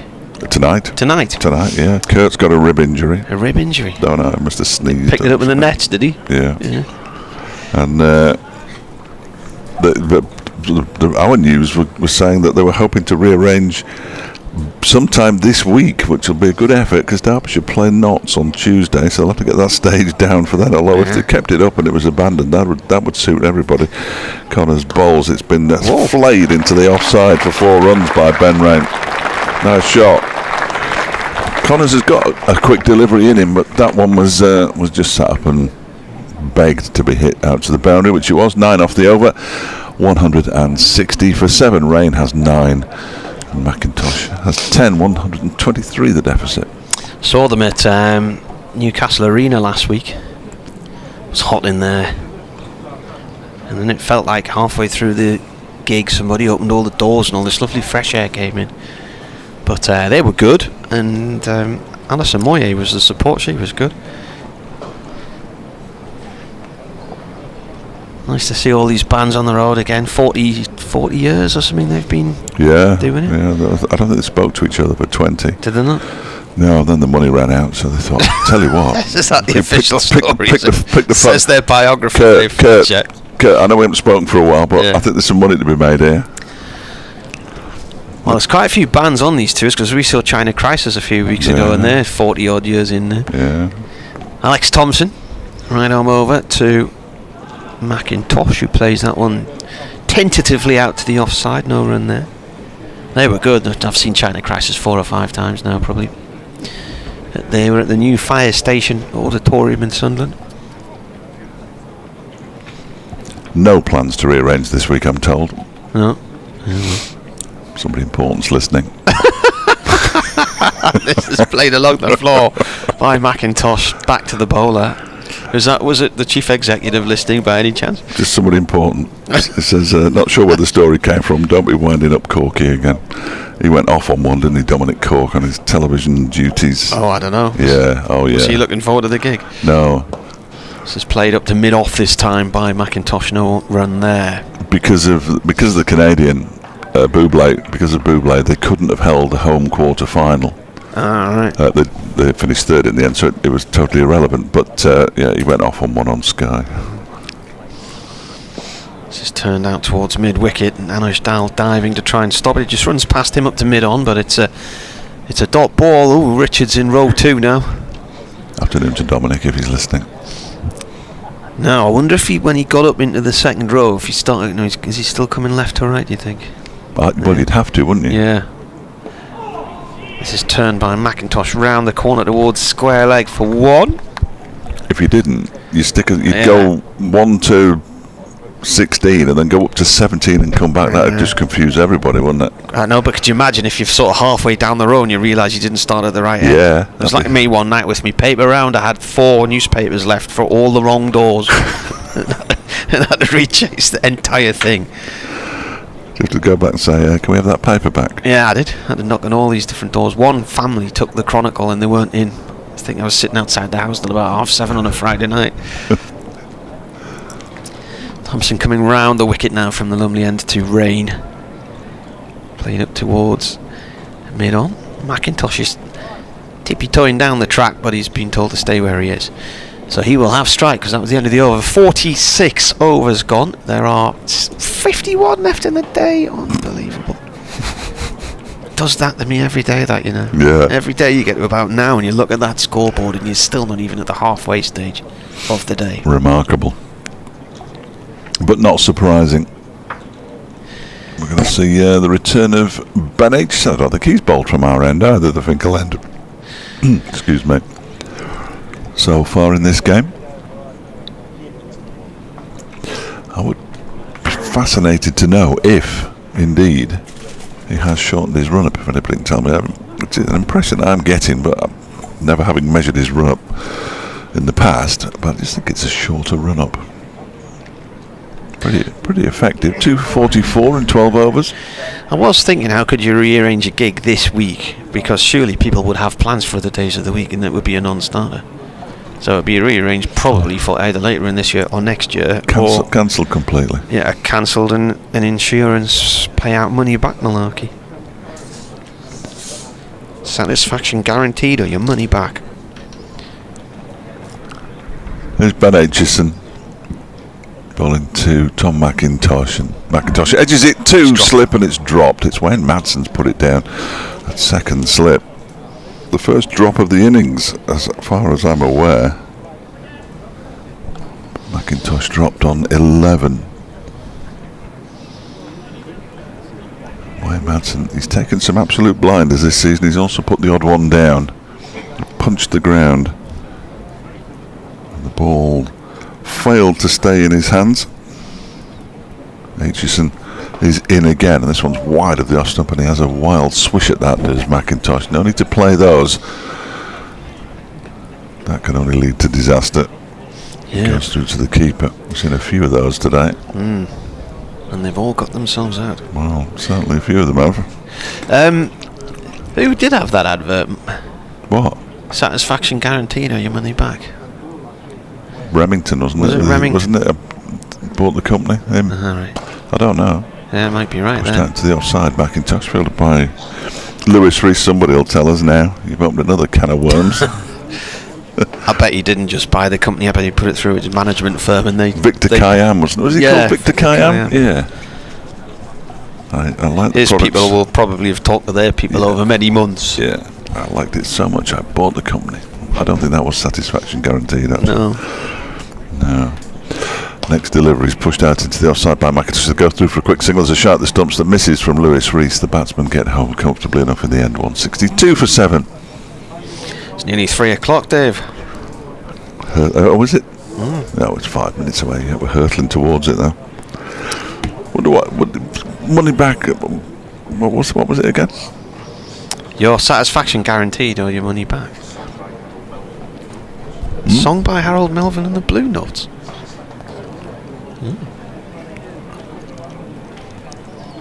I can't remember an advert that had that. I think you've made it up. We mentioned enough products yesterday to be snowed under with gifts, but it's not happened yet. Here's Ben Aitchison in and bowls to Ben Rain, who turns it into the leg side. There's no run as it bounces off the hands of Toby Petman, who immediately removes his cap and starts applying sweat to the ball. Lovely. Bernard's asking if there's been any drought announcements this year yet. Can't be far away from some down south, perhaps.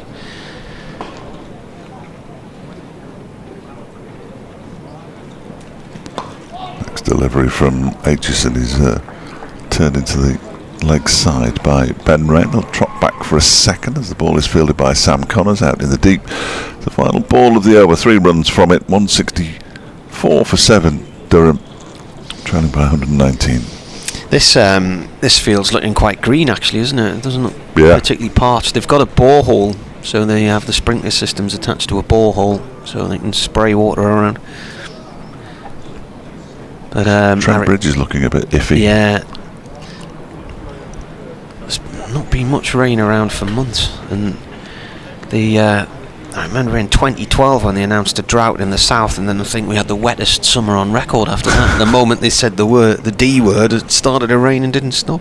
They used to do that. I remember in the 70s and 80s they had the minister for drought, didn't they? And it always started raining as soon as he was appointed. Thompson bowling here too. McIntosh, who's forward to that drift one. There, that one hooped through the air. Played it away towards the covers. Wasn't Geoffrey Howe named Minister for Drought in 1976, and then there were floods within days? Was that not Dennis Howells? Was it Dennis Howells? Was it? Sports Minister as well. Turned off towards short mid wicket, so it was Dennis Howells, was it? Or Howell, one of the other. Howell. Not sure. Dot ball.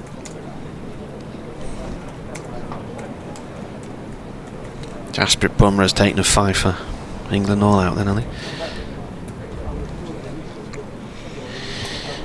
Thompson bowls, defended by McIntosh on off stump, rolls it back up to the bowler. What are they now? 103 for 9. Yeah, Dennis Howell. Oh. Bowler comes in again. He's got a short leg in place, 1 slip. McIntosh defends. Now I thought for a minute somebody had come to help Richard in that stand there, but they've just gone to the back row and sat down. Now they're going to split. They're going to split the sticky numbering up between two of them. McIntosh forward to this one, flicks it off his legs down towards backward square leg. Sets off for a second and he's told to go back by Rain. It's a steep looking stand watching him go up there. Yeah, it said it was steep. I wouldn't like to be at the top. He's talking to Callum Thorpe, former Durham fast bowler, who is now working in the ticketing department here. But he gets them out quick, doesn't he? Yeah.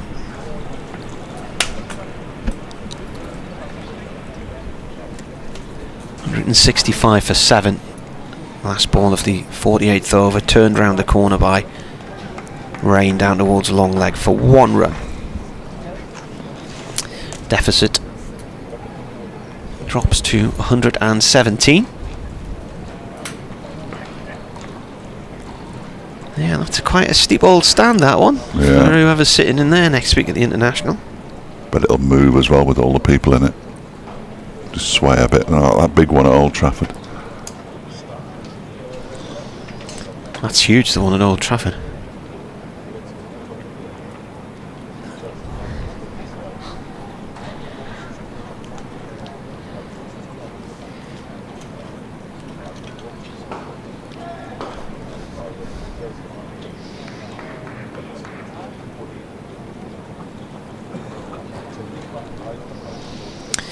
New over and driven nicely through the covers by Ben Rain there for 4.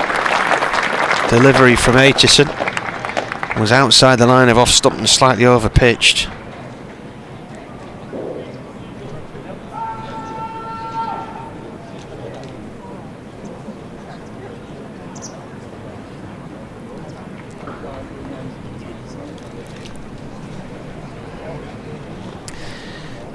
.170 for 7. Rain is on 16. Aitchison balls turned away past square leg by Rain for 1.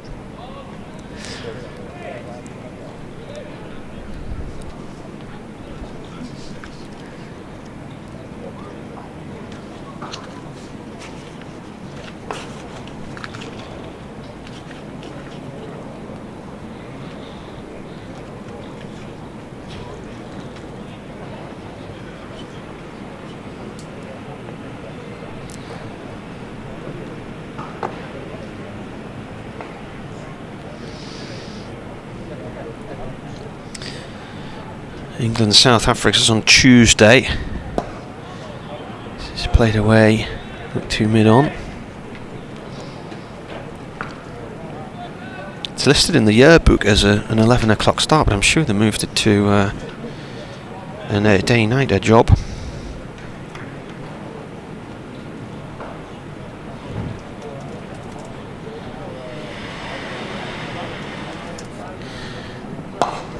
Drilled away off the off stump up to wide mid-off to Godalman by McIntosh for 1.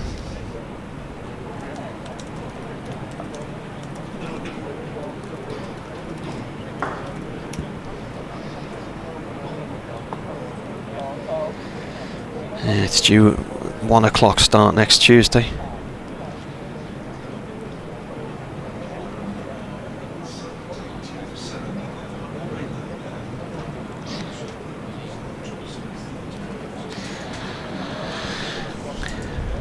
Dave just pointing out in his update to Radio Derby that this current partnership's worth 30 and a little bit meddlesome, and it has become that. But Durham need a lot more. That 4 helps because Ben Rain's just driven an over-pitch ball from Aitchison down the ground and past long on for 4. Really nailed that out the middle of the bat.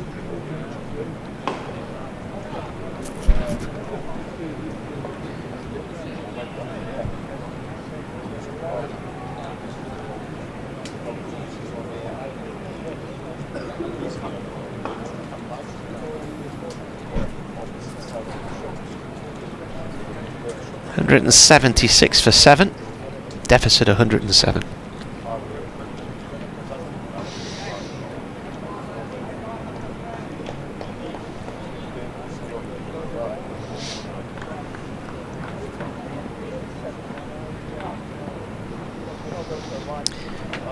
Aitchison, last ball of his over.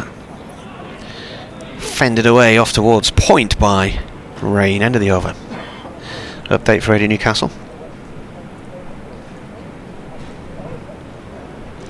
Well, Durham were 87 for 4 at lunch and had got themselves into a spot of bother before a partnership of 68 for the 5th wicket from David Beddingham and Nick Maddinson. Ended though when Beddingham just wafted casually at a ball down the leg side off Ben Aitchison and was caught behind for 45. And then Maddinson did the same thing a few overs later to a Toby Petman delivery. He went for 22. And then Liam Travaskis, having hit a 4 and a 6 in consecutive balls off Alex Thompson, tried to do the same thing again later in the same over and was bowled on 30. So Durham 142 for 7 at that point. They now moved on to 176 for 7 and trailed by 107. Ben Rain has 21 and Tom McIntosh has 14. Commentary on the BBC website and the Sports app. New over from Alex Thompson. Begins with the ball being turned into the leg side by McIntosh. And there's no room. Got you your nice and finally animal story for the day. Excellent. I wasn't listening, so that's good. I've got to go in a minute though, because I'll tell you why in a moment. This one's turned into the leg side by McIntosh for a single, fielded by Lewis Rees. McIntosh moves on to 15, 177 for 7. The pub quiz question of the day is about Derbyshire, so I've got to go and reveal the answer. I know the question and I know the answer, so I'm all right. I'm not going to look stupid on the radio. Well, no more than normal. No more than normal. So you've got to go on Radio Derby to answer the... Yeah, in a moment. After the first song, after the 3 o'clock news. That one's pushed out into the offside by Ben Rain. It's not the snake escaping, is it? No. We've had a snake escaping just before they came to me. No. Yeah, an 8-foot python, I think. Wow. Have you ever held a python? No, almost inevitably called Monty, I would have thought. No, I haven't. Never held a snake, I don't think. What, named after Jimmy Montgomery? Oh, that's a good ball. It turns and goes away from the left-handed Ben Rain, as you would expect it to. Yes. The FA Cup winning goalkeeper. Or obviously, the British colonel in the Second World War. And comes Thompson again, and this is played off the back foot, cut away out towards the cover boundary where Sam Connors is fielding, and they go through for another single. Rain to 22, 178 for 7. Partnership now worth 36. But a decent rate as well. Next delivery from Thompson is pushed up to mid-on by McIntosh. There is no run. It's the end of the over. I'm going to answer a quiz question, then I'm going to come back for a very exciting animal story. Yeah, good. All right. If you've got one. That's a nice tale. 178 for 7 then. Day 2 here in Chesley Street on BBC Radio Newcastle, BBC Radio Derby. 105 is the deficit now. Rain has 22, McIntosh 15. Their partnership is worth 36. They've been together now for 50 balls.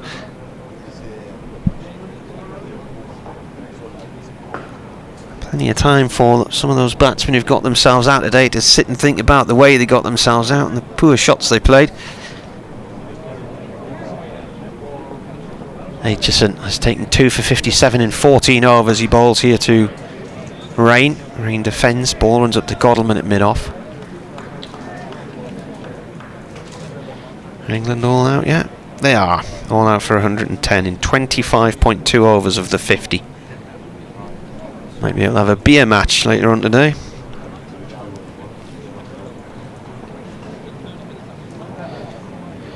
Aitchison in, wraps off the pad and inside edge onto the front pad there from Rain, loops away towards point, no run.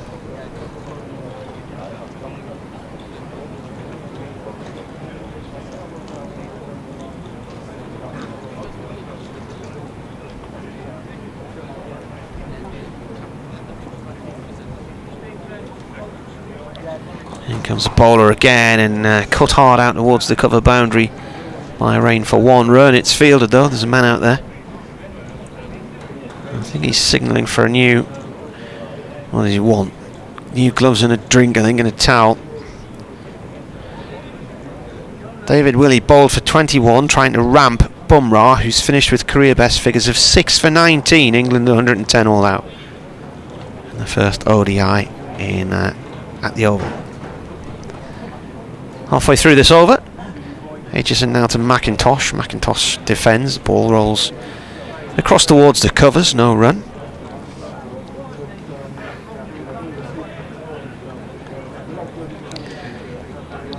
George Dockrell has made a career best 74, and Ireland have eventually been dismissed for 216 by New Zealand in the second ODI in Malahide. Aitchison in again. This has gone through the gap in the covers this time. Lewis Rees chasing it towards the pavilion boundary. McIntosh will get 2 runs.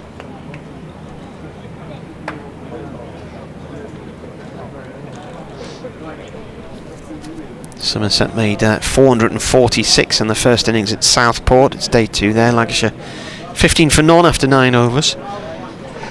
In Southampton, Warwickshire were bowled out for 217. Hampshire are now on 217. They are 5 down. Aitchison in and ball guided off down towards third man this time by McIntosh for 1. And that is the end of the over, is it or not? Yes, it is. The 51st over comes to a conclusion. 4 runs from it. Durham 182 for 7, trailed by 101. Gloucestershire were all out for 136 at Chelmsford. Essex are now 160 ahead. 296 for 6 after 107 overs. Northants are playing Kent in Canterbury. They made 303. Kent are now 136 for 3. At Scarborough, Yorkshire made a mammoth 521. Surrey have just started their innings. They are 19 for none after 4 overs. And Dave was mentioning earlier that the game at Merchant Taylor's School at Northwood, Middlesex against Worcestershire, will probably end sometime tomorrow. Middlesex leading by just 56 runs there. They're 59 for 2, so hardly anything on that at all, just 3 runs between the two teams. Sussex eventually all out for 588 against Leicestershire in Hove. Leicestershire yet to bat. Glamorgan 318 all out in Cardiff. Nottinghamshire 215 in response. Thompson has started new over here from the Lumley end. Loops one in to McIntosh. It goes for a quick single. Lewis Reed fires at the stumps from mid-on. On the left arm throw, takes the middle stump out the ground at the bowler's end, but McIntosh was quick on his feet there and got in safely. Oh, Richard's back to sorting out those seats on his own in the stand now. Callum's gone.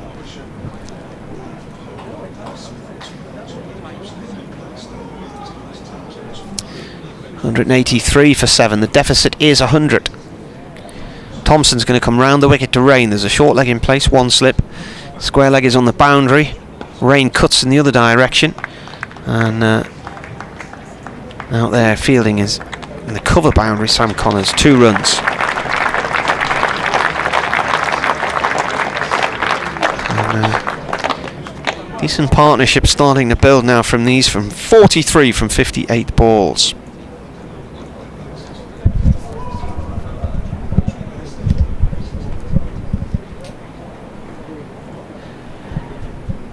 .185 for 7.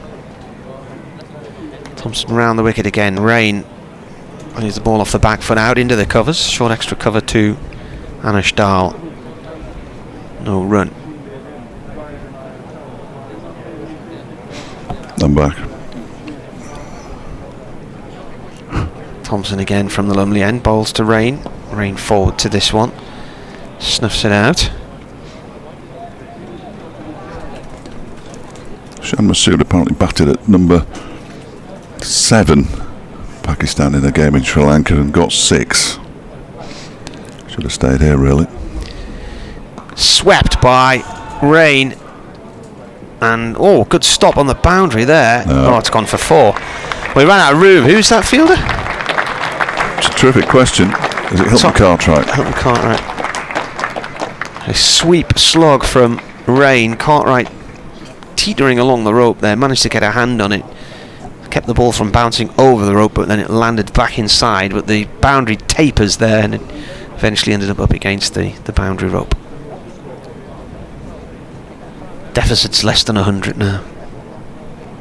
Thompson again round the wicket. Rain defends. Ball bobbles out towards the covers. No run, and that is the end of the over.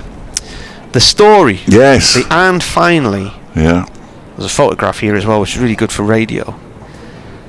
A fire crew attending a blaze in a property in Paddington in central London got to the property to find a cat which appeared to have died in the fire. But they had just been given a new piece of kit which was a respirator for animals, and they brought the cat back to life. Lovely. So there you go. Lovely. What a heartwarming story. What a cat-warming story. There's a photograph of the cat being revived with this machine. Look at the oxygen masks the size of its head, isn't it? So anyway, there you go. Ben Aitchison, 4th over in this spell, bowls the first one outside the off stump. It's left alone by McIntosh to go through to the keeper. His run-up seems to be getting shorter and shorter. Ben Aitchison. Somebody out there help me. I don't remember him not running off no more than 10 paces. Remarkable. On his way in again, bowls to McIntosh, who gets a thick inside edge down to backward square leg, and they go through for a single. 190 for 7. They can't really wait for the new ball because it's so far away.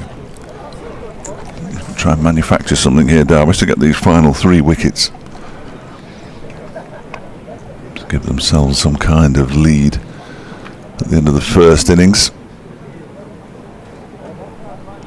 Aitchison is in again, and Rain pulls this one into the leg side. There is a fielder out there. They've run the first one quickly. They're coming back for the second. The throw comes in from Lewis Rees. He's sent back and just about manages to get back as well. Ben Rain has to put the dive in.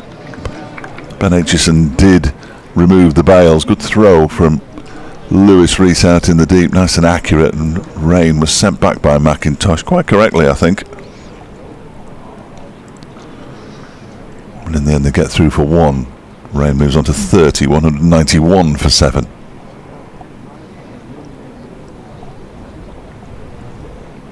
Aitchison's next delivery to McIntosh is just guided out into the offside. Rees does the fielding once again. No cap for Lewis Rees. He had to get into the habit of wearing a cap earlier in the season, but he's now gone capless again. I know the advice is to wear one. Certainly to wear something on your head when it's particularly warm in the height of summer. As in goes Aitchison again, and this one is guided up to Billy Godalman at mid-off by McIntosh. And there's no run. Did they actually use that as an unfinally then?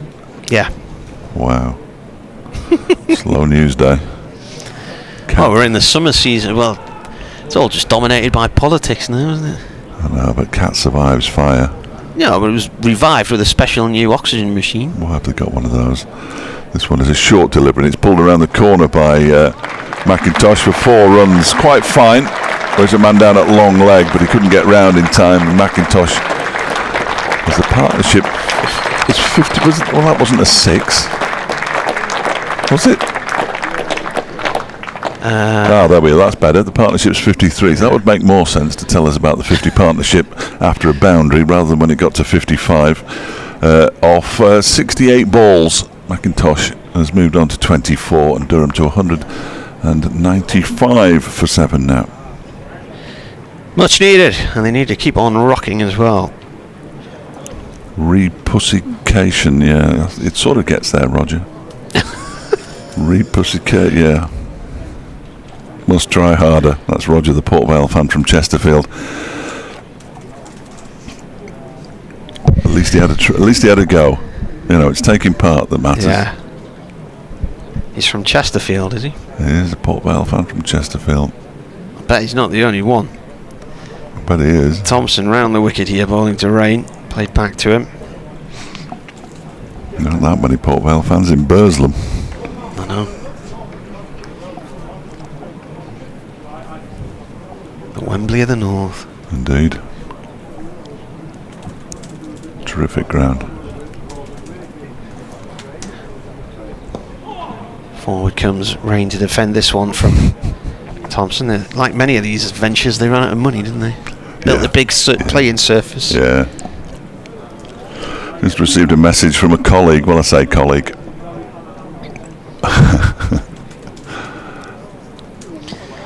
Appeal here. The ball looks to be outside the line of off stump. A muted appeal. Disgusted by your attitude to the wonderful Cat Survives Fire Yeah, I story. knew you were going to get into trouble for that attitude. I'm cancelling my licence fee. Yeah. That's from a colleague. He's corrected himself, Roger, now says repussitation. That makes more sense, but not much. No. He's going to struggle to come up with the perfect line today. Ball played in towards mid-wicket this time, dot ball. Once a hack, always a hack. Yeah. That would have been down to the Nationals straight away if it had happened up here, wouldn't it? Mm-hmm. We used to do, when we were sent stories down, we used to put a suggested headline in them if we came up with one. They got used occasionally.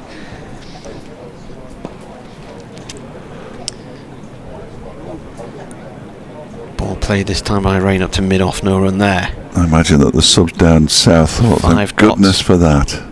Yeah. So we don't have to think.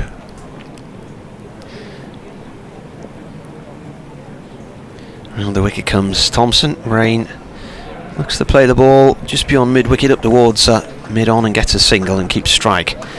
Deficit drops to 86. Rain has 31. Durham 196 for 7 and 4 away from a batting point. Yes, yeah. Derbyshire have got 4 at the moment, bonus points, Durham 3.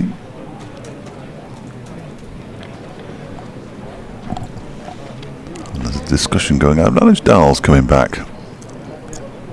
Ben Aitchison, 4 overs for 23 from the Finkel end. Has been replaced by Anuj Dal. He's bowled just 4 overs so far, 1 maiden up for 21. What I wanted to avoid today, Dave, was people sending me pictures of their cats, but that's now happened Well, you because of started you. it. Me? Yeah, well, you. You're the one who mentioned the story. But you were your anti-catist behaviour. I'm not anti-catist. I'm allergic to the things. I'm anti-ridiculous stories about cats being revived by the emergency services when money's tight and they've got better things to do. Well, I'm looking at this picture of this cat and I'm probably going to start sneezing now. Good. Anyway, it's come from Katie. She says her cat's glad the cat was resuscitated. No, does she know that? For goodness sake. Because she talks to meerkats for a living. Here's meerkats. Here's Anuj Dal around the wicket bowling to Ben Rain. Have a word with yourselves out there. Come on. She looks after meerkats for a living. That doesn't mean she can understand what cats say. There's a difference between meerkats and cats, Martin. And she cannot understand what they say. Is that because of the Russian accents? I'm not talking about the meerkats, I'm talking about the cats. She can't understand what any animal says. Dahl is in, bowls, and that one is pushed out into the offside, fielded there by Ben Aitchison on the stretch. Ben Rain pushed it into the offside.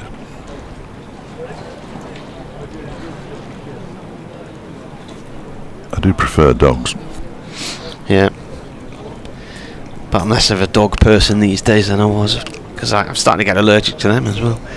They're easy to talk to, though, aren't they? Yeah. Understand every word you say. In goes Dahl. They don't. Down the track comes Rain and punches it just to the left of Wayne Madsen at short mid-wicket. Picks up a single. He's decided that the best way to get rid of this 86 deficit is to hit the cover off the ball as often as possible, Ben Rain. He's moved on to 32 from 53. McIntosh 24 from 38, dropped on 11. Is that someone texting you? About? Well, unless it's you. No, it's not mine. It's not me. My phones are all on silent.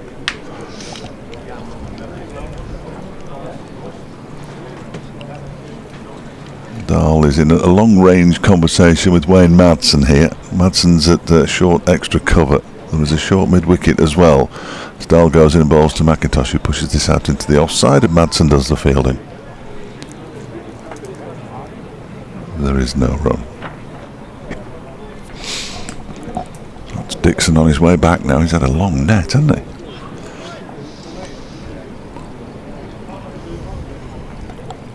Very long net. Still got that parachute on. Yeah. Enormous kit bag. Dahl goes in again. McIntosh waits and defends. Out into the offside, fielded by Madsen. Starts polishing the ball.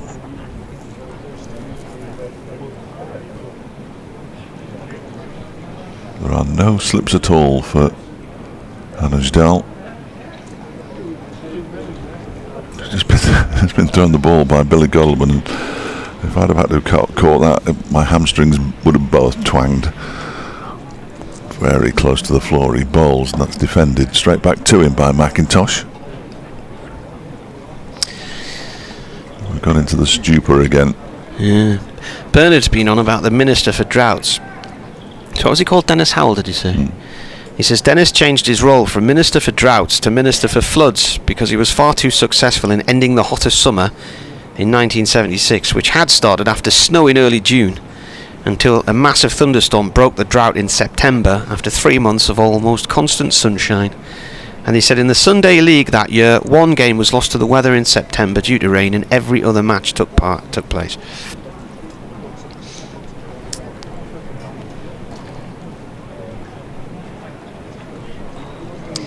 I remember the West Indies were playing England, weren't they? Was that that was 76. Yeah, and the outfield at the Oval just didn't look as if it existed anymore. It was so parched. Yeah. Thompson, right arm around to Rain, digs out a length delivery on his feet, plays it up to mid-on for one.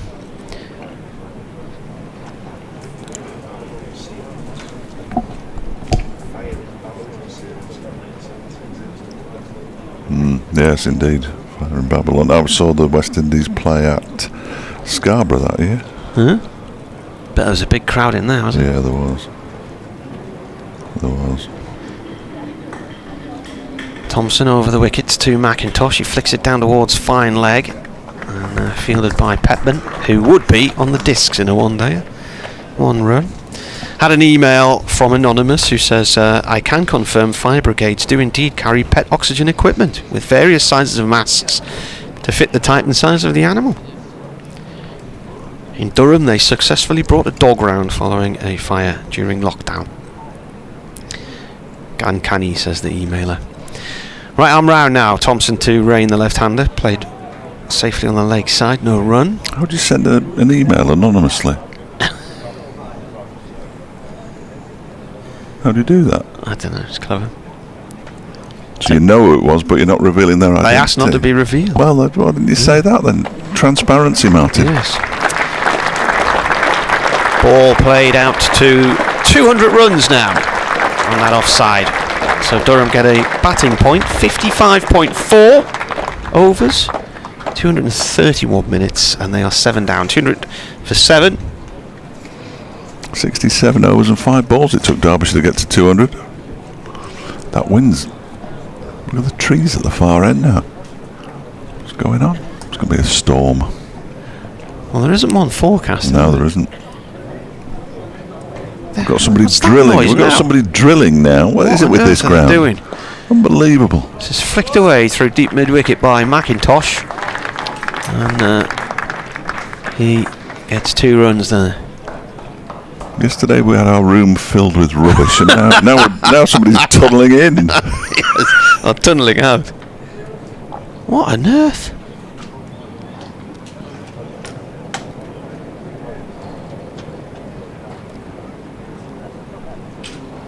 $202 for 7. And that's driven down onto the... I feel the whole building vibrating here. Driven down in the ground and out towards the cover side. No run. So a batting point for Durham.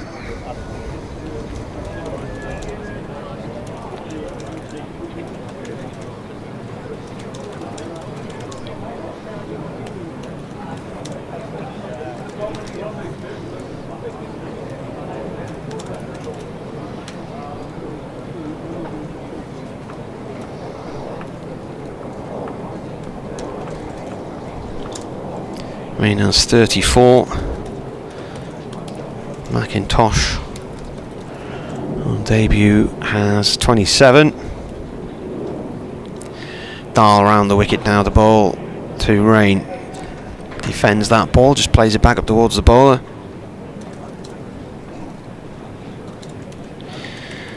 The partnership at the moment is 60. And the deficit is 81.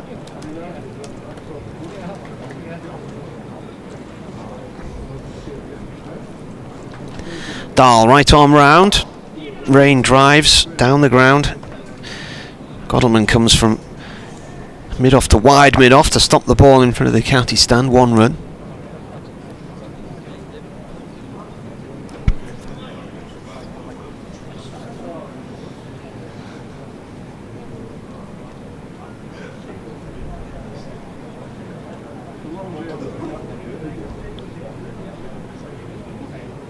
Dahl right arm over the wicket now to the right-handed McIntosh, who takes a couple of steps down the track and then pushes the ball towards point. Now he sets off for a single and is told to get back. And Duploy had to chase the ball from point across towards the centre of the square, and by the time he got the ball back to the keeper's end, McIntosh was safely there. But there's been a couple of examples in recent overs of 1 or 2 communication issues between these two suddenly.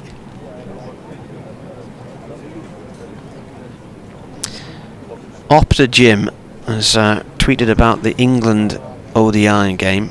All out for 110 they were. Straight drive here from McIntosh, cut off by Petman behind the bowler's area. He's limping around here. Looks like he's either hurt his knee or his ankle. Single to McIntosh. He says England's 4 ducks in their top 6 batsmen was the first time any side has befallen this fate in a men's ODI since England did it against Australia in January 20 18, so that was their lowest score, I think, that previous one. Oh, Dahl gets a hand on a return ball from Rain, and again a bit of a miscommunication error. Rain set off for a single there. Don't think he could see where the ball was because it was the line of sight was blocked by Dahl trying to retrieve it just behind the stumps, and then suddenly he saw, as he was about a quarter of the way down the track, where it was and turned and headed off. He would have been coming to the danger end. McIntosh sent back again. Dahl in, Rain forward to this one, plays it short on the leg side, no run. That is the end of the over. 57 gone now. Durham 204 for 7. And 2 singles from that over. The deficit's 79. 40 overs to go until the close of play tonight. Might be slightly less if there's a change of innings. Could lose 2 or 3 depending. And another 8 overs to go to tea. So that is half an hour away. That is going to be a 4 o'clock tea, or thereabouts, as it was yesterday. The over rate is level.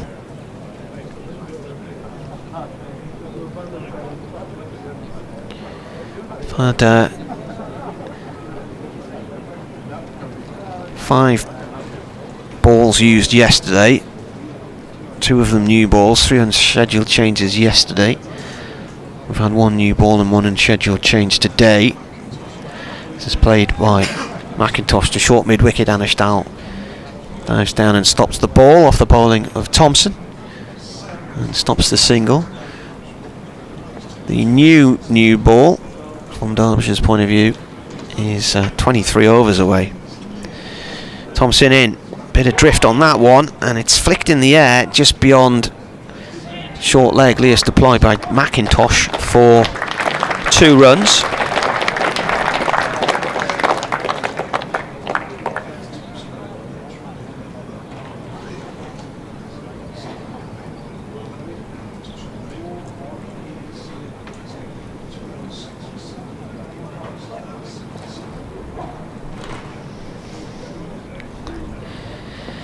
McIntosh back into his stumps there. That was a steepling, loopy full toss there, and it came right down on his toes. Just 1 step back into the crease to fend it away. Gary, you remember yesterday with his predictions? Yeah. Yeah, he was reasonably accurate. He said 270 and a century for Leas Deploy. He's come back and said Durham all out, 233, have a good day. So he's had a premonition. He was wrong yesterday. Not by much. Changed his mind anyway. This is played by McIntosh off to mid-wicket. He was right about Leas Deploy. Said 270, then got overconfident, went for 305. Yes, Never mentioned 283. No, he didn't mention 283, you're right. It was closer to 270 than 305, wasn't it? Yeah. Well, fair play with the Leas Deploy prediction. Came early. Yeah, I think he was on about 98 when he made it. Thompson in again. Turned off towards fine leg. One of these two is going to get run out shortly. I know, that's what I'm thinking. You don't think we just said that already? Yeah, they just started to get a bit jittery, haven't they? Yeah. They said they're suddenly having communication problems. Don't know why, but seem to be. In comes the bowler, driven up to mid-off by McIntosh, and that is the end of the over. From memory, I think when he mentioned Deploy getting 100 yesterday, and I looked at the scoreboard, he was on something like 34. Would that ring a bell? That would sound about. I can tell you what time he sent it.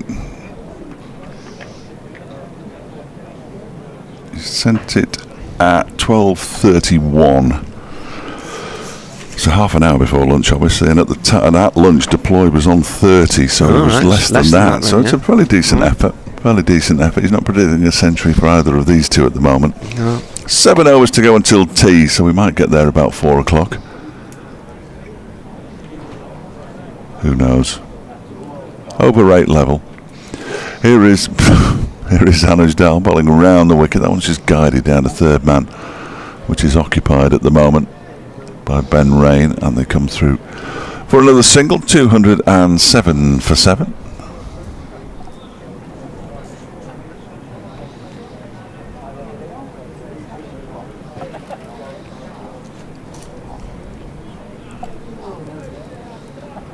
And Madsen in discussion with Billy Godalman.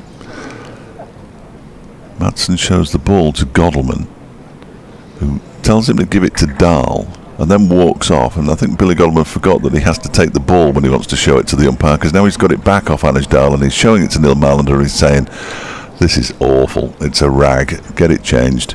He's rolled it along the floor to Ian Blackwell, who tries his footwork wasn't as good as earlier. He did that before where he stabbed his left foot and it rolled up his leg and he just caught the ball. Yeah, and this time they didn't even look at the ball really, and they've said, yeah, I'll get it changed. Might have split then. Bring another one on. These balls have been shocking. I don't care what the manufacturers have said, they're just awful. It's made a bit of a mockery of county championship cricket this season, I'm afraid. Now, Hilton Cartwright's come racing in from the boundary. He was out on the in front of the Castle stand, and he's raced in to offer some advice to Anish Dahl while Mikey Cohen come round. Well, no, that's the Durham 12th man, isn't it? Who's come on with a drink for Ben Rain and for Tom McIntosh. Lewis Rees is helping Ian Blackwell choose the next ball. Lewis deploys down on all fours, stretching himself out. Toby Petman's removed his cap temporarily. There is nothing. Ball change. Nothing happening. When I said 4 o'clock tea, what I meant was 4:05 tea. And the ball has indeed been changed. It was changed at lunch. Now it's been changed before tea. So at lunch it was 30 overs, wasn't it? No idea. Yeah, sounds right. So the they ball were would have been 87 for 4. So is that 30 overs in the day or 31 overs old? I think they were 30 overs gone, weren't they, at lunch? But was it for the day or was it for... Because the overs, if the overs on there is for the overs for the day, not the overs for the innings. Oh, no, that would be 29 overs in the day, but 30 overs in the innings, because it would have counted from yesterday, wouldn't it? No, it doesn't, no, because if it did, they wouldn't add up to 96, would they? Would they? Probably. I don't know, I've lost what you're saying now. Yeah, no, apparently... Well, that's how many... The top one I've got support from the back of the box here. What? The top one's what? The top one is the number of overs today, and the one is the number of overs that have been bowled, and the minimum remaining. What do they add up to? 99. I've no idea what I'm talking about anymore. Doesn't matter anyway. The balls are rubbish, and the manufacturers should be changed immediately. That delivery from Anish Dahl was defended, incidentally, by Tom McIntosh while I was trying to work out what I was talking about. That's the overs so far in the innings, 58.2. And goes Dahl, bowls a full delivery. It's pushed back to him on the bounce. Anyway, that balls lasted 28 overs. So, probably yes, you're absolutely right. You're always right, Mike. It is the overs in the innings. Yes, and it doesn't have to tally with minimum left. No, I know. I know, I'm with you. I'm with you. And then when we get a new ball, like a proper new ball, not a pretendy new ball, it'll have a little brackets, and it'll tell you how old the new ball is. Right. Dahl bowls, and that's whipped into the leg side. Good half stop initially out there by Ben Aitchison, who does enough to stop it completely, prevent the run from being taken. 207 for 7. Lorry load of pallets going past the ground there. Bet they're worth a bit of money, because you always see pallets wanted signs at the side of the motorway, don't you? Yeah. I wonder why there's never enough pallets. People burn them because they can't afford the fuel. Dahl bowls. That one's guided straight to the man at point by McIntosh. The man at point is Leas de Ploy.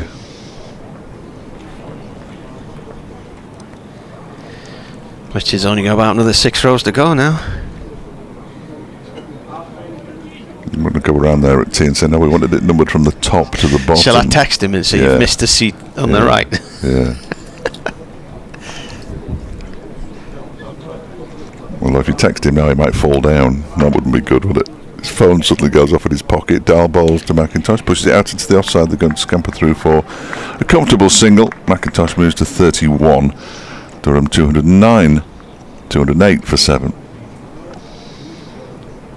That was the last ball of the over as well, so McIntosh has pinched the strike. He's got 31. Rain has 36. The partnership is worth 66 now off 104 balls. And we're 6 overs away from tea. And still the coaching staff walk round the wrong way.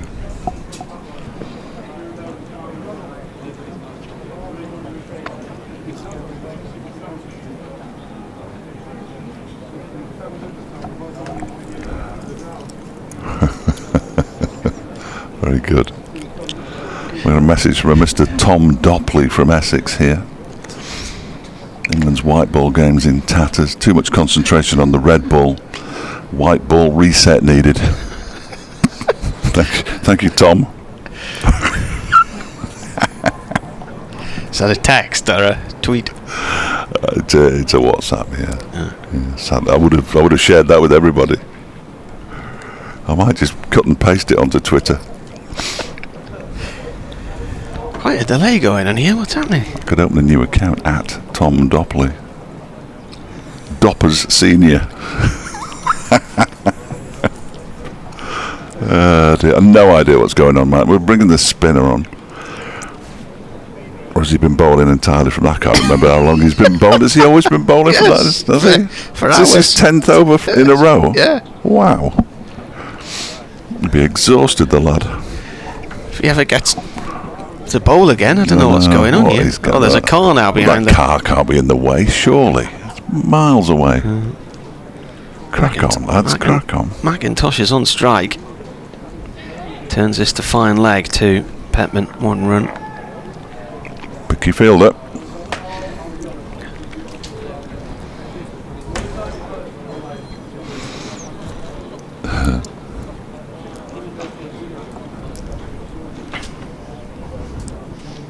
Hard work putting those stickers on. What a job. Thompson round the wicket to Rain. Rain plays the ball back to him. You're going to tell him that when the stand has to go back, which presumably it will, take all the stickers off take all the stickers off the seats. Yeah, when it goes to the Open Championship. Yeah. Which starts on Thursday, doesn't it? I think so. Yeah. They'll not get it down in time. No. Especially since the game's not all next week. Oh, he's hooked one in the air. He's out here. A slog sweep just before tea when he's batted so well, and Rain throws his wicket away on 36. Another self-inflicted wound from a Durham point of view. 67 the partnership ends at. Well, honestly, how many more of them are going to get themselves out today? Well, only 2 more, I would have thought. But that would be my guess at this early stage. The last 2 wickets have been taken by Alex Thompson. The first one was because Liam Travaskis tried to smash the ball to Newcastle, and that one because Ben Rain couldn't contain himself any longer. I mean, to be fair to Ben Rain, he's been playing in an aggressive way, and that's fair enough, isn't it? But really, 4 fours in his 36, and he'll get a good round of applause, and so he should, because the deficit is now down to 74. It was 141 when he and Tom McIntosh came together. McIntosh should already be out because he was dropped by Wayne Madsen, who took that catch. Stanley McAlinden coming in now. Let's see what Stanley can do. How many more runs can Durham eke out here?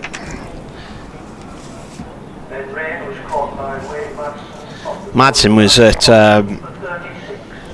slip. He was. And he came round the back of the keeper to take the catch, steepling top edge.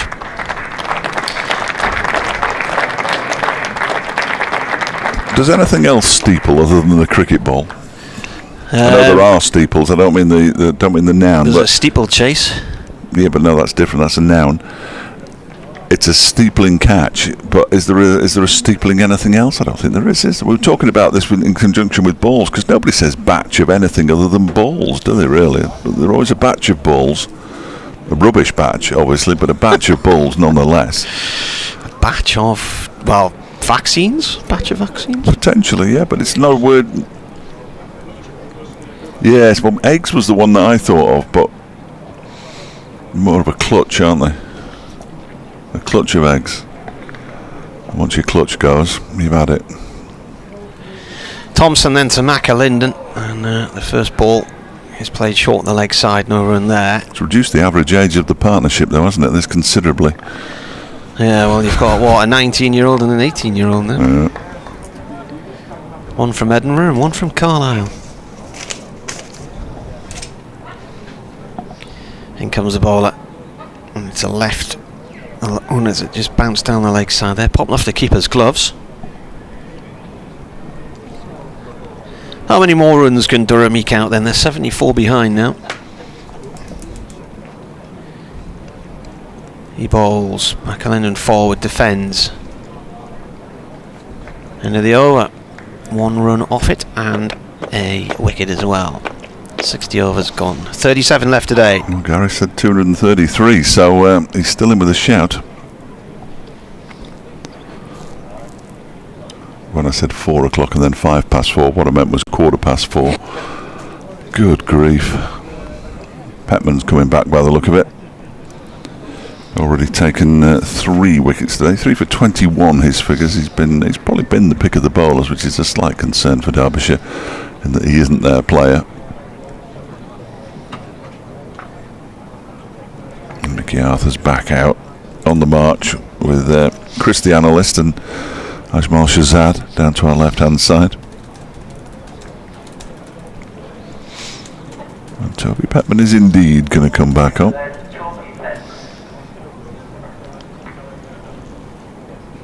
$14 overs, 7 maidens, 3 for 21.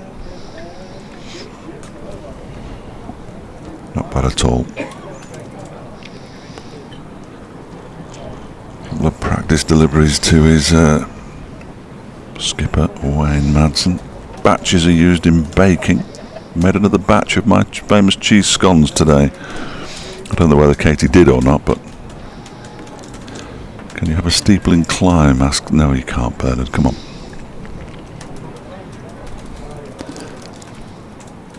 In goes Petman. And bowls. It's pushed into the leg side by McIntosh. There is no run. Fielded at mid-wicket by Ben Aitchison. I don't think you can have a steepling climb. Don't want to talk about climbs anyway, just in case it sparks further conversations. And in the mountains today in the Alps. Cycling to the next tea shop. They don't do that in the Tour de France, do they? Might as well. In goes Petman and bowls, and that one is defended by McIntosh. Up towards mid-on when it's fielded by Leicester Ploy, who's still got the fielding pads on.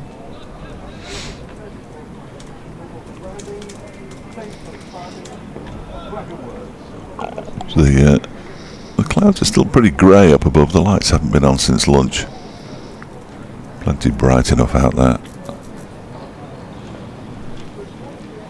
One slip for Petman, who's in, arm balls. Well, McIntosh reaches a long way for that one outside the off stump. Arms at full extension to actually get bat on ball there. Could never really have been in full control of the shot. Anish Dahl does the fielding.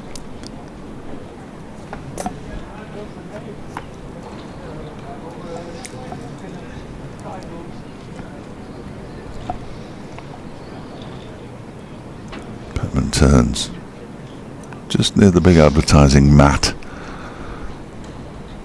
And he's in to bowl to McIntosh, who again ball some distance away from his body, pushes it out into the offside. Do they all have these mats, or is it does each club have a different sort of sponsor on the ground? Well, each club has negotiated their own mat deal with the company on the mat, yeah. Right. But it's pretty much the same. I first saw them at Leicester, and then they got some at Derby. I think they used to sponsor Sunderland. And goes Petman and bowls. That one is guided out into the offside, nicely fielded by Anish Dahl, diving away to his left-hand side.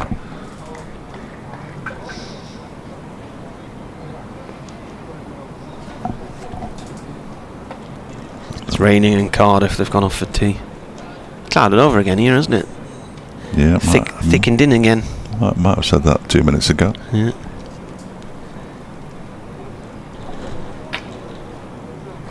McIntosh waits. Petman's in again, and that one is pushed out into the offside. And Anish Dahl does the fielding once again. Lewis Rees has been called further, or much closer to the action from out on the point boundary. He's coming at cover, and Anish Dahl's been pushed point where he usually fields. The man on the square leg boundary's raced in. Hilton Cartwright just gone backward of square.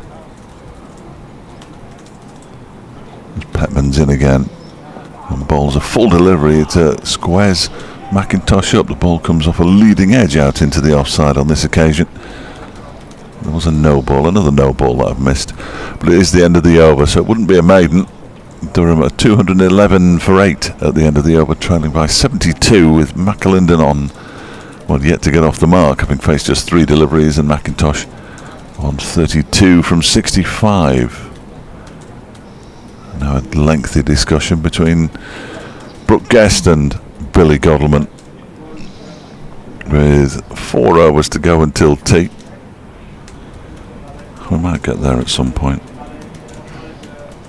but I think we might have to wait a while. Going to continue with spin from the he's been bowling forever. Thompson, it'll be his 11th over. He's just sat down and twisted his back. He does have some fairly extravagant warming up routines for a spinner. Thompson then comes in, bowls, and down the track comes McAlinden and plays the ball along the floor to mid-off. No run. Gets wiped out by the throw from Billy Godalming. Not quite Ben Rain-esque, but does actually look like it could rain, doesn't it? This dark. Yes, yeah. There's just none in the forecast, but you're right. It looks like it could rain. It's mad. It'll flick through the legs of short leg, and McAlinden off the mark. Is that his century? Yeah. Incredible applause for his first run. There you are. Oh dear. Plenty of encouragement from the crowd here. Oh, Richards in the penultimate row now, though. Imagine if a gust of wind caught his stickers and they blew across the car park just as he was getting near the top. 212 for 8, the deficit is 71.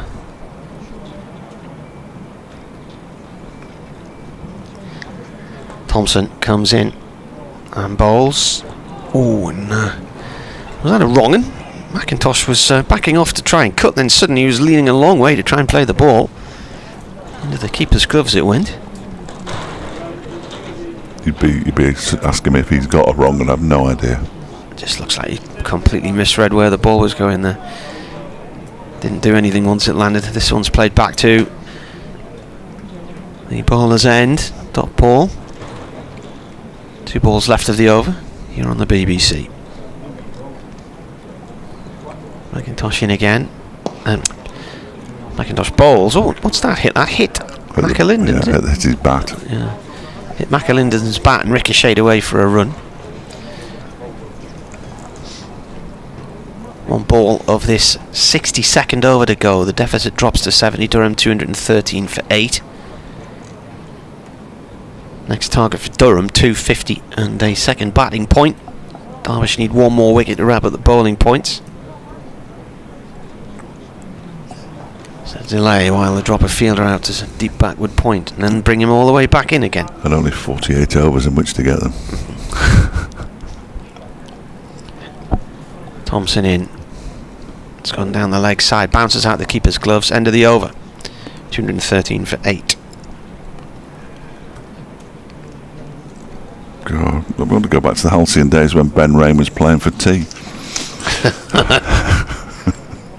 Thank you to Ken. It's a very long tweet, that, Ken, and I don't really understand it, so I'm slightly loath to read it out. It's suggesting that steepling is a conversational hand gesture, but I've no idea. So, but thank you anyway. It's always good to hear from you. Don't want to get myself into trouble. I don't generally need other people's help to do that either, so we'll just leave it at that. Toby Petman just stretches out his right hamstring. He's going to bowl the penultimate. No, he's not. There's 3 overs to go. The anti-penultimate over of the afternoon session. That one is turned into the leg side by McIntosh, picked up by Ben Aitchison. There is no run. Well, McAlinden back on strike to see how much of a cheer he gets for his second run.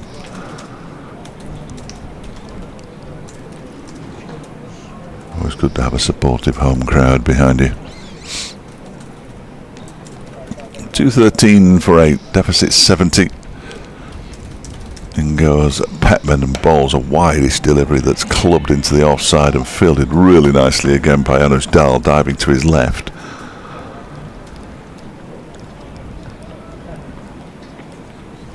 Born in these parts, of course. Anush Dal. He was talking to a couple of women in the stand yesterday who brought their dog. Petman bowls, that one is guided into the ground. Dal is going to have a little shot at the stumps and misses, and as a result McAlinden gets home okay. McIntosh moves on to 34, Durham to 214 for 8. The ball was just pushed out into the offside. He was on it in a flash, was Anuj Dal. Couldn't hit the stumps with the underarm throw. 2 slips now for McAlinden. He might have got a run in first class cricket, but he's got a very poor strike rate. 16.7. Lewis Deploy's gone in at short mid-wicket, which means that Lewis Rees has come out from the offside and gone in at mid-on. And here goes Petman bowling to McAlinden, who waits and tries to turn this away down the leg side. Misses, it goes through to the keeper. Whatever they were drilling, they drilled it pretty quickly, in fairness to them. Yeah, that was when they hit the water mains and the pitch started to flood. We're quite fortunate they didn't go through the mains electricity or something like that, because we'd have all been in trouble. We'd have almost certainly gone.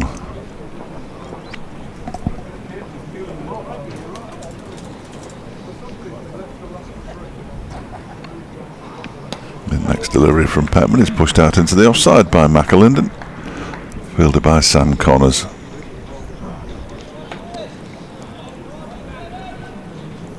Almost news time. Is it? Wow. Well, your news probably started at 10 to 4, didn't it? So they could squeeze something in at 6:15. I've no idea what's going on. Radio Derby's news will start at 4 o'clock. Rock and Roll Circus is in town. In goes Petman and bowls to McAlinden, who leaves alone outside the off stump. Wonder what the Rock and Roll Circus is, Martin. That's the one you'd run away to, isn't it? End of the over, 214 for 8. McAlinden on 1, McIntosh on 34, deficit 69. Yeah, I saw that in the car park. I don't know. You won't see it in the car park later. No. It's on its way. 2 overs to tea, it's 4 o'clock.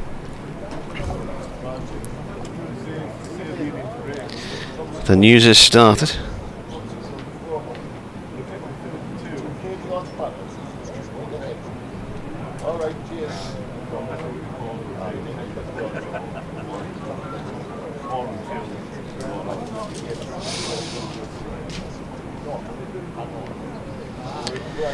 Thompson to bowl his 12th over, 2 for 35 so far. He comes in here, that bounces down the leg side. Now no shot was offered here. Are we going to get dead ball or leg by? Going to get by.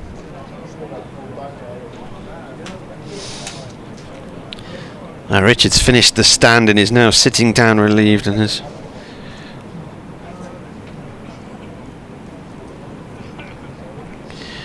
well done.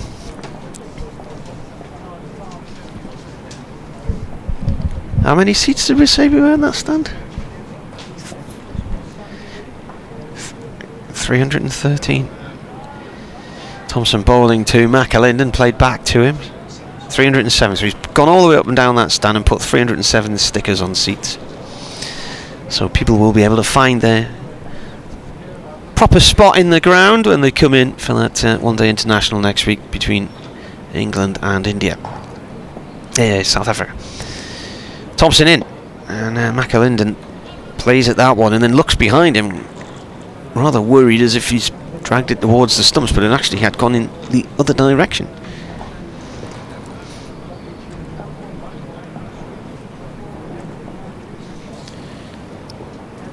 Thompson comes in and bowls. McAlinden cuts down towards backward point, no run. Petman takes it. Next man in will be Chris Rushworth, who'll swing the bat at a few deliveries. Not known for his longevity in the middle, or his defensive qualities.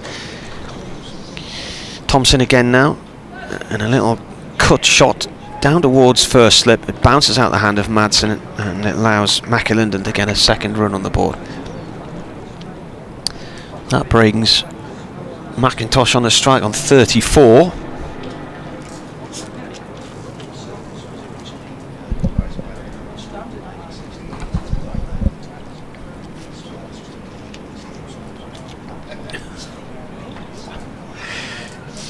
Thompson round the wicket, flicked away off the leg stump by McIntosh.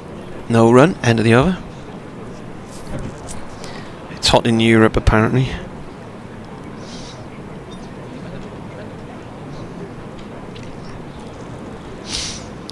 Talking about 35 in the UK at the weekend, that's just daft. What you want to do is bottle it all though, and then you can use it to heat your houses come October, November. 216 for 8 and over to go.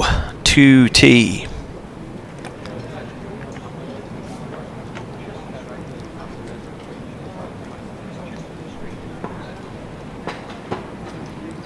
$67 the deficit.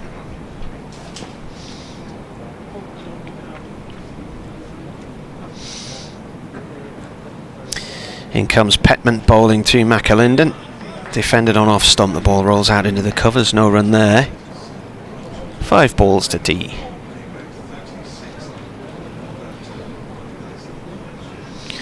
So we'll be about 5 past 4 by the time we do have tea. Petman 3 full 24 from 16.1 overs, 7 of which have been maidens.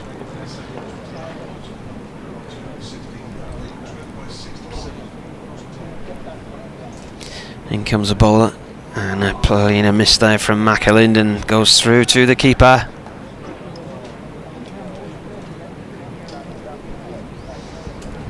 They're now talking about pictures from a telescope in space. I just don't understand any of this story about how long ago these pictures were captured from. Oh no. Going back 13.5 billion years, how can you do that?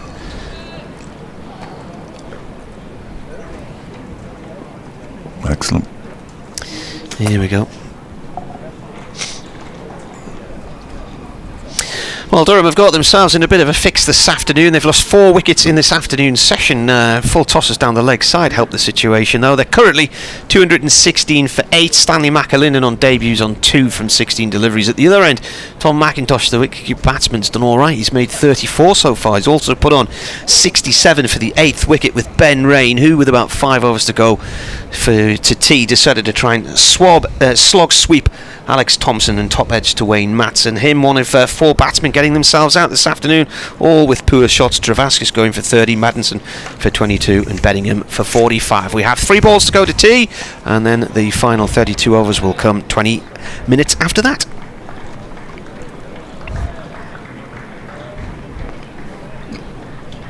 Nicely done.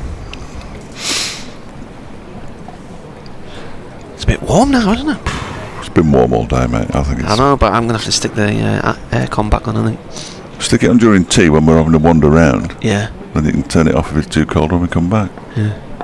Well, some DIY work's been done if you look at the filters behind you. As Petman comes in the ball to McAlinden and he drives that back past the bowler. It's cut off at mid-off. What am I looking at? Well, the air conditioning units in the ceiling have a number of flaps which blow out cold air. Well, that's been taped down. Yeah, to stop it blowing on our necks. Have you taped it? No. So what will happen is it'll circulate behind us and come round and keep us nice and cool without freezing burn us. itself out. No, there's other flaps there. Getting a flap. Yeah. Last ball before tea, Martin. Here we go. It's like a breath of fresh air, wasn't it? Here we go then.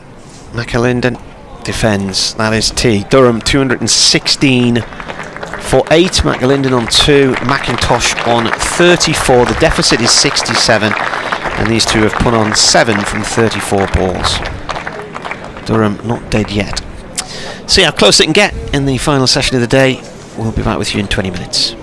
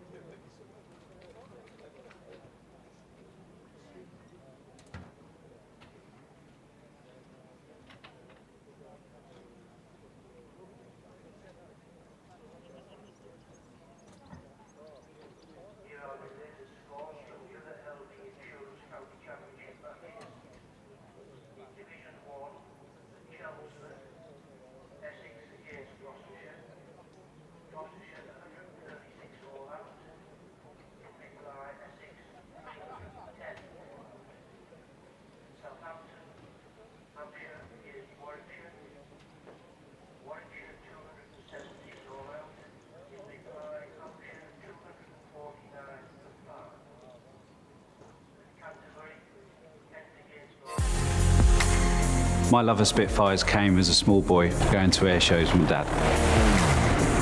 Working on Spitfires is a huge responsibility, and the same applies at work. The care and expertise Derek takes over his beloved Spitfire is the same precision, passion and attention to detail he takes helping you choose your next perfect car.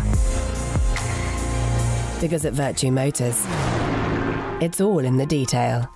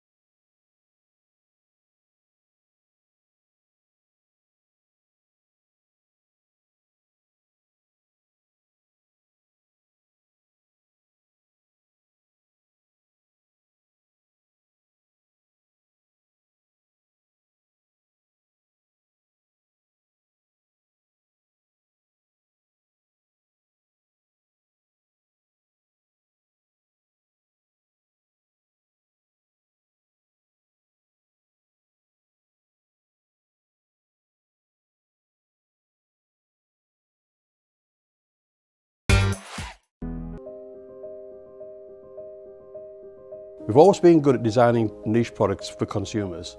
So our thinking was if we can use the same design skills on products which have got more volume, we'll be more successful. The big issue was the plan to do it. We set a figure of a capacity to make 250,000 pieces a year. That's an ambitious target, that's our figure. So we then worked with the machinery designers to make the washing machines. Number one in this product, it's got to be reliable. A washing machine has a lot of hard work to do, and it's a very important part of most households. So reliability was a big issue.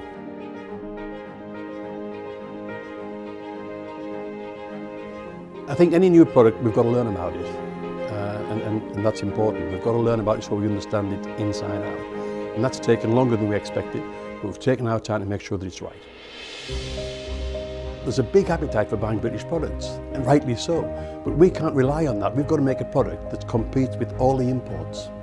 And of course, remember, we've got our core business here of making domestic dehumidifiers and bottled water coolers and industrial dehumidifiers, so that takes our time, and we don't want to get this wrong.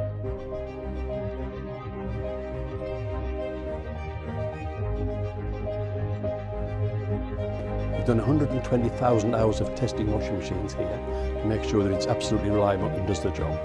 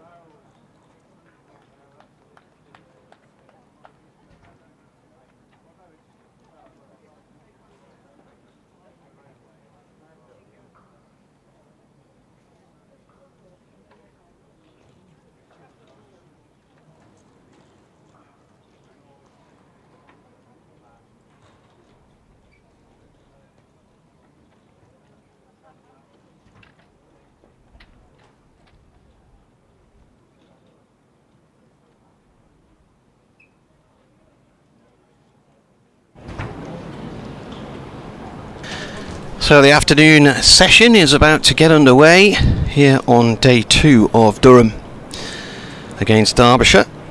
And what time are we? 25 past 4. It's going to be a 6:35, 6:40 job again by the looks of things. 7 o'clock. You reckon? No, 6:45 I would have thought, yeah.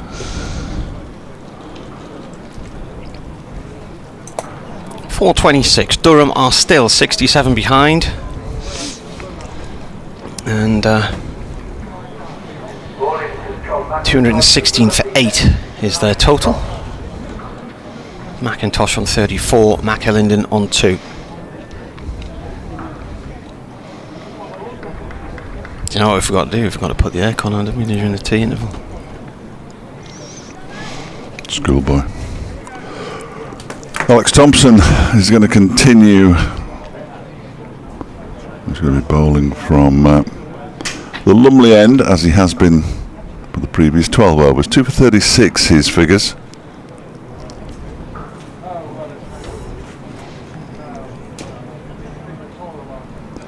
And the first delivery is turned into the leg side by McIntosh, where it's fielded by Anuj Dal and there's no run.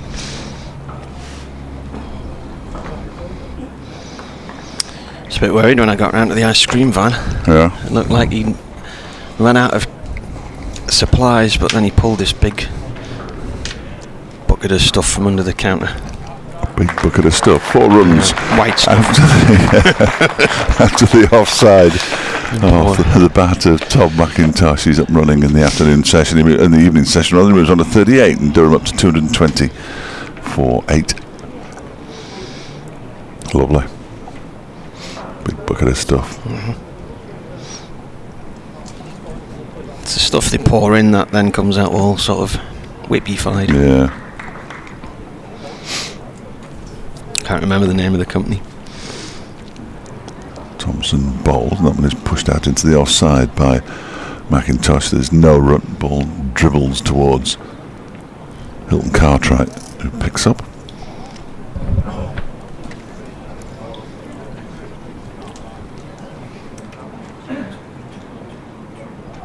Next delivery pushed into the offside, kept a bit low I fancy, and just for a moment Thompson thought he might have got through the defences of McIntosh, but he didn't.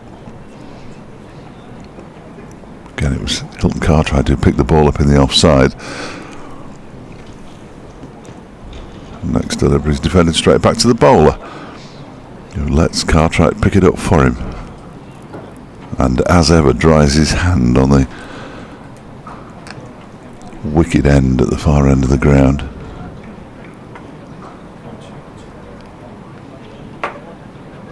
And he comes again, bowls, and using his feet he goes forward. McIntosh then plays a defensive shot out into the offside. First over after 2 complete.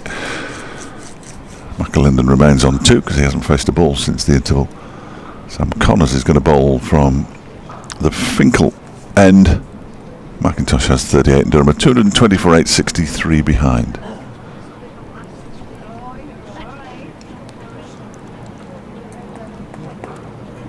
Durham aim to get as close to Derbyshire, if not in front of them, as possible. There's another crane in the ground.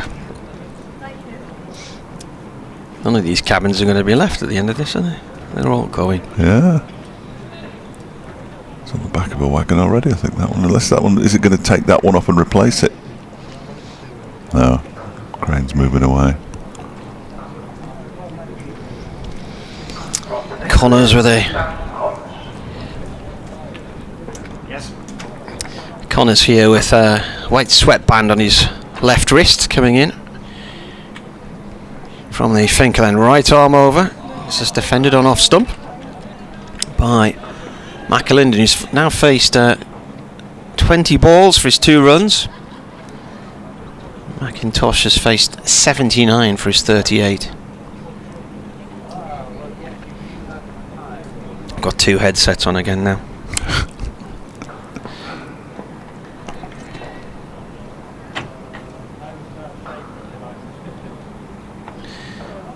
Bowler comes in again. Oh, and he's nearly lured into playing that one there, McAlinden, and then pulled the bat away at the last second. It pitched and stayed low, and Daisy cut it just wide of off stump.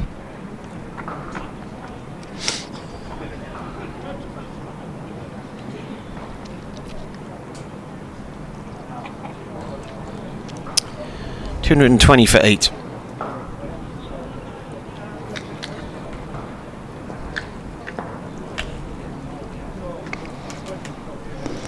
Connors comes in and bowls. Edged and put down. That's first slip. McAlinden has a life. And who's the fielder in there? Aitchison. Ben Aitchison's dropped him on 2. He moves on to 3.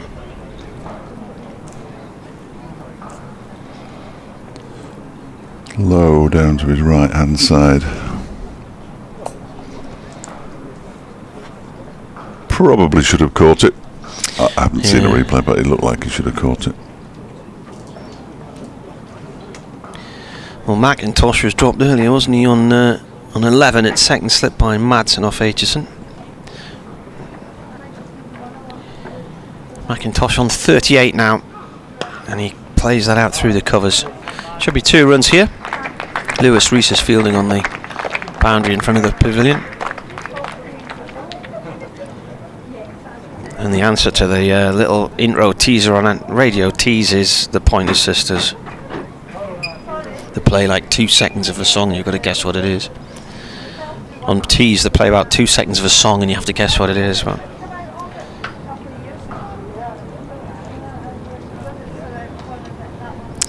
$223 for 8. Here in Chester Street. It's still grey, overcast day, but the floodlights are off. This is played by McIntosh down towards third man for 1 run. In front of the temporary green stand, which is actually roped off at the moment. There's a couple stood there staring at the seats and deep in conversation. Does very much look like the sort of stand you would see at the Open Golf at Troon or somewhere like that, or St Andrews this week.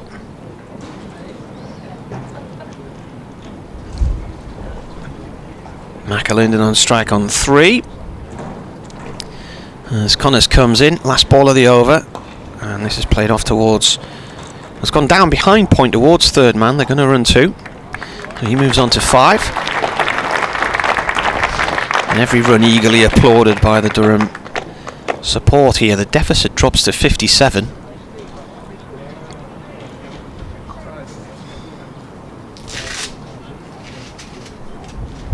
So 226 for 8, 30 overs left today.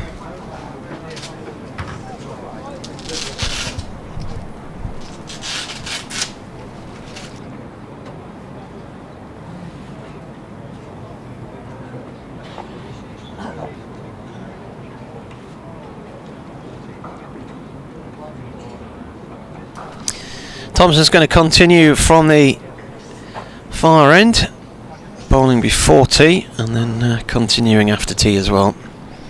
This will be his 14th over, 2 for 40 so far. Petman is dropping to the point boundary. McIntosh is on 41 on his debut.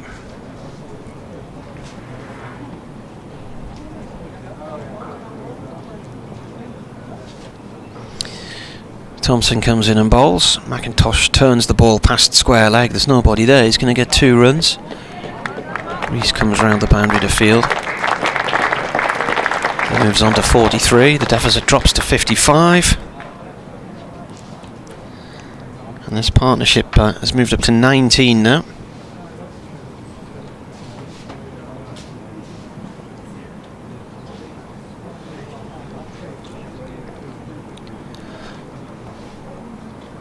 Thompson comes in and bowls. Played back past him and up towards long on by McIntosh for 1 run.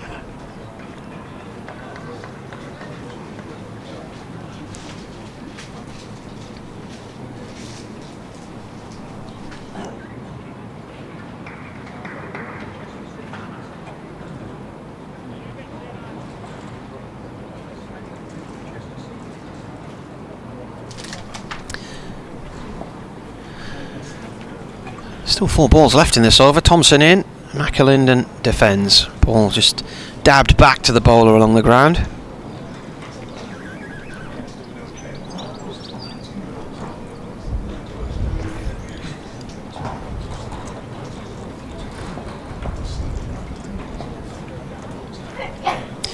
Comes the bowler once again. This is defended again by McAlinden. Just rolls short on the offside. Couple of wickets across and is picked up by Hilton Cartwright.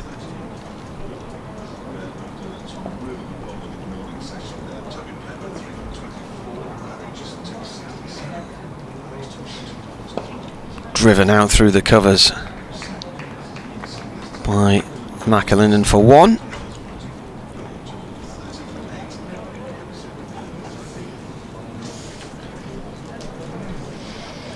England all out for 110 earlier, and India in response 73 for none in the 15th over. Change pitches. Call it a hunch, but I think England might lose that one. This is a cover drive for 4, nicely slotted away to the castle stand by McIntosh. He moves on to 48, and Jonathan Bushnell on his debut a few weeks ago got a 50 for Durham, and is this man about to do the same. Dave can take over on commentary because I've got to do an update now for tees. Love to, Martin, love to. Thank you very much. Yeah, Derbyshire could do with getting rid of these two. They batted really nicely, the pair of them. McAlinden was dropped by Ben Aitchison when he was on 2. He's only been out there for 26 balls, but Tom McIntosh on debut, 48 not out from 84 deliveries. Shared in that stand of 67 with Ben Rain. He's doing his county proud. Sam Connors is going to continue from the Finkel end. He's got a couple of slips in place as Connors for McAlinden. And in goes Connors and bowls. That's right on the stumps and whipped away for a single down to long leg. They might come back for a second. They are coming back for the second, and they get back comfortably enough in the end. And it's 2 more to McAlinden, who moves on to 8. 236 for 8. And that deficit, which at one point, well, when Ben Rain was out, it was still 71. It's down to 47 now. And the prospects of Derbyshire gaining any real advantage is fast evaporating, sadly. Connors goes in again and bowls, and that was left alone outside the off stump by McAlinden. Didn't really bounce too much, and that has been a bit of a feature of this pitch. Certainly today, the odd one kept down, or kept low from the Finkel end yesterday, and today even more, haven't. That's what you'd expect from a 4-day pitch. McAlinden kept a close eye on it as it went past his off stump through to the keeper, Brooke Guest, who's crouching down now because Connors is on his way in once again and bowls. That's a short delivery. McAlinden barely has to move to duck underneath it. Ben Aitchison starts to warm up at first slip. Everybody on Teesside fully averse of events. Excellent. To the north. Good.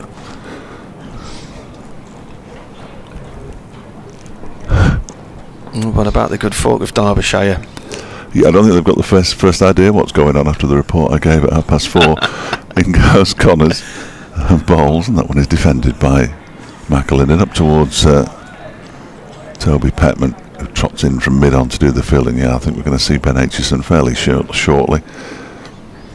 If his warming up is anything to go by. 16 overs, 2 maidens, 2 for 67, his figures. This partnership is worth 27 very useful runs for Durham. And goes Connors again and bowls to McAlinden, who just guides this out into the offside. They're so keen for runs, they almost think, yeah, we can get one there, but it went straight to Leas deploy. As a result, there was no run available. The over, does that say +1? Yeah, I think so. Good grief. We're going to finish at 6:45 and they're in front of the required over 8. How's that work? Well, all the ball changes probably. One of them was at lunch. But they've changed it at tea.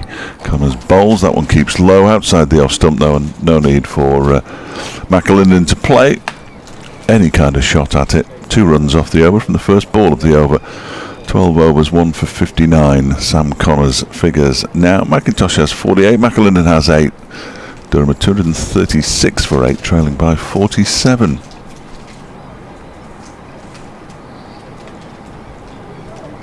Some revelations from one of our travelling party at tea. I went down to see them all, and somebody has revealed exclusively to me that they had a wash with some mint Radox, and it went on a part that perhaps oh no, yes, not good. Not it good. freshened them up though. Yeah, I bet. Yeah, I bet. Yeah. So we've seen the end of spin now. 2 overs of spin after tea for 12 runs from Alex Thompson, and Ben Aitchison's coming on from the Lumley end, the Crane end. The Crane end. Lots of cranes. Very exciting. Well, not that exciting really. Solange, didn't she? Sang Cranes in the Sky. Who did? Solange. Bowler coming in then for his 17th over. First ball is played away safely by McIntosh on the offside. Bad news for the listeners on Friday and Monday on BBC Radio Derby. What's the crack? I've been asked if I'll present Sports Scene at 6. Sports Scene at 6? Yeah. Our sports magazine show. Yeah. Bowler comes in, defended by McIntosh, played back to him. Is it, how long's that then? Just an hour. Right. That's why this game can't go through till 6 o'clock on Thursday now, because otherwise by the time I've finished and get home I'll hardly have any sleep before I have to get up and go to Derby. Can you not do it on Lucy Live from your house? I could do it on the Pi from my house, but whether they'd let me or not is another matter. This is cut out into the covers by McIntosh, stopped by Dahl.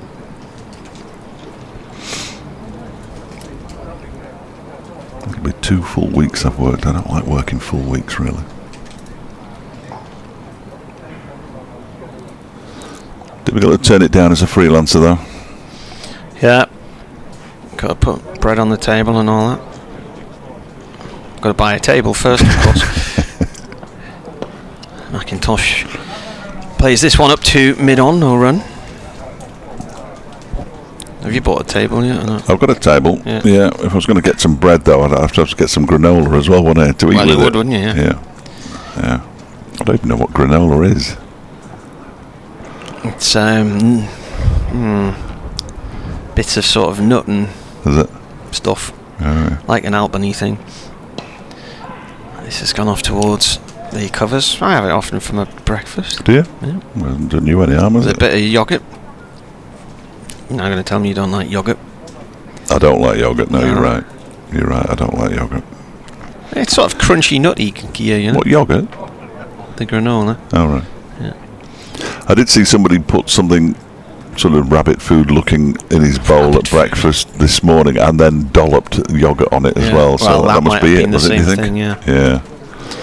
I got me yoghurt, I gave him a withering granola look. portions and wrong the other day. This is a maiden over then here. I put too much granola in, and it was a little bit dusty at the bottom, and when I plonked the yoghurt on top, mixed it in, it missed that bottom layer. So as I was eating down through the bowl, there was just this dry mess at the bottom, which was not very good at all. Proper cup of tea with it. Yeah. All right. Wash it down. So Bit of custard.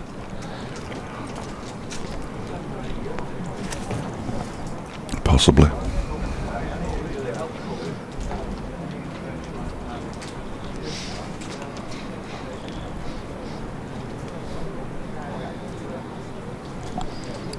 Here goes Connors. Getting a new over from the Finkel end, and it's just guided down to backward point by McAlinden, and there is no run.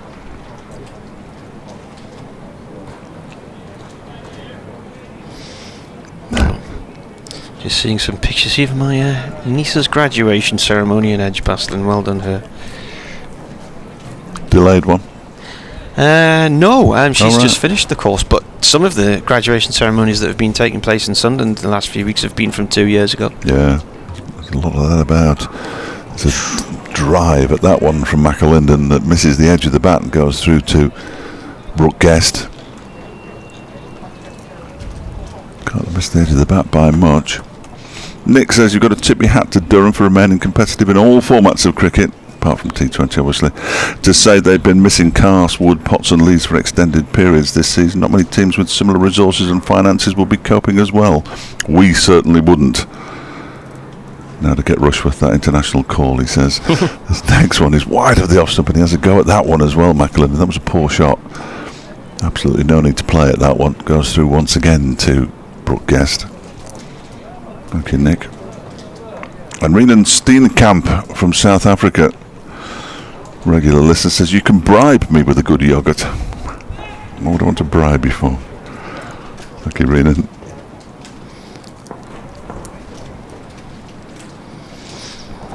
No such thing as a good yoghurt. In goes Connors. This one's played off the back foot out into the offside by McAlinden. Dot ball.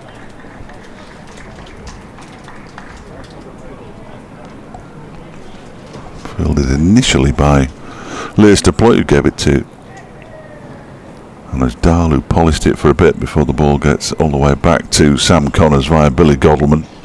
It's got to be a quicker way of getting the ball back to the bowler, really. As Connors goes in again, that little skip in his run up, and he's in now and bowls, and that one beats the edge of the bat through to the keeper. Do you know what the answer is? Just give it straight to him. Well, yeah, but or get one of those Subbuteo Cricket Hoyer things. Yeah, so that would do it, wouldn't it? Yeah. Well, we use that many balls in Championship cricket. They could have one at each end, couldn't they? Now that might speed things up a bit.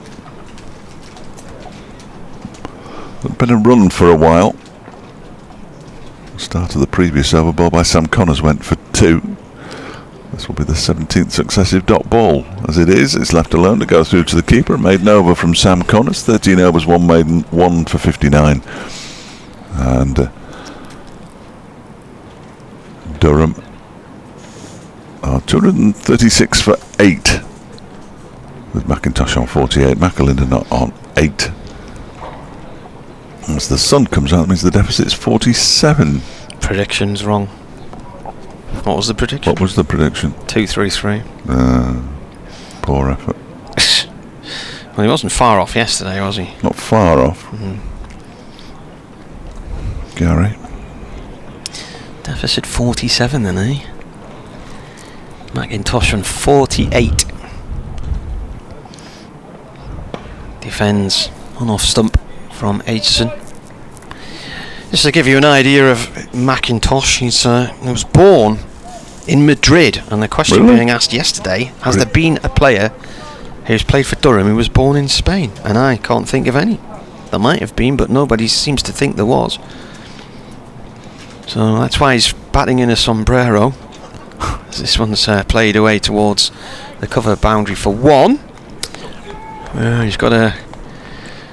I wonder if, do you think the Spanish cricket team would wear sort of protective sombreros with grills built into them or not? Protect you from the sun as well, wouldn't it? So he was born in Madrid, grew up in Edinburgh, played for Grange Cricket Club in the Scotland League. That's Grange. The Grange is where Scotland plays some of their international matches and used to play some of their Sunday League games as well. He went to Merchiston Castle School in Edinburgh, which sounds very nice. Another one you wouldn't get in. No, so this one swings away. As McAlinden leaves the ball from Aitchison, it goes to the keeper. Where else? He's played for Durham Academy, Scotland under 19s, Durham 2s last year, Newcastle Cricket Club in the North East Premier League this year. And he was at Tynemouth in the North East Premier League 2 years ago. McAlinden, meanwhile, has played for a lot of teams. I think he's played for South North, Carlisle, Sacriston. He guides this one down towards third man, gets on top of that nicely. Where's Stanley Beans through Cumbria Academy, played for Cumbria under 14s, Durham Academy, then the seconds. Chester Street in the North East Premier League, Sacriston last year, South North a couple of years ago. Picked for his bowling, 85 wickets in the county championship and 2 in 2 balls in this match. One at the end of one over and one at the start of another, so he's on a hat-trick when Derbyshire bat again. This one is defended by McIntosh. And if he...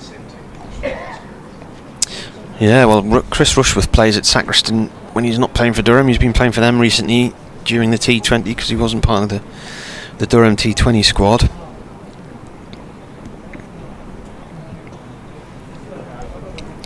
.238 for 8, 93 balls now. McIntosh's face make that 94 as he drives into the covers. Dahl stops the ball, and that is the end of the over. So he's still on his 49. McAlinden now on strike on 9, and this partnership is worth 29 from 76 balls.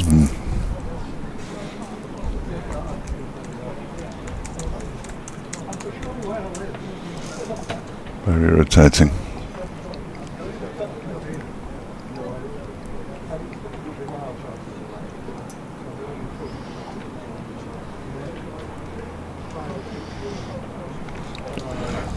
Derbyshire basically wandering around now. They're called Genius Grange. Don't know why. What, the cricket team? Maybe it's the name of a sponsor. Yeah, it looks like it, but the I in Genius is an exclamation mark. Here's Sam Connors bowling to McAlinden, who's beaten.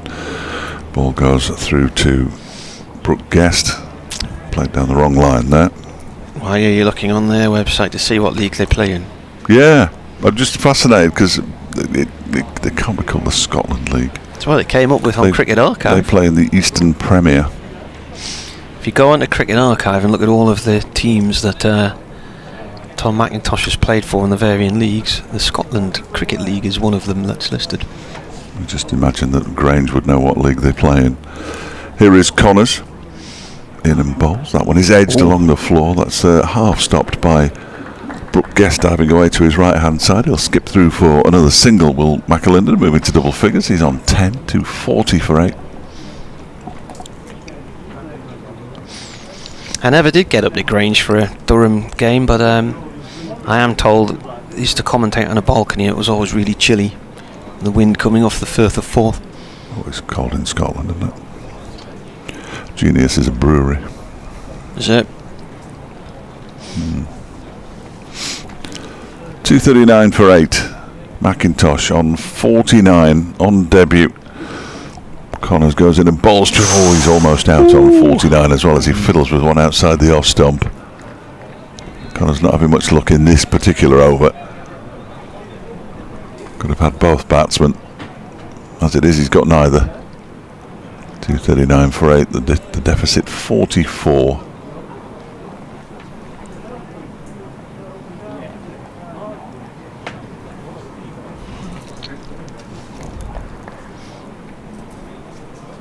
Connors on his way in again, bowls, and this time he dabs it into the ground, straight up in the air off the floor. Sam Connors tosses himself a catch as though he's just caught and bowled McIntosh, which clearly he hasn't, and there's no run. Clouds disappearing now. Burning off, possibly. A little walk round it. There is quite a strong breeze out there, isn't there? You can tell from the flags, but when you feel it yourself, whistling through the tunnels between the stand. That one's turned into the leg side by McIntosh, and there it is. A maiden first class half century for the young man, who acknowledges the applause of the crowd. 97 balls with 5 fours for young McIntosh. All batted him. These two have now put on 31 runs, 31 valuable runs as Durham move on to 240 for 8. Almost got that right. Next delivery is wide of the off stump from Sam Connors and left alone outside. Said stump by Stanley McAlinden. That's the end of the over. 240 for 8. McAlinden has 10. McIntosh has 50, and he's going to get another round of applause now for his half century.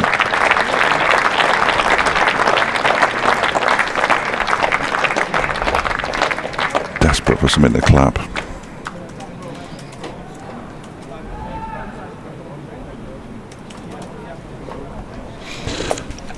played him. Good job he had all that experience in the Scotland League. Yes, indeed, yeah. Eastern Premier. One of a number of leagues he's played in.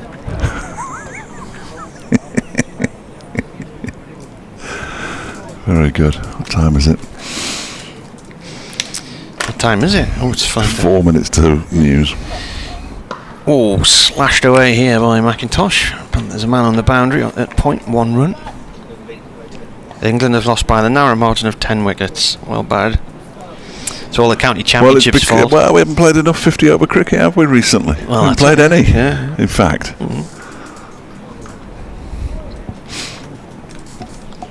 England played on one pitch and then presumably moved across to the flat one. Played the Indian innings. In comes Aitchison. Oh, he's nearly bowled McAlinden round his legs. I don't know how that didn't hit the leg stump. He stepped across to flick it. I still don't know how that missed there. Durham 241 for 8 and trailed Derbyshire by 42.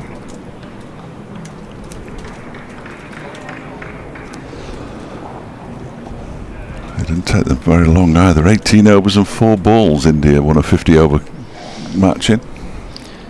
McAlinden defends this one. It's poor, that, isn't it? Yeah. Very poor. Punter's missing out on overs again. Well, England should be fined for not. Went along at 6 and over. India.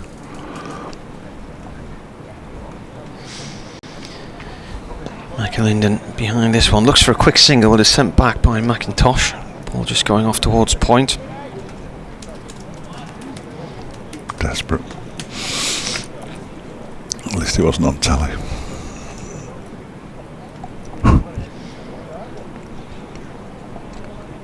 That was a saving grace from Saturday night. It wasn't on telly.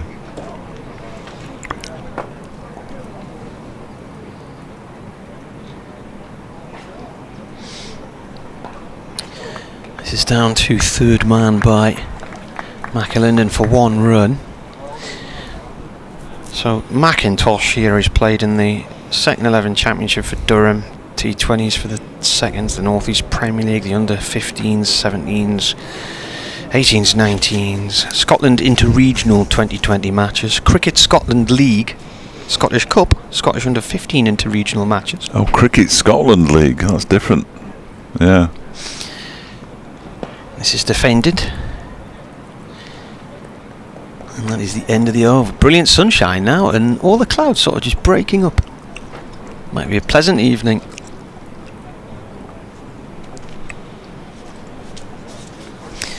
$242 for 8.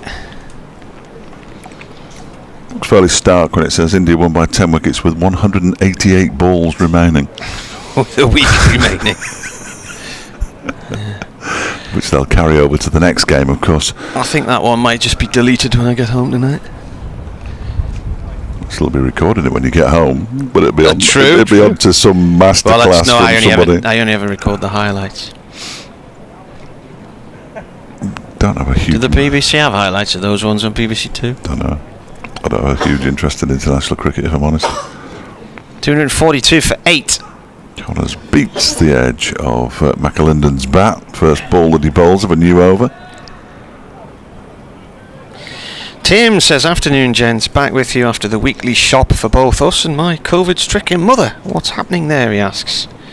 Oh, you know. How much was your weekly shop, Tim, and what have you bought? What goodies are you looking forward to, and hope your mum's up better soon?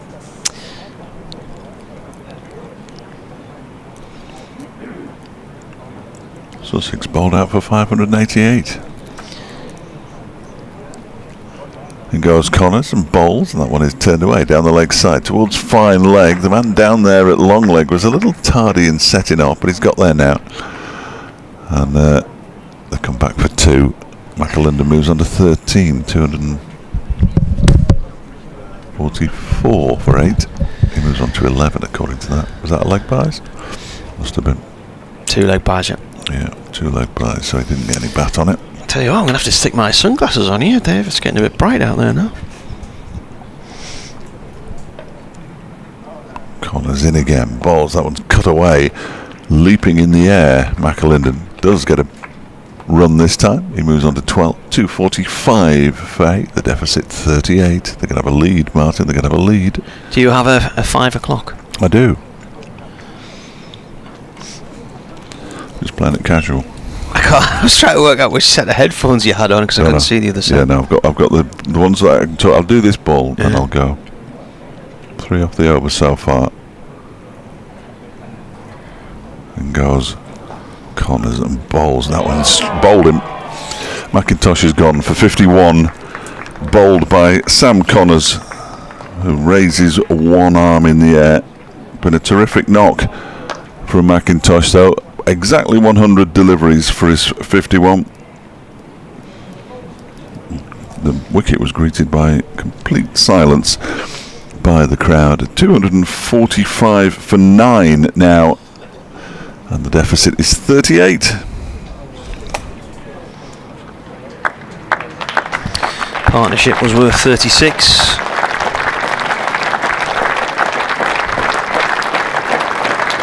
Well, Chris Rushworth will come out and just swing the bat, I would imagine. Might hit the odd 4 here and there, but I've seen him find mid-off quite regularly in his career as well. Having said that, he can get a red ingot here and there too. He's coming down the steps now, and applause for McIntosh as he heads off.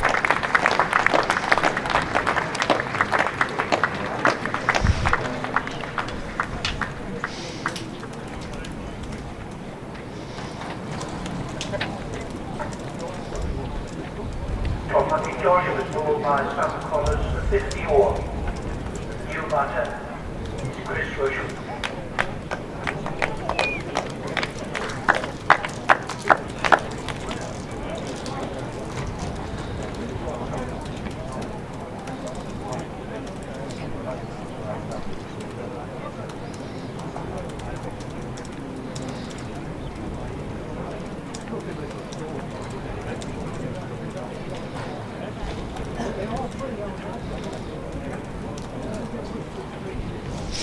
So deficit's 38 and 22 overs to go tonight.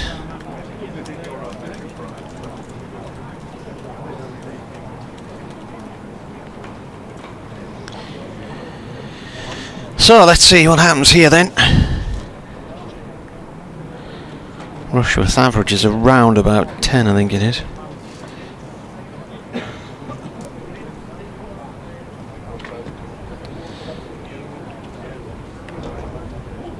It's 1/2 century at 57. Connors bowls and he drives at that one. It's gone along the floor past point. So he's off the mark, 1 run. Anuj Dal chasing that one. Average is 11.7. But he's been not out in 69 of his 208 innings.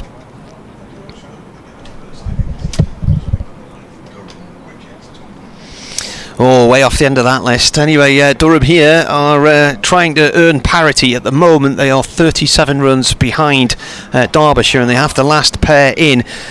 Tom McIntosh, the debutant wicketkeeper batsman, has just departed. 51 on debut. Excellent knock from him. Faced 100 balls and put on 36 for the 9th wicket with Stanley McAlinden, an 18-year-old debutant.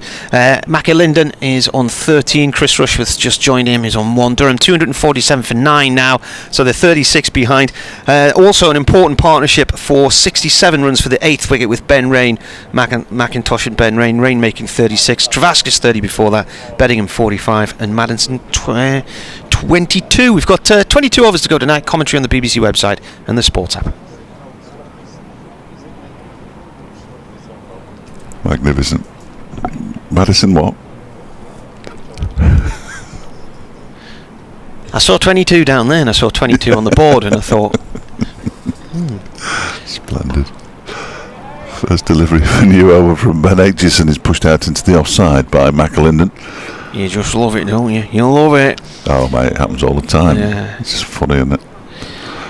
Doug Rain says, hello gents, mentioning the beautiful city of Edinburgh, I start a new job working up there on the 8th of August. You're working for the Scotland League. He's on the fringe. You're working for the Scotland League. I'd imagine. Aitchison bowls as a swing and a miss at that one outside the off stump from McAlinden through to Brooke Guest. He says Tom McIntosh looks a decent, compact and correct batsman. Another academy player comes through the system, and McAlinden too. Well, the one thing that Durham will want is another 3 runs. That will level up the bonus points at 5 apiece. McAlinden waits, and that one's down the leg side. And on this occasion, he isn't caught down the leg side, as 2 batsmen were earlier today, David Benningham and Nick Maddinson, rather bizarrely. Benjamin Thomas says, Vamos T-Mac muchacho. Excellent.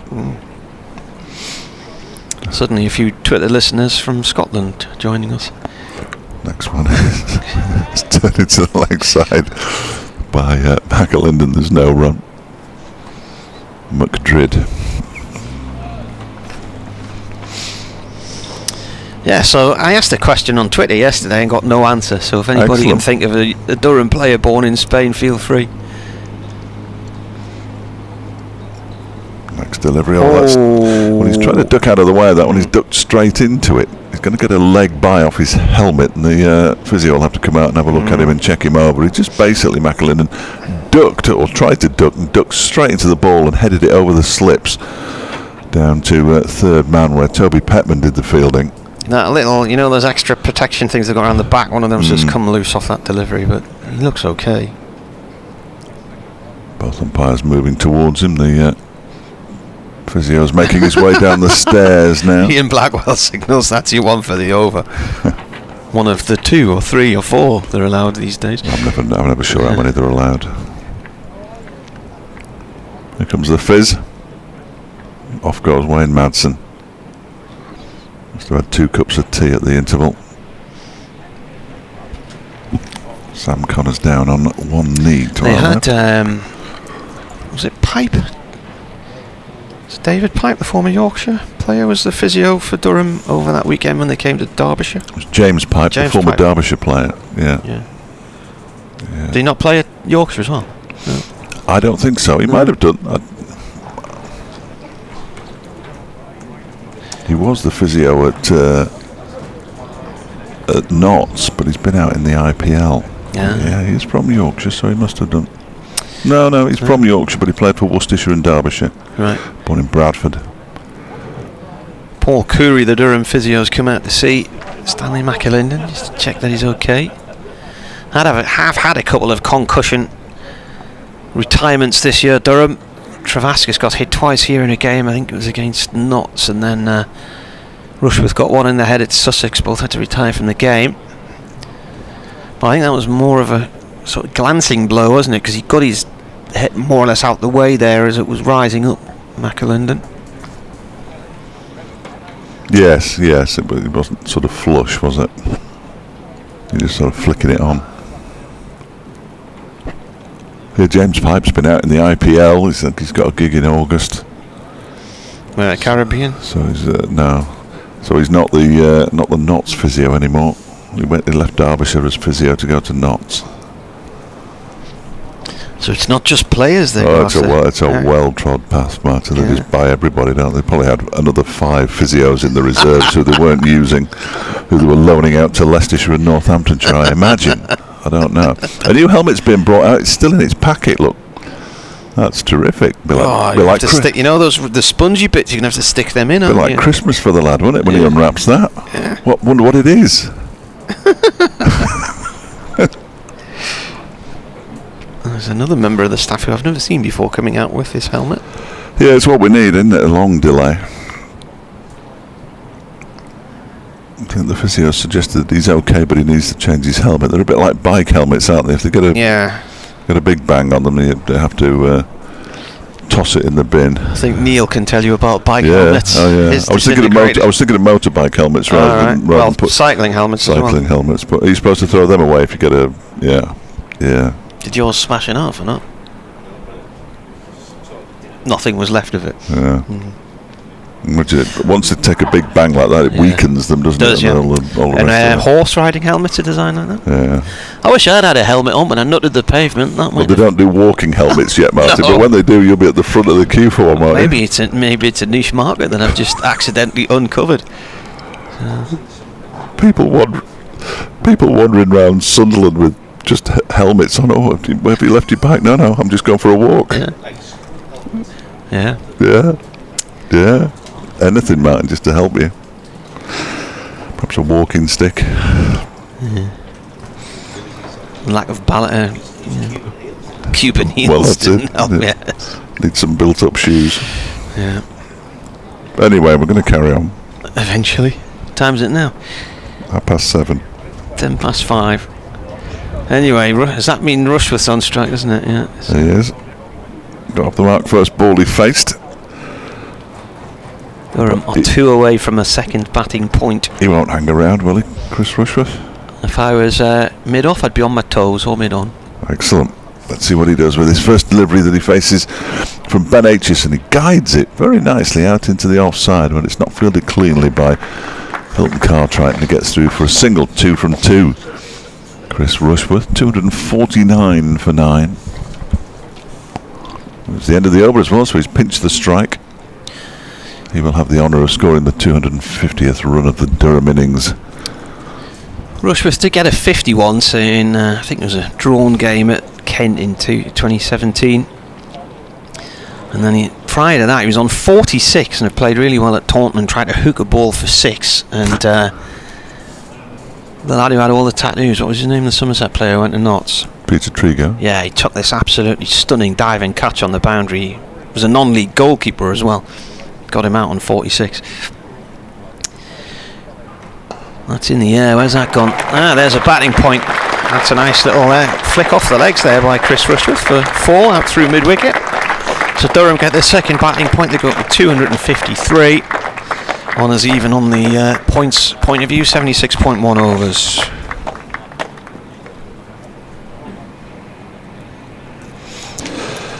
It was a nice shot, wasn't it? Just clipped it off his legs nonchalantly. From the verb to clip. Yes, absolutely. He backed off to a delivery this time from Connors, and Connors saw him and angled the ball towards off stump, and all of his stumps were on show for a moment or two there, but the ball missed the target as Rushworth was trying to jab his bat down on it. Wonder where his dad is. I haven't seen him today. Be in the stands with the dog somewhere. Connors in. Oh no, that's in the air momentarily, but finds its way out to deploy in the covers no run. Deficit's 30. It's neither here nor there, really, is it? In the grand scheme of things, just a matter of where they end up. Still 20 overs left today, believe it or not. Rushworth looks to hook, and he has 6. Hit that for 6. Wow, it's gone in the stand. It's a short ball from Connors, and he's just hooked that. It's probably about a 65, 70 yard boundary to the middle of the castle stand, and it's gone in there. And the Derbyshire spectators who we were talking about earlier are now looking for the ball. I think your man with the Derby top man dropped that one, you know, Dave. Not if it's where they think it is, at the back there. There's nobody sitting up there. Blimey. About 2 rows from the back of the stand. Bounced a long way out of his hands. Probably broke all his fingers then. Yeah. Sun shining brightly on that stand now, and some of the aluminium steps are glistening back in our direction. Rushworth's past his average, he's on 12. There is a man at long leg. Strike rate of 200. Yeah.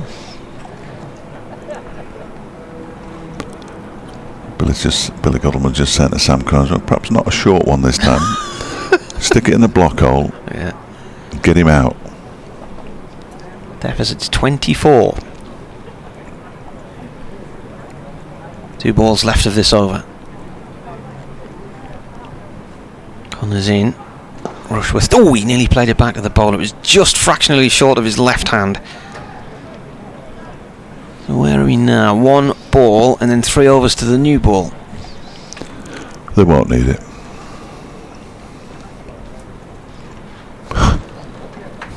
They shouldn't need it.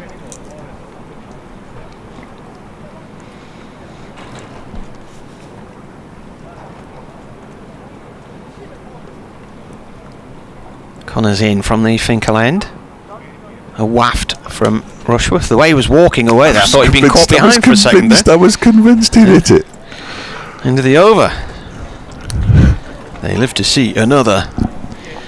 This is weird. We were talking about helmets a minute ago, and I was thinking somebody's been trying to design a cycling helmet which is basically an airbag that explodes into action when it senses you're having a fall. And I was going to introduce that into the conversation and then didn't. And then the first thing that appears in front of me on my Twitter feed is this airbag design for a cycle helmet. Isn't that weird? That is spookily weird. Here comes Aitchison and bowls to McAlinden, who's played that one down to fine leg. They've gone for 1. They want to come back for the second. Well, McAlinden does, Rushworth doesn't. And they stick at 1, while Rushworth sticks at 1. McAlinden was very keen to get a second run there, but Chris Rushworth has said, look son, I'm batting at 150 per 100 balls here. You just stay down there and I'll sort this out. Deficit 23.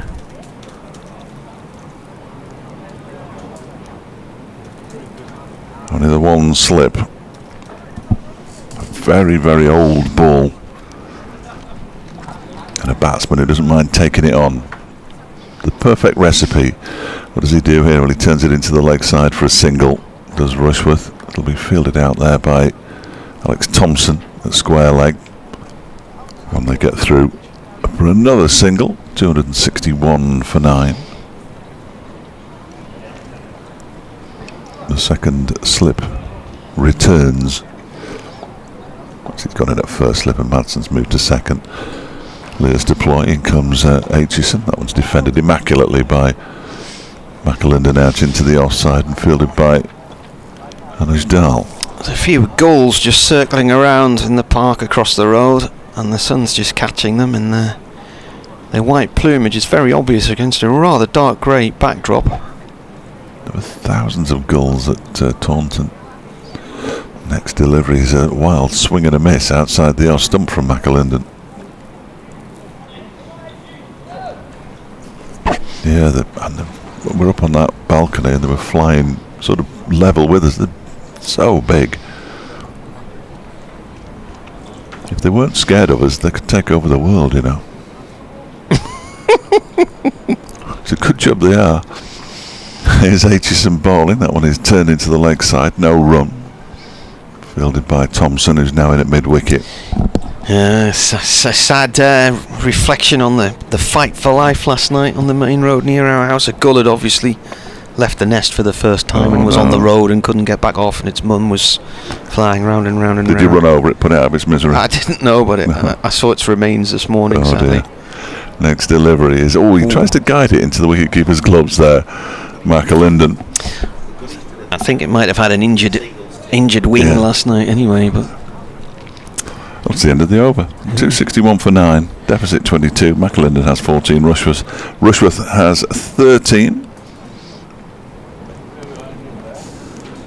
It's like death by 1,000 cuts at the moment, isn't it? We all know what's going to happen. It's just a matter of when it happens.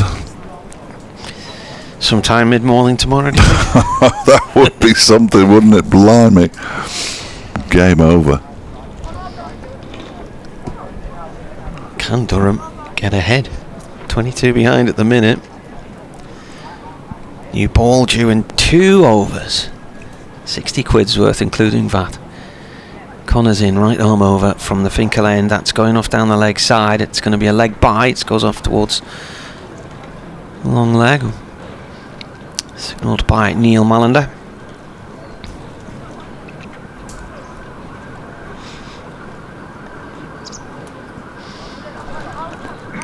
Just heard a pied wagtail fly past our microphone there. They normally arrive about this time of day for their tea. McAlinden's on 14 as Connors bowls. A play and a miss. That one stayed low. Seen that mainly from this end, haven't we, in this game? Yeah. It's happening from this end yesterday. It hasn't really happened from the other end at all. So if you're a batsman second innings, you want to be down this end, the Finkel end. And just observe. Connors once again comes in and bowls. McAlinden defends. Chris Sharp's listening to us while he's at Scarborough watching Yorkshire Surrey, and he's just sent a picture. We've got goals in the stands here, he said. Big ones in Scarborough, aren't they? It's in that looks like the Trafalgar Road end of the ground. Is it Trafalgar Square? No idea. The little stand at one end. It is quite a low stand, isn't it, at the far end?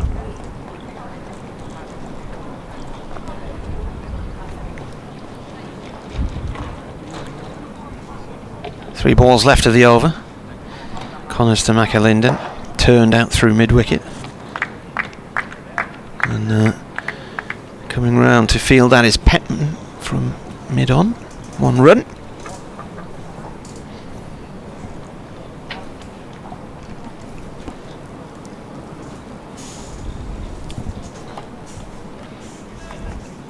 They've done well here, Durham. The lead when they lost their 7th wicket, Derbyshire's lead was 141. Yep. And then 74 when the 8th went down. This is away down towards fine leg. There is a fielder around there coming round to cut it off.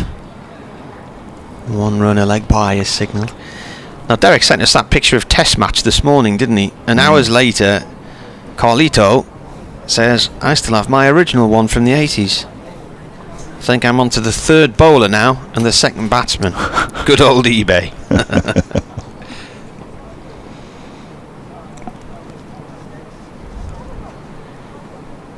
Last ball of the over. The deficit is 19. Connors to McAlinden, and that's nicely guided down to 3rd man for 1. I don't know if Stanley's dad Mark's here today. I think he was hoping to try and get here today. No, he wasn't here yesterday. He was listening to us, but if he is, he'd be enjoying the spectacle of his son out there on 16 runs. Deficit 18. And the score is now 265 for 9 here on BBC Radio Newcastle, BBC Radio Derby.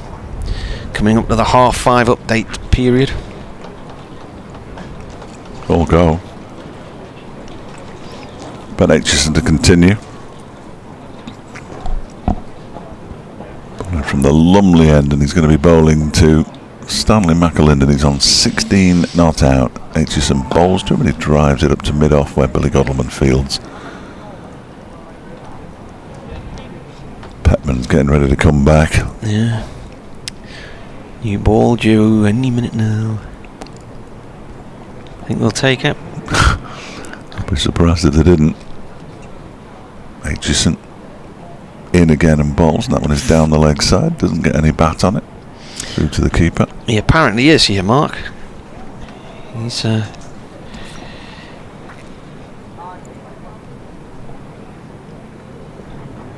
done a piece with Andrew Hartley, another of our colleagues, for Look North tonight, so you can see that on BBC One after 6:30. Aitchison in, and that one is again down the leg side. He doesn't get any bat on it as he tries to turn it away. McAlinden through to Brooke Guest once more. Petman's stretching every part of his body. 3 wickets for him today. As in comes Aitchison, that's turned into the leg side off a pad. In off the boundary races Sam Connors and prevents them from taking a second. Good work from Connors, leg by signalled. 266 for 9.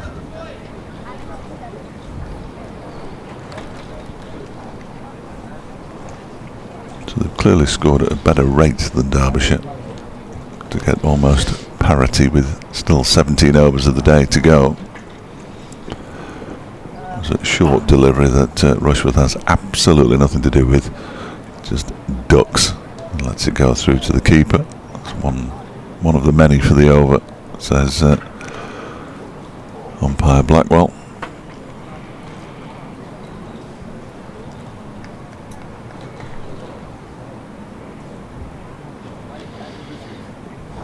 Derbyshire openers will be already thinking about what they're going to be doing, I'm sure, as Rushworth pushes this one into the leg side, bounces onto the Hessian hemp coconut matting.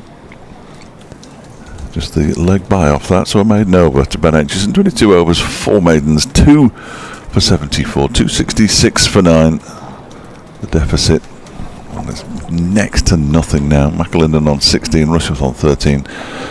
And that scoreboard's going to have to change in a minute. 17 the deficit.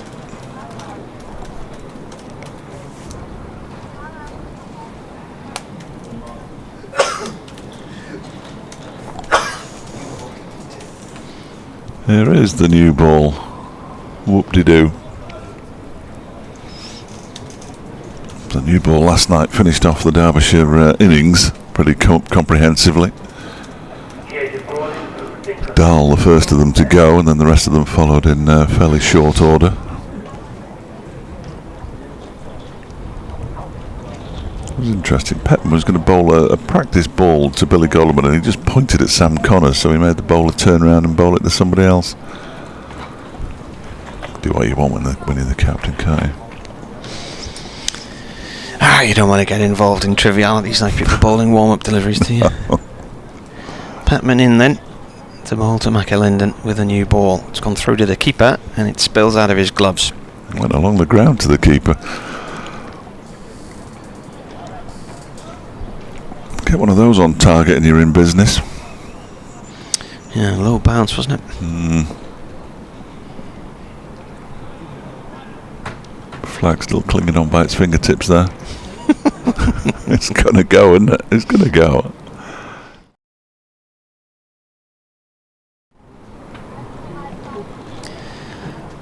Petman in. McAlinden defends this one. Runs out on the offside. About 2 wickets across, no run. Take the flags down every day, or they leave them up there? Leave them up there, don't they? I've no idea. I remember once looking out the window at Trent Bridge, where we were on the 3rd floor watching the Durham team bus driving off up the road, and then looked at the pavilion to see the flag still on the roof. I bet you took it back from them, didn't you? I didn't, no. You didn't? No. I think they were due back a week or so later for a T20, so they just waited until they returned on that occasion. McAlinden forward to this one. The ball runs back up towards the bowler's end and is picked up just behind the umpire. It's a glorious night now. I'd say it's a good drying day this, but your line might blow away. Yeah. I've got one of those that spins around. Yeah, we have as well. Shambles, wouldn't it? It'd be taken off. It's had a bit of a lean on it recently. It's been clipping the conservatory, so I've had to wedge a stone down one side to try and right it again. Conservatory. Get you. 166 for 9. Oh, McAlinden drives at that one. An awkward bounce as it runs up the field to mid-on and is stopped eventually by Sam Connors. I don't think I would have got a conservatory if it wasn't for the fact that my dad owned a conservatory company at the time. Oh, okay. Many moons ago. Don't think I've got room for one, actually. Not in your upstairs flat, you wouldn't. I live in an upstairs flat. I live in an end terrace. Oh. Petman again comes in and bowls. Oh, where's that gone? That's launched by McAlinden out through the covers for 4. And that takes the deficit down to 13. Just makes its way over the rope where the boundary V's in the corner of the ground. Bit of aggression there. Well, they might as well, might they? Because as I say, the deficit now is neither here nor there.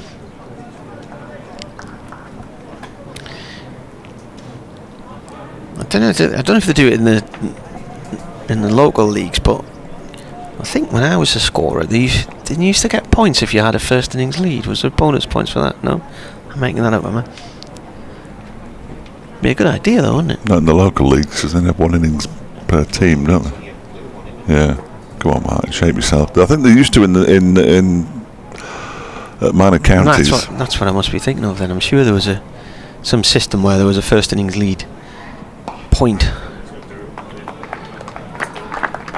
End of the over, that one's played off towards the covers. Maybe when Durham were minor counties, right? Yeah.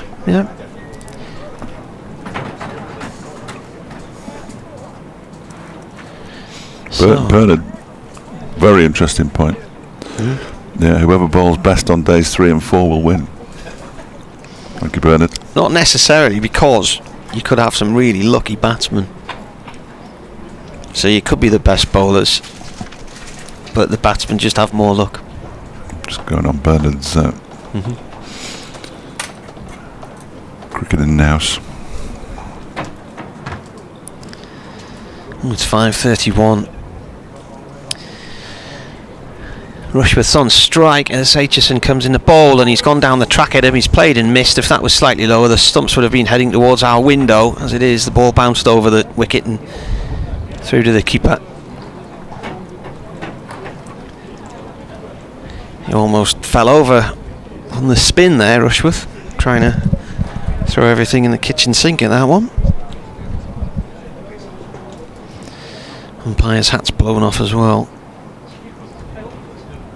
It's a square leg. In comes Aitchison again. Rushworth lobs that in the air, and it's gone away for 4. Billy Godalman's at a sort of deeper mid-off, and the ball arced away. It looked initially like it might go towards him, but then it just continued over his head and away up towards the far end of the ground. Durham now 9 behind. Rushworth on 17.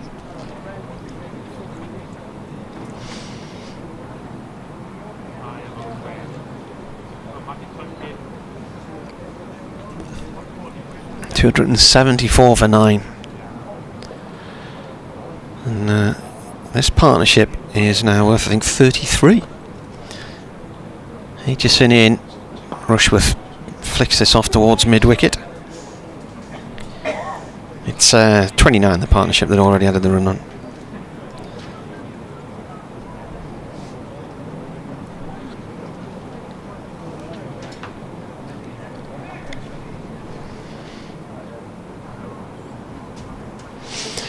Bowler comes in again. That's a short one down the leg side, left by Rushworth.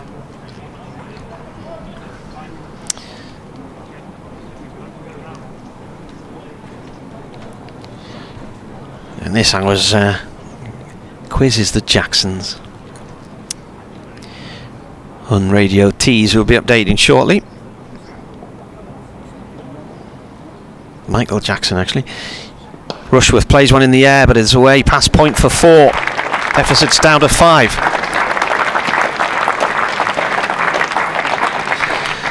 Well, it's interesting here. They were still 167 behind when they were 6 down, and 141 behind when they were 7 down. So the last 3 wickets so far have brought around about 136 runs. This is played away down towards mid-on for 1 run by Rushworth, who will keep strike. As Durham are now 4 behind Derbyshire's first innings total of 283. You had the 2 big scores in the Derbyshire innings, 122 for Deploy and 90 for Dahl. The next best was Guest with 26, and Rees only made 5, Godalman 3, Madsen 10, ducks for Cartwright, Thompson and Petman. Connors made 2, Aitchison 7. And there's not been a massive score for Durham. You've had McIntosh's 51, and 45 from Beddingham. A few players getting into the 20s and 30s, but there's not been the big standout total. 2 players now in the 20s. Rushworth on 22. McAlinden on 20, and 279 for 9. This partnership's worth 34 from 44 balls. Rushworth is on strike. He's faced 19 balls so far. Strike rate of 115.8. McAlinden has faced 75 balls for his 20.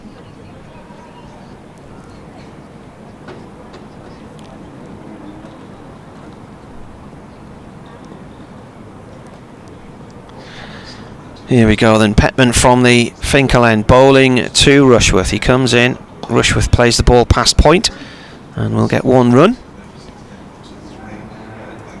Nobody at point, so fielder having to come in to collect that ball coming in from the deep.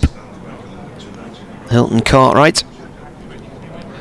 McAlinden on strike on 20. They've got fielder Lewis Deploy is on the deep mid-wicket boundary. There's a man at long leg as well at the far end of the Castle stand. Third man's down on the boundary. Point is on the boundary. Mid on, mid off. And a couple closer in on the off and on side as McAlinden punches that one down past the bowler for 1.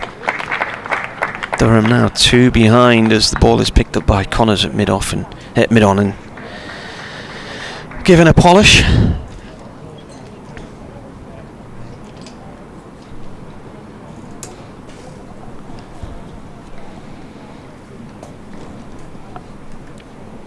Don't say anything.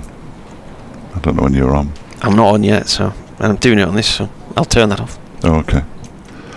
Petman is it, bowls to Rushworth, who clips this away for 4 runs, and that will mean that Durham have a lead.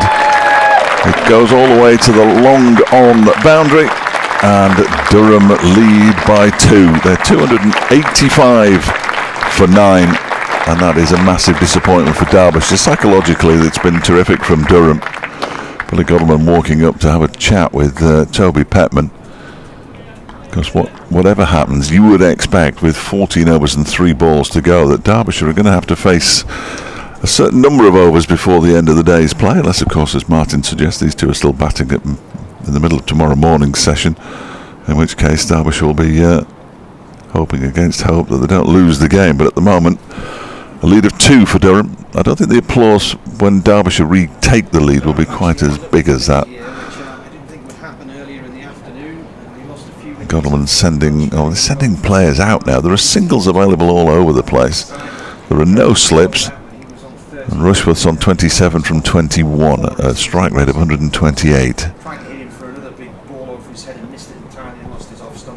He's ready now. Toby Petman is on his way in. Past umpire Malander, bowls to Rushworth, who just guides this one out into the offside. Single taken as the fielding is completed by Hilton Cartwright away to our left-hand side. Rushworth moves on to 28 and Durham to 286 for 9. Only 14 away now from another bonus point, of course. And an awful lot of time in which to get those runs if these two just want to pat the ball around a bit. Pick up those extra 14 runs to get the 6th bonus point of the match. In goes Petman. And bowls, and that one is smashed down the ground, smeared almost by McAlinden. Unfortunately, didn't quite get hold of it as he wished, and Billy Godleman will field it at long off. They've got a long off and a long on. Durham are 9 down, and they've gone right on the defensive here, Derbyshire. There are men on the fence everywhere you look. 3 on the leg side, 4 if you include the long on, although Sam Connors is probably 15 yards in from the boundary. Billy Godleman is retreating towards long off. There's a 3rd man, a man out on the point boundary as well. Rushworth on strike. Petman bowls to him, and he's smeared that into the leg side. It's in the air, but it bounces in between the 2 fielders eventually and goes for 4 more. Anuj Dal was very wary of running into Lewis Deploy, I think, out there on the leg side boundary, and in the end, as Deploy put his left hand out, he couldn't quite claw it in. Rushworth moves to 32 off 23. Durham are 291 for 9, and they lead by 8. Well, what have they added now? 141, 149 for the last 3 wickets so far. Yeah, that's been a terrific effort. Slightly frustrating, but having said that, Derbyshire were probably spurred on by the fact that Beddingham and Maddinson and Travaskis basically got themselves out. So it gave the score a slightly lopsided look. Hilton Cartwright's got his arm around Billy Godleman at the moment, so that's a good idea. Scott Borthwick played no shot. I mean, there was They were finding ways to get out earlier were, on. Weren't they? They were all getting themselves out. There's some pretty right. shocking cricket at times. So some sensible batting down the order from Ben Rain and from Tom McIntosh and from Stanley McAlinden, and now Chris Rushworth sees Durham in a very good position. How many overs left today? 14, just inside the final hour then, really, aren't we? So, Rushy spotted something cunning, and he's gone to 10 Stanley McAlinden about it. He's run up and he said, Stan, there's a plan. They're going to bounce him. Got one slip in place as the bowler comes in. It's gone to the keeper down the leg side. Did you see the Canoe Man drama on TV a few weeks ago? About was it John Darwin? No. Guy from Seaton Crew. No. Seaton Canoe, yeah. He says to his wife, "But Anne, I've got a plan." But it wasn't well researched, his plan. No. It turned out. McAlinden plays this one short on the offside, no run there.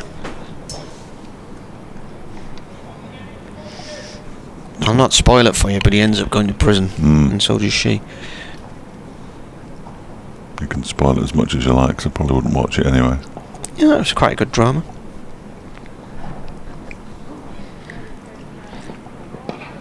McAlinden defends this ball on off stump from Aitchison to 3 dot balls now in this over.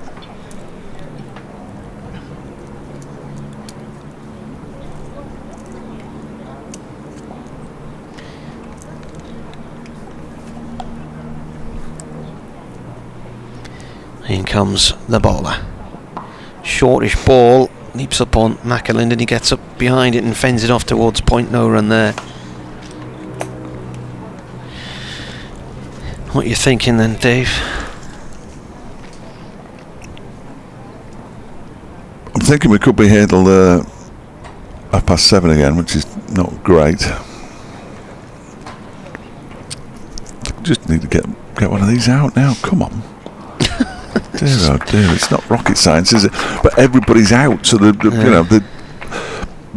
point I was making before, they now need 8 more runs to get another bonus point, and all as they've got, it's there for them because they've got loads of time. They just need to tap it around because there are no fielders within cooey of the batsman at the moment. It seems slightly absurd to me, and lots of teams do it, I know, but once you get the 9th or the 10th wicket pair in and they're scoring runs, everybody retreats.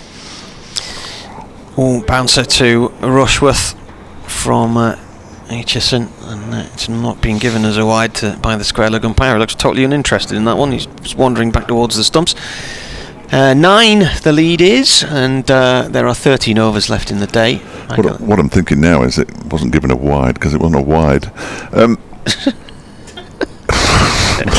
Why would that be given a wide? On height. He ducked underneath it. When you're in your stands, I don't think that was a wide. It wasn't a wide. Where are we? 13 overs to go, and the over 8 is that say +1? It has done most of the day, I think. Yeah. Which is again absurd. Given that it's now 4 in the morning. We're going to need the lights before we finish. Here's Sam Connors bowling to Stanley McAlinden down the leg side. Taken by Brooke Guest. Yeah, when I phoned up because my introductory 18-month offer of my television supply was running out, and it was going to go up from £79 to £145. Yeah. So well, I'm not having that. So I rang them up, and one of the things they offered me as part of the new deal was Netflix. So, well, That's only about 10 a month. I said I don't watch films. Next delivery from Connors is down the leg. Said, "Oh, some good documentaries on this." And well, I'm not. Go on. Yeah, all right then. And she just kept adding all these things on it. Broadband speeds twice.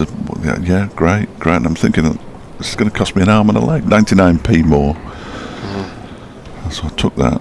But I'm never going to watch Netflix. Watch it a lot. They're never there for the major news stories, though. No, they're not. Either. They don't cover any sport. Live sport, that is. They're driven out into the offside. That's a nice looking shot. There is a man out there, Cartwright. So we'll only get a single for it, McAlinden. It looked a better shot than one. He moves on to 24, 290 3 for 9 now. You got Amazon do a bit of football, don't you? Yeah, tennis and ESPN, Disney / But it's Discovery who are doing a lot of sport now, aren't they? Yeah. Which is Eurosport, essentially. Well, got Eurosport though. Yeah. There's actually some decent documentaries on BT Sport. Yeah. Watch some good ones. Again, it's having time to sit and watch the telly, isn't it? Absolutely having time, you're right. Connors is in, Rushworth goes back into his crease, pushes it out into the offside where there is another comfortable single, and they move on to 294 for 9, just 6 away from that bonus point, at which point I wouldn't be at all surprised to see Rushworth get into very aggressive mode again. Well, McAlinden's probably thinking, well, this is so easy, I could get a half century here if I stay concentrated. He's on strike now on 24. Connors goes in and bowls to him, and he clips this one off his pads very nicely out towards the mid-wicket boundary. Around comes Dahl. He is quick, by the way, and they get back for 2 as he puts the dive in and keeps it in play. 2 more to McAlinden. He moves to 26. The 50-run partnership is here already after 60 balls, and that deserves a round of applause. 61 balls in 44 minutes, and it's been relatively disheartening for Derbyshire out there. I think the body language isn't fantastic at the moment. I'm no expert in body language, of course. Durham are 296 for 9, leading by 13. That one is pushed out into the offside by McAlinden, who gets high on his toes to play that one. And it's the end of the over, 296 for 9. So the lead is 13, 26 to McAlinden and 33 to Rushworth, who's scored more of those runs in that 50 partnership than McAlinden, as you might expect. Hit that big 6 as well, out into the Castle stand. And they've been out there so long. Chris Rushworth's, he's having a drink. When was the last time he had a drink when he was batting? He'll be asking for fresh gloves next, won't he? What's going on? No, they've played it perfectly, because there are so many gaps out there that they can just pick up 1s and 2s, and now they only need 4 more runs for the 6th bonus point of the match. Very irritating. Alex Thompson's back. I reckon that Billy Godleman's brought Thompson back because he thinks that Rushworth won't be able to resist having a swing at the spinner. Do you reckon? You've got a long off and a long on now. Yeah. Possibly. Tim says that he thinks that Dave is thinking probably about pizza and a side order of doner meat by now, surely. Well, you might be right. Yeah. I'm going back to the same place tonight. Oh, yeah? Well, it was only 80p outside the BBC allowance. Right. That's a canny side. That's 16 quid, isn't it? Yeah. How much was your side of doner meat? I don't know. Yeah. You'll not get that 80p, you know. No, I know. I can probably. I'll stand. Looking at it as treating yourself. I'll stand the 80p. Yeah. Thompson in then. Rushworth lets the first one go into the keeper's gloves beyond the off stump.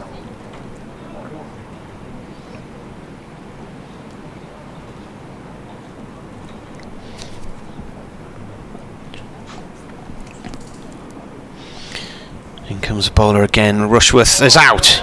He's edged him. Second ball to first slip. A sharp catch. Durham all out for 296. So they fall 4 short of that 3rd batting point. Rushworth there. His eyes lit up. He's made 33, but he's gone. Durham lead by 13. And as David predicted, they dangled the carrot in Thompson, and Rushworth took the bait, caught by Madsen. Off the bowling of Thompson for 33. The partnership ends then at 51 runs. Excellent. Absolutely. And the 2 batsmen deserve all the applause they're getting at the moment. Been a really good effort. Heavy roller for Derbyshire. And they'll have 9 overs to bat this evening by the look of it. No, I don't know. Might be 11. Who can tell? Might already have changed. I think it probably has changed, hasn't it? Yeah, that makes more sense. They'll have some overs to face anyway. And when they face them... Right, hang on, we're in the 86th over, so you'll lose that over. So there's 4 balls gone there, so there'll be 10, there'll be 8 overs, I think. You think it'll only be 8? Well, that'll be better. Yeah. I have no idea, I can't work it out. McAlinden not out in 26. Yeah, 296 all out, a lead of 13. Derbyshire didn't really deal very well with the lower order of Durham. But at least, well, we're pretty much even, aren't we, here? And we will have some overs to play. I'll tell you exactly how many if Martin doesn't want to come back. I think 8. Well, look, you're very adamant. I think it might be 11, you know. We'll find out.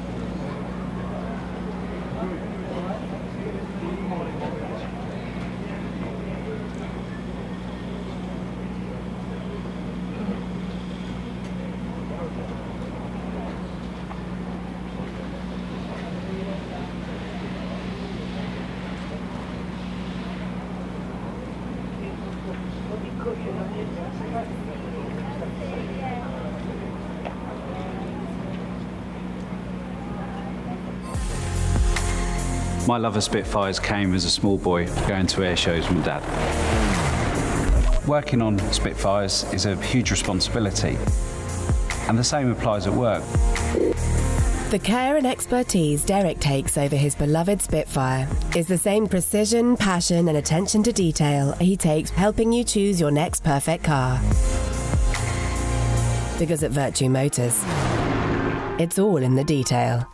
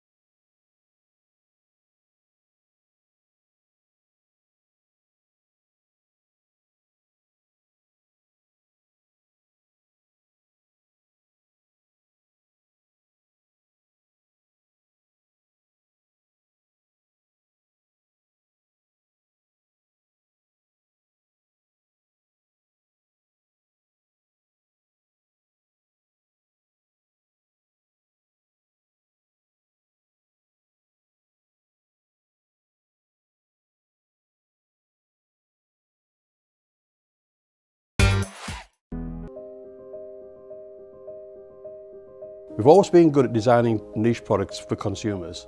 So our thinking was if we can use the same design skills on products which have got more volume, we'll be more successful. The big issue was the plan to do it. We set a figure of a capacity to make 250,000 pieces a year. That's an ambitious target, that's our figure. So we then worked with the machinery designers to make the washing machines. Number one in this product, it's got to be reliable. A washing machine has a lot of hard work to do, and it's a very important part of most households. So reliability was a big issue.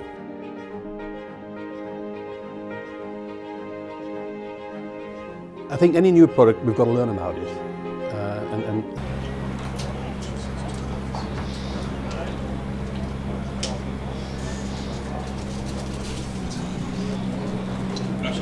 Right.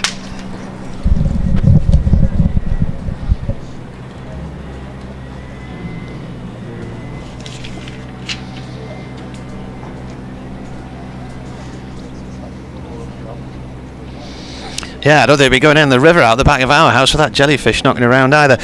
Durham have somehow managed to end up in the lead here by 13 runs. They have added 145 runs, in fact 154 runs for the last 3 wickets. Tom McIntosh on debut made 51, Stanley McAlinden, on debut made 26, Chris Rushworth made 33, so the 4 short they were in the end of a third batting point, but they've ended up with a lead of 13. When Travaskis was out for 30 earlier in the afternoon, they were still 141 behind at 142 for 7, so excellent work from the tail after too many of the higher order batsmen got themselves out. 11 overs remaining today by the looks of things, and there's commentary on the BBC website and the Sports app.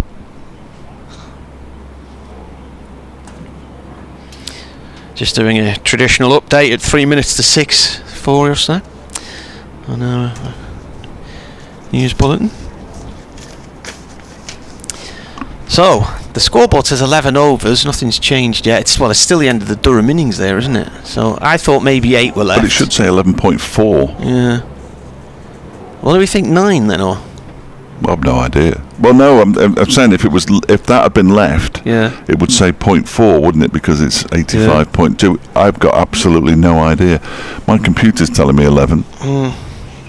Computer says yes. There you are, 11. Oh no, 8. There you are. I was right. It's gone down to 8. There you are. See, you get me questioning me on maths, and I'm fragile on maths as it is. Well, I'm delighted it's only 8. Rushworth starts. Lewis Rees looking to pull one through the leg side there. Chops it down into the floor right in front of the stumps. So Chris Rushworth is bowling. Lewis Rees is on strike. Billy Godalman's at the other end. Yeah, well, the over rates changed back to Durham from where they were at the end of their first innings, which was -2. Derbyshire, when they bowl again, were +1, weren't they? +1, I think. Yeah. Rushworth in. Rees turns this towards mid-wicket, and that's collected by Maddinson. Well, the number one priority is that they're none down at the close. Doesn't matter how many runs they score, they will, you would imagine, if they face 8 overs, score enough runs to be pretty much level, and then we've got a 2-day shootout. How exciting is that? The OK Corral. And we'll shake hands at 10 to 5 on... Probably. No, they won't. They can't, can they? Well, in a 4th innings, they can't. The Ellis didn't do 10 to 5, I think. No, they couldn't, could they? They can't declare because they'd be behind and lose. Yeah. They could. I think they can agree at 5 o'clock. Yeah. So the last match here, Durham were in their 2nd innings, but it was only the 3rd innings of the match, and they declared a 10 to 5. And then that would then take you into the final hour of the final day. 10 minutes for change of innings, and then there you go. 3 dot balls so far from Rushworth. Rees plays this one back to him. It's opening batsman, really. You either don't want to bat tonight, or you wanted about 30 overs, which would give you time to get yourself in and score a few runs. At 8 overs is neither use nor ornament, really, is it, to the the Derbyshire batsman, or 1 over, and then they could have sent a night watchman out like Durham did last night. Sun is shining brightly here in Chester Street at the moment. Rushworth from the Lumley end. Rees leaves that one. He leaves it late though. Tucks the bat inside the line of the ball. Flicked his bat away across towards the leg side. Beautiful leave.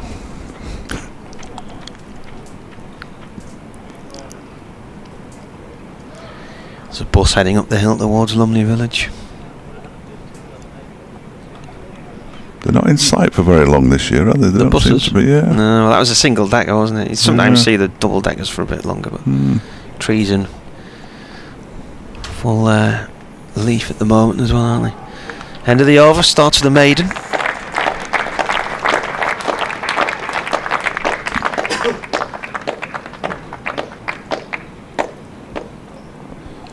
Liam Travaskis is just in the international sign for get a drink down to fine leg for the bowler. That's what he was saying. Billy Godleman and Lewis Rees tap gloves, of course they do, because that's the law. Ben Rain is going to take the new ball rather than Matt Salisbury, who took it yesterday. Turn it off before you put it down. That would be my advice to the PA. It's just had a mic drop unwittingly. So Godleman on strike, 3 slips in place, and Rain is in to bowl to him, and Godleman goes after What a on wide earth? ball which he has absolutely no need to play. Ball going across his body. No, Ian Blackwell, the umpires have swapped ends, of course. Ian Blackwell suggested he would have pulled a hamstring there if he'd have gone for that one.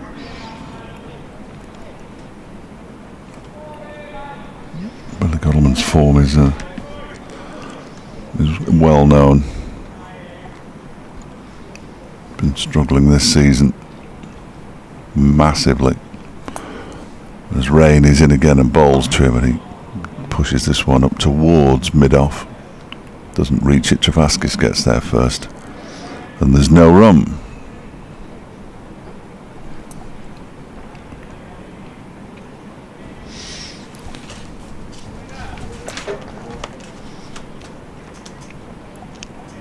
It's an interesting point from Drew Walker, saying I need to ask Mickey Arthur his opinion about Derbyshire's repeated problems with 9, 10 and 11.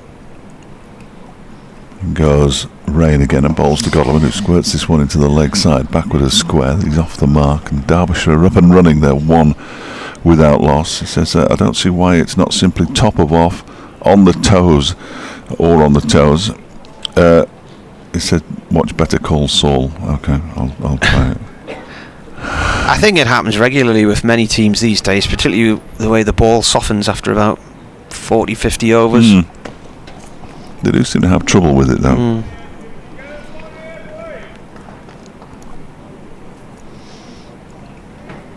Rain for the first time to Lewis Rees, and Rees is beaten. That's a great delivery from Ben Rain. Just nipped away, and Rees ended up playing down the wrong line. Fortunately for him, it didn't take the edge of his bat as it flew through to McIntosh. He's having a pretty decent game. 3 catches, I think, in the first innings. Half century when Durham batted. His confidence can't get much higher, surely. Rain is in again and bowls, and this one, wow, he plays at that. Again, outside the off stump, no need to play it. Just has a little dabble before pulling the bat away. Again, it goes through to the keeper. Matt Salisbury in charge of polishing at mid-off.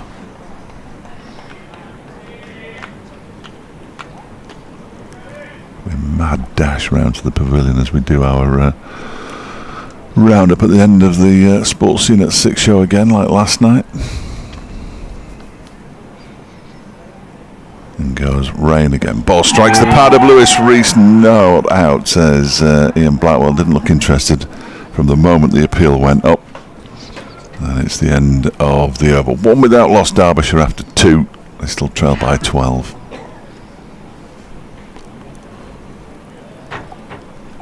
The build-up was a very exciting final 2 days on Sports Scene at 6 tonight, I think. Drum up a bit of business for the stream tomorrow.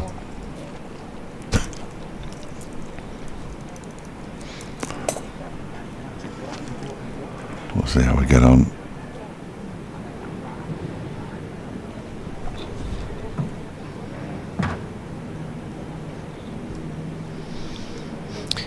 Sun is shining really brightly now. 3 slips in place as Rushworth comes right arm over to Godwin on the ball, whacks him in the pad and rolls down to fine leg for a leg bye. I've had no communication with the club yet as to who they might be pushing out of the door for the interview at the end of the day's play. Anybody will do, boys. Just need 2 minutes. As long as they say something for 25 seconds, that'll do me. Rushworth again. Reese on top of that one, plays it off towards point, no run.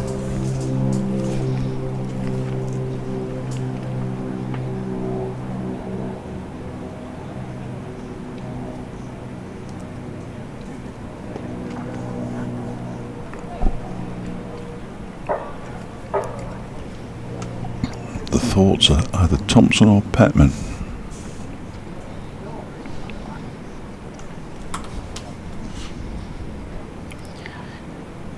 Rushworth comes in and bowls. It's a tight line, but it's left by Reese through to the keeper. In which case Thompson would probably be the favourite, thank you. As he is Derbyshire's player. We may never see Petman ever again. We might see him again, who knows. Petman finished with 3 for 40, Aitchison 2 for 84, Connors 2 for 80, Down none for 26, Reese none for 10, and Thompson 3 for 48. Rushworth round the wicket now, trying a different line of attack to Reese. He's appealing, I think that was inside edge onto pad. Not out, says Neil Malander. Almost down on one knee there, Rushworth. Desperate for a wicket. Something shining through the back of the sight screen. It's a car reversing into a parking spot with its headlights on. Hopefully it will not put the batsman off because he's left-handed and looking slightly in the opposite direction, but the sun is glistening on some other cars in the car park there. See it reflecting through the sight screen. Rushworth in, an edge from Reese, stopped at third slip.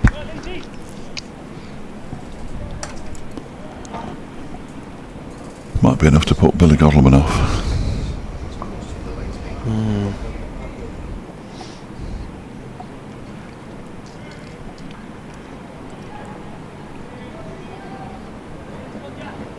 Lees is at third slip, Borthwick at second slip, Beddingham at first. Rains down at fine leg. As Rushworth comes round the wicket again and bowls. Pulled and away for 4 runs. Wide of Rain. Just a little swivel hit there from Reese, and that ends the over with a boundary. And the deficit is now 7. 3 overs gone, 6 to go tonight. Only 6.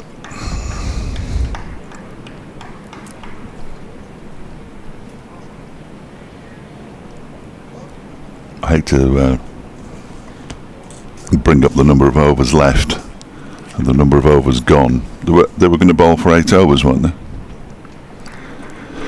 We've had 3 and there are 6 left. It's gone up to 9 again. Here's Ben Wren, it could be anything. Ben Wren bowling to Billy Godleman, who pushes this in Billy Godleman like fashion out into the offside. See what it does now. It says 6 on my computer as well. Now it says 5.5. Hey, that's right. Yeah. So that means 9. That means 9 then, yeah. So what have we had? We went for 11, 8 and 9. Well, some of us went for 9, yeah. You went for 9. Well, no, I thought it was 11, but it would have been 9 had they taken 2 off and the over that but then you said 8, which came up on the board, so we all assumed it was right. And it wasn't. Ben Rain bowls to Billy Godman, or it might be. It might go down again in a minute, who knows. Pushes it out square on the offside. We have some overs left. And we will be here for some period of time. Could be anything, really. I'll check my WhatsApp, because William might have messaged me. No, he didn't. Alex Thompson is the unfortunate victim. He'll be pushed out of the door of the changing room come the close of play. 3 for 48. Oh, he's done all right. He's Tom out. Rain bowls to Godleman, who pushes it back down the track. Rain tries to reach it with his right hand, but can't. But no damage done, as around comes Salisbury to do the fielding. Ideally, they'd score another 7 runs tonight in the remaining overs. Paul Summerside said an excellent comeback for Durham. Parity looked miles away earlier. I think that what Derbyshire have got to focus on as Rain comes in and bowls, and Godleman clips that into the leg side straight to the fielder Nick Maddinson. What they've got to focus on is that they were 85 for 5 and recovered from that, so you're allowed to recover. It's very difficult when it's fresh in your mind that the opposition have recovered from a position where it looked like you were going to have a modicum of control over the game, but at one point Derbyshire looked like they were never going to get anywhere near enough runs to be in the contest. As Rain is in and bowls to Godleman, who drives out into the offside. 4 runs, glorious shot from Billy Godleman. That is Billy Godleman's shot. If he can start playing a few of those and free himself up a bit, and who knows, he might be in business. Gets a boundary, moves to 5. Derbyshire 10 without loss, trailing by 3.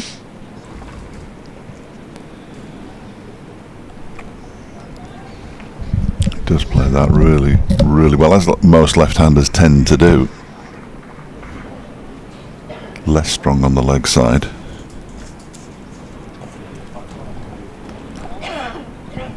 As Rain is in, and that one is defended by Godleman out into the offside. Travaskis comes in to pick the ball up from mid-wicket. We have 5 overs left. 10 without loss, Derbyshire trailing by 3. Rees has 4, Godleman has 5. Are you sure about the maths on the 154 for the last 3 wickets? Now that I'm starting to doubt you because of the number of overs left. They were 141 behind when Travaskis was out. And then they ended up 13 ahead, didn't they? They did. That's how I did that. Did you? Yeah. Rushworth coming in round the wicket here to Rees. That's played towards square leg for 1. So you're confident? I am, yeah. Have you sussed it? No. Can't be bothered doing it. You said it in a bulletin. I wrote it down. Did you write 5-4 or 4-5? Because I think I said both. I put 5-4. That's the one. That's the right one. Yeah, that's the one. Yeah. But if you're on a head, you bet and go for 4-5 just to. I say them both at various points in the last 5 minutes of sports scene. Is it on every night, is it? Yeah. Rushworth into Godleman. Is that an edge or is that off the pad? It's looped through to the keeper. It's off the pad. It didn't look like bat, did it? No. It looked like it looped rather than actually flew. So why are they now appealing for LBW instead? We'll get DRS. We'll be laughing. Yeah. The camera angles from behind the stumps from our end of the ground. I don't know if the wind's too windy at the far end or not, or imagine that's the cutaway shot. Imagine what time we'd finish if we had DRS as well. No wonder they never get a proper overs bowled in a test match. Rushworth again to Godleman, Lumley end. That's an edge, that spits up at him and he fends it away one-handed. It's come off the shoulder of the bat and down to the vacant third man for 4. We're open for business. Huge round of applause coming up here. Derbyshire back in the lead. Perhaps not. No, they're not. No. Oh, they are. No, they are. Lead by 2. Yeah. But there's no huge round of applause. No, not even a ripple. So what's that, 4.3 overs to get back in the lead.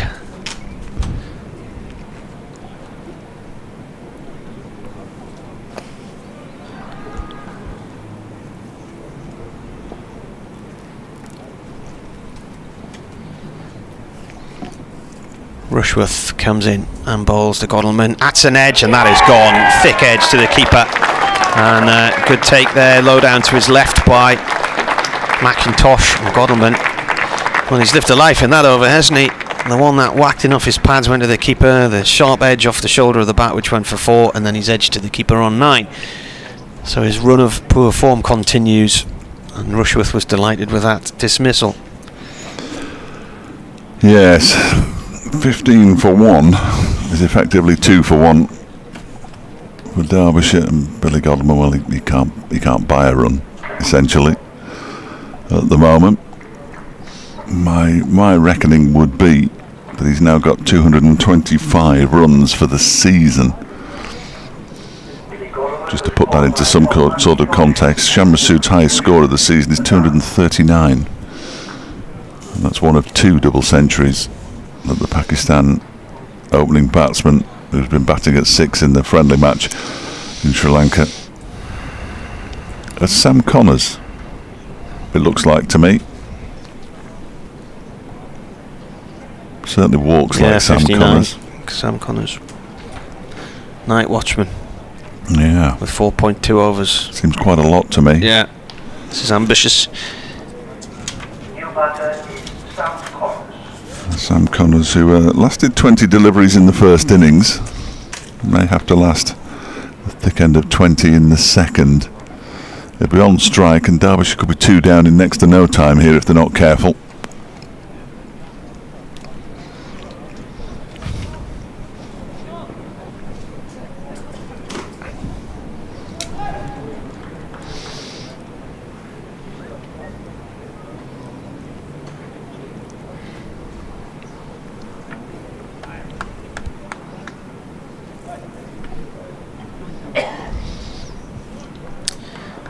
Two balls left of the over then.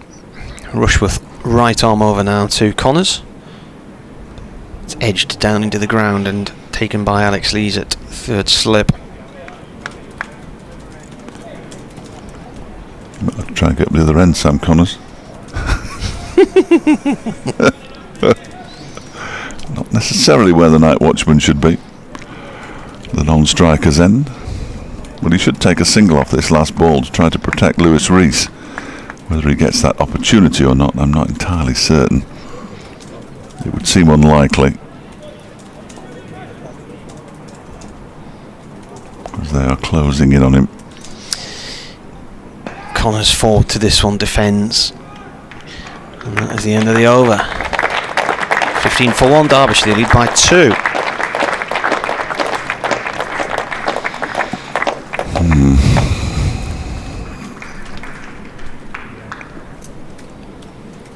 Not necessarily of their own making, because the lower order Durham batsmen played pretty well.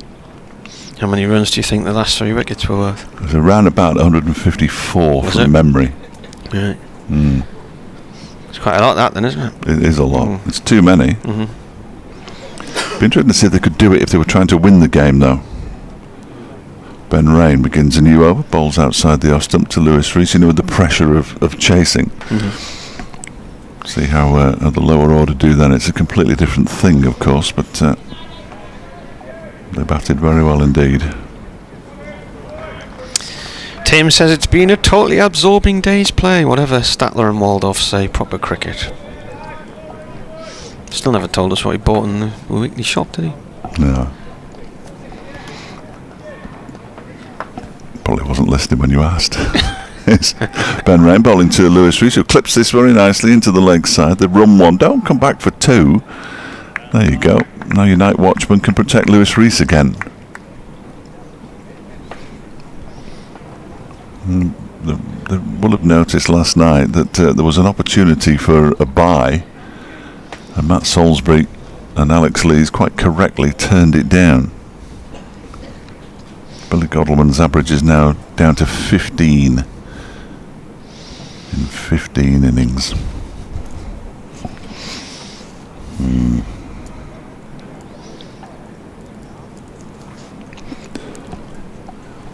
Three slips, a short leg, a man at point, there's an extra cover, mid-on, mid-wicket, there's a man out on the square leg boundaries for some reason. Rain bowls a short delivery down the leg side as well, and it's taken by McIntosh as it's Connors ducks out of the way of it.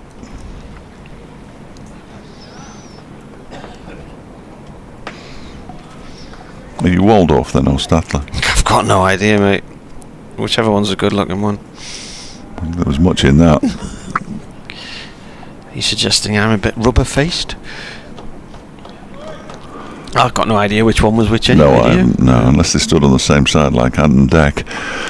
Here's Ben Rain bowling, that's left alone outside the off stump by Sam Connors. I don't know which one of them's which either. Ant's on the left. Is he? As you look. Big forehead.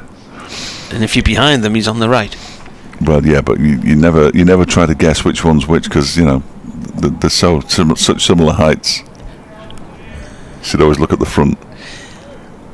Yeah. Never realised they always stood on the same side, is that right? Oh, yeah. Yeah. Thought you didn't watch TV? No, I've never said I don't watch TV. So you watch I'm a Celebrity, do you? Is it one of your... yes, I do watch that. One of your... one of my 5 a day. Your secret pleasures. That is, yeah, no, we've always watched it. Yeah, I love I'm a Celebrity. Is that because you're a fan of Welsh castles? I preferred it when it was in Australia. Yeah. With the hotel just round the corner. Yeah.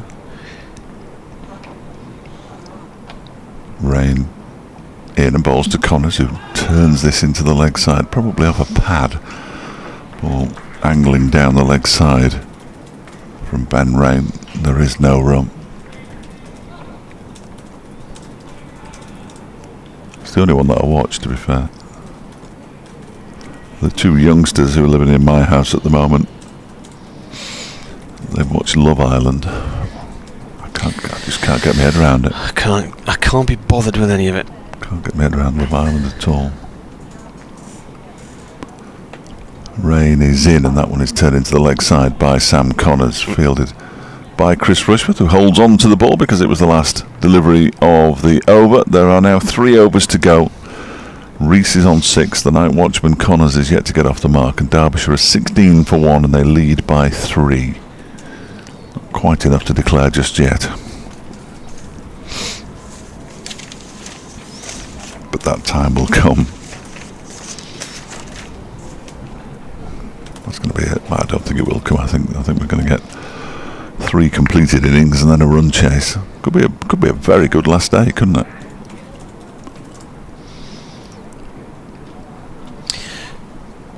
Defended here by Rees on the off stump, playing out towards mid-off. I'm still trying to get my head around you watching I'm a Celebrity. Why? Eh? Why? Just never thought anything like that would appeal to you. Yeah, I've always liked that.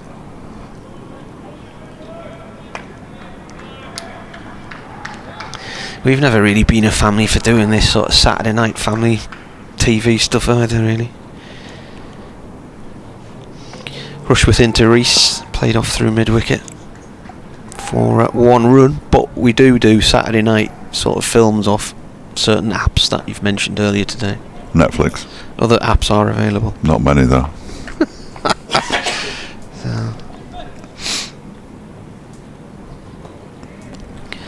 I think my viewing tonight will consist of watching the highlights of the Tour de France today, and that'll probably be all the time I have. Yes, I shan't be wasting any time on that. Well, I knew you wouldn't. No. One big advert for a country. 3 countries this year. Bouncer to... they're only in one today though, aren't they, surely? Yeah, they started in Denmark, they've been in Switzerland.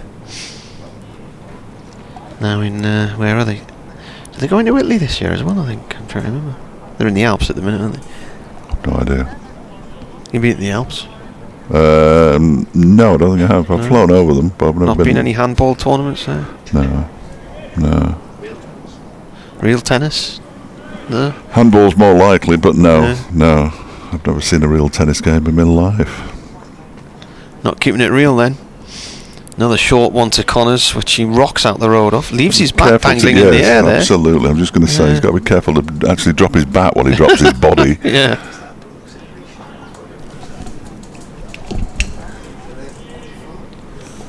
Probably. There were a few people with their shirts off yesterday, yeah. Well, you wouldn't catch me with my shirt off, put it that way. No. It's a small mercy. It's a big mercy. 17 for 1 here. Rushworth in, 2 Connors. He leaves that way, gets his bat well out the road this time. Bit of dust coming up there.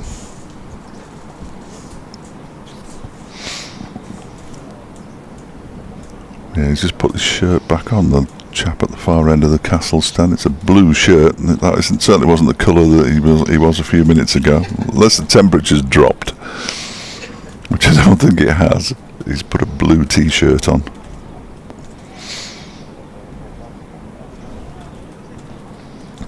Is that still a health club? I've not seen anybody in there. Yeah, it is. Yeah. There is. It's not been noticeable this week, has it? There were some people in last week. Gone in for a coffee. Silly point in here, and 4 slips. That's the end of the over. Left alone by Connors. I think he was walking off there, thinking that was the end of the day's play, but the scoreboard says there's still 2 overs left. But maybe he thought there were only 8 and not 9. Having listened to us earlier on. Blimey, I've just been followed by a senior lecturer.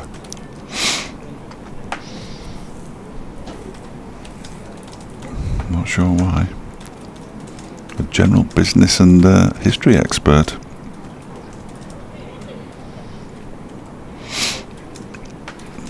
All followers welcome. So Lewis Rees will be on strike as Ben Rain begins what is likely to be his last over, bowling from the Finkel end. He pushes it out into the offside, takes the single, which is exactly what should be happening, which means that Sam Connors, the night watchman, can take 5 deliveries. Then they'll take a single off the first ball of the last over, and we can all breathe a sigh of relief. Derbyshire move on to 18 for 1. They lead by 5.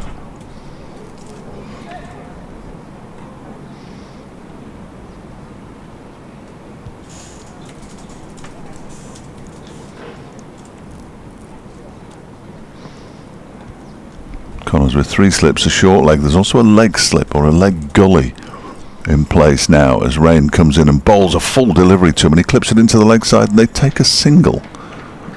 Interesting. Not entirely sure that's what a night watchman's for. Perhaps he thinks he's a number 3 batsman. Yeah, Sam, you've been doing so well with the bat. Get yourself out there at number 3. I won't be caught out tomorrow though when Anuj Dal comes in at number 8, and I'm trying to work out why he's batting so low down the order. I'm all over that now.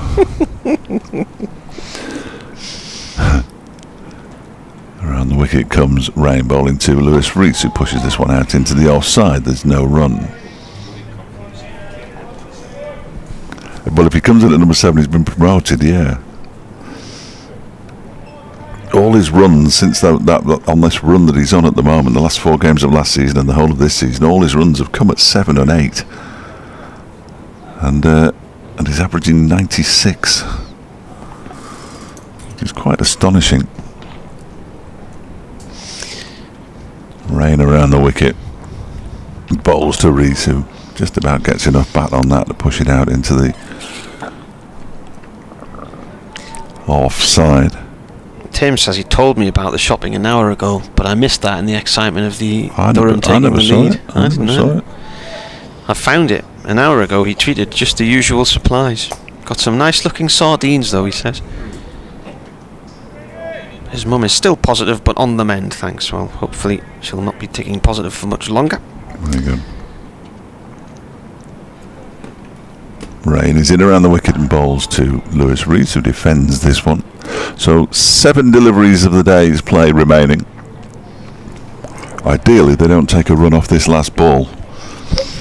Griff's got a nice picture of a pied wagtail on the advertising board here with some food in its mouth. Yeah. I'm going to retweet that for you all to enjoy his wildlife photography here in Chesney Street. Final ball of the Ben Rain over. Final ball for Ben Rain this evening. He's in and bowls to Lewis Rees, who defends it, and that means that Lewis Rees should, unless they take a single, Lewis Rees should be here at the start tomorrow. They've lost Billy Godleman for 9. Rees has 8. Connors has 1. They're 19 for 1 and they lead by 6.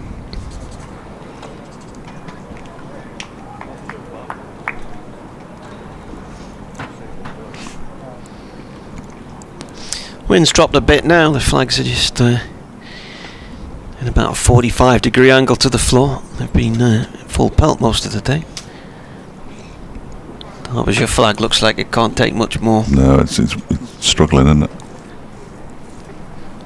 Nothing on the roof of Lumley Castle all year, flag-wise. Rushworth got that silly point in again, and 4 slips, bowls to Connors, who leaves that one alone. 5 balls to go. Actually, slightly early finish tonight, Dave. About ludicrously early. Yeah. Yeah. What will you do with your extra 3 minutes?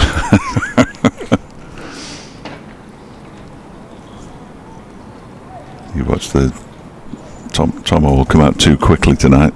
I have to record him even then.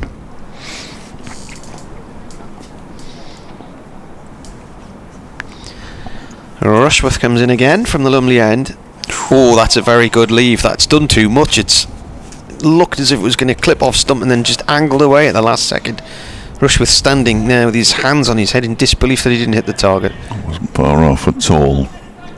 That's a good leave. Mm-hmm. That's how Gwynny would have described it, isn't he? John Gwynn,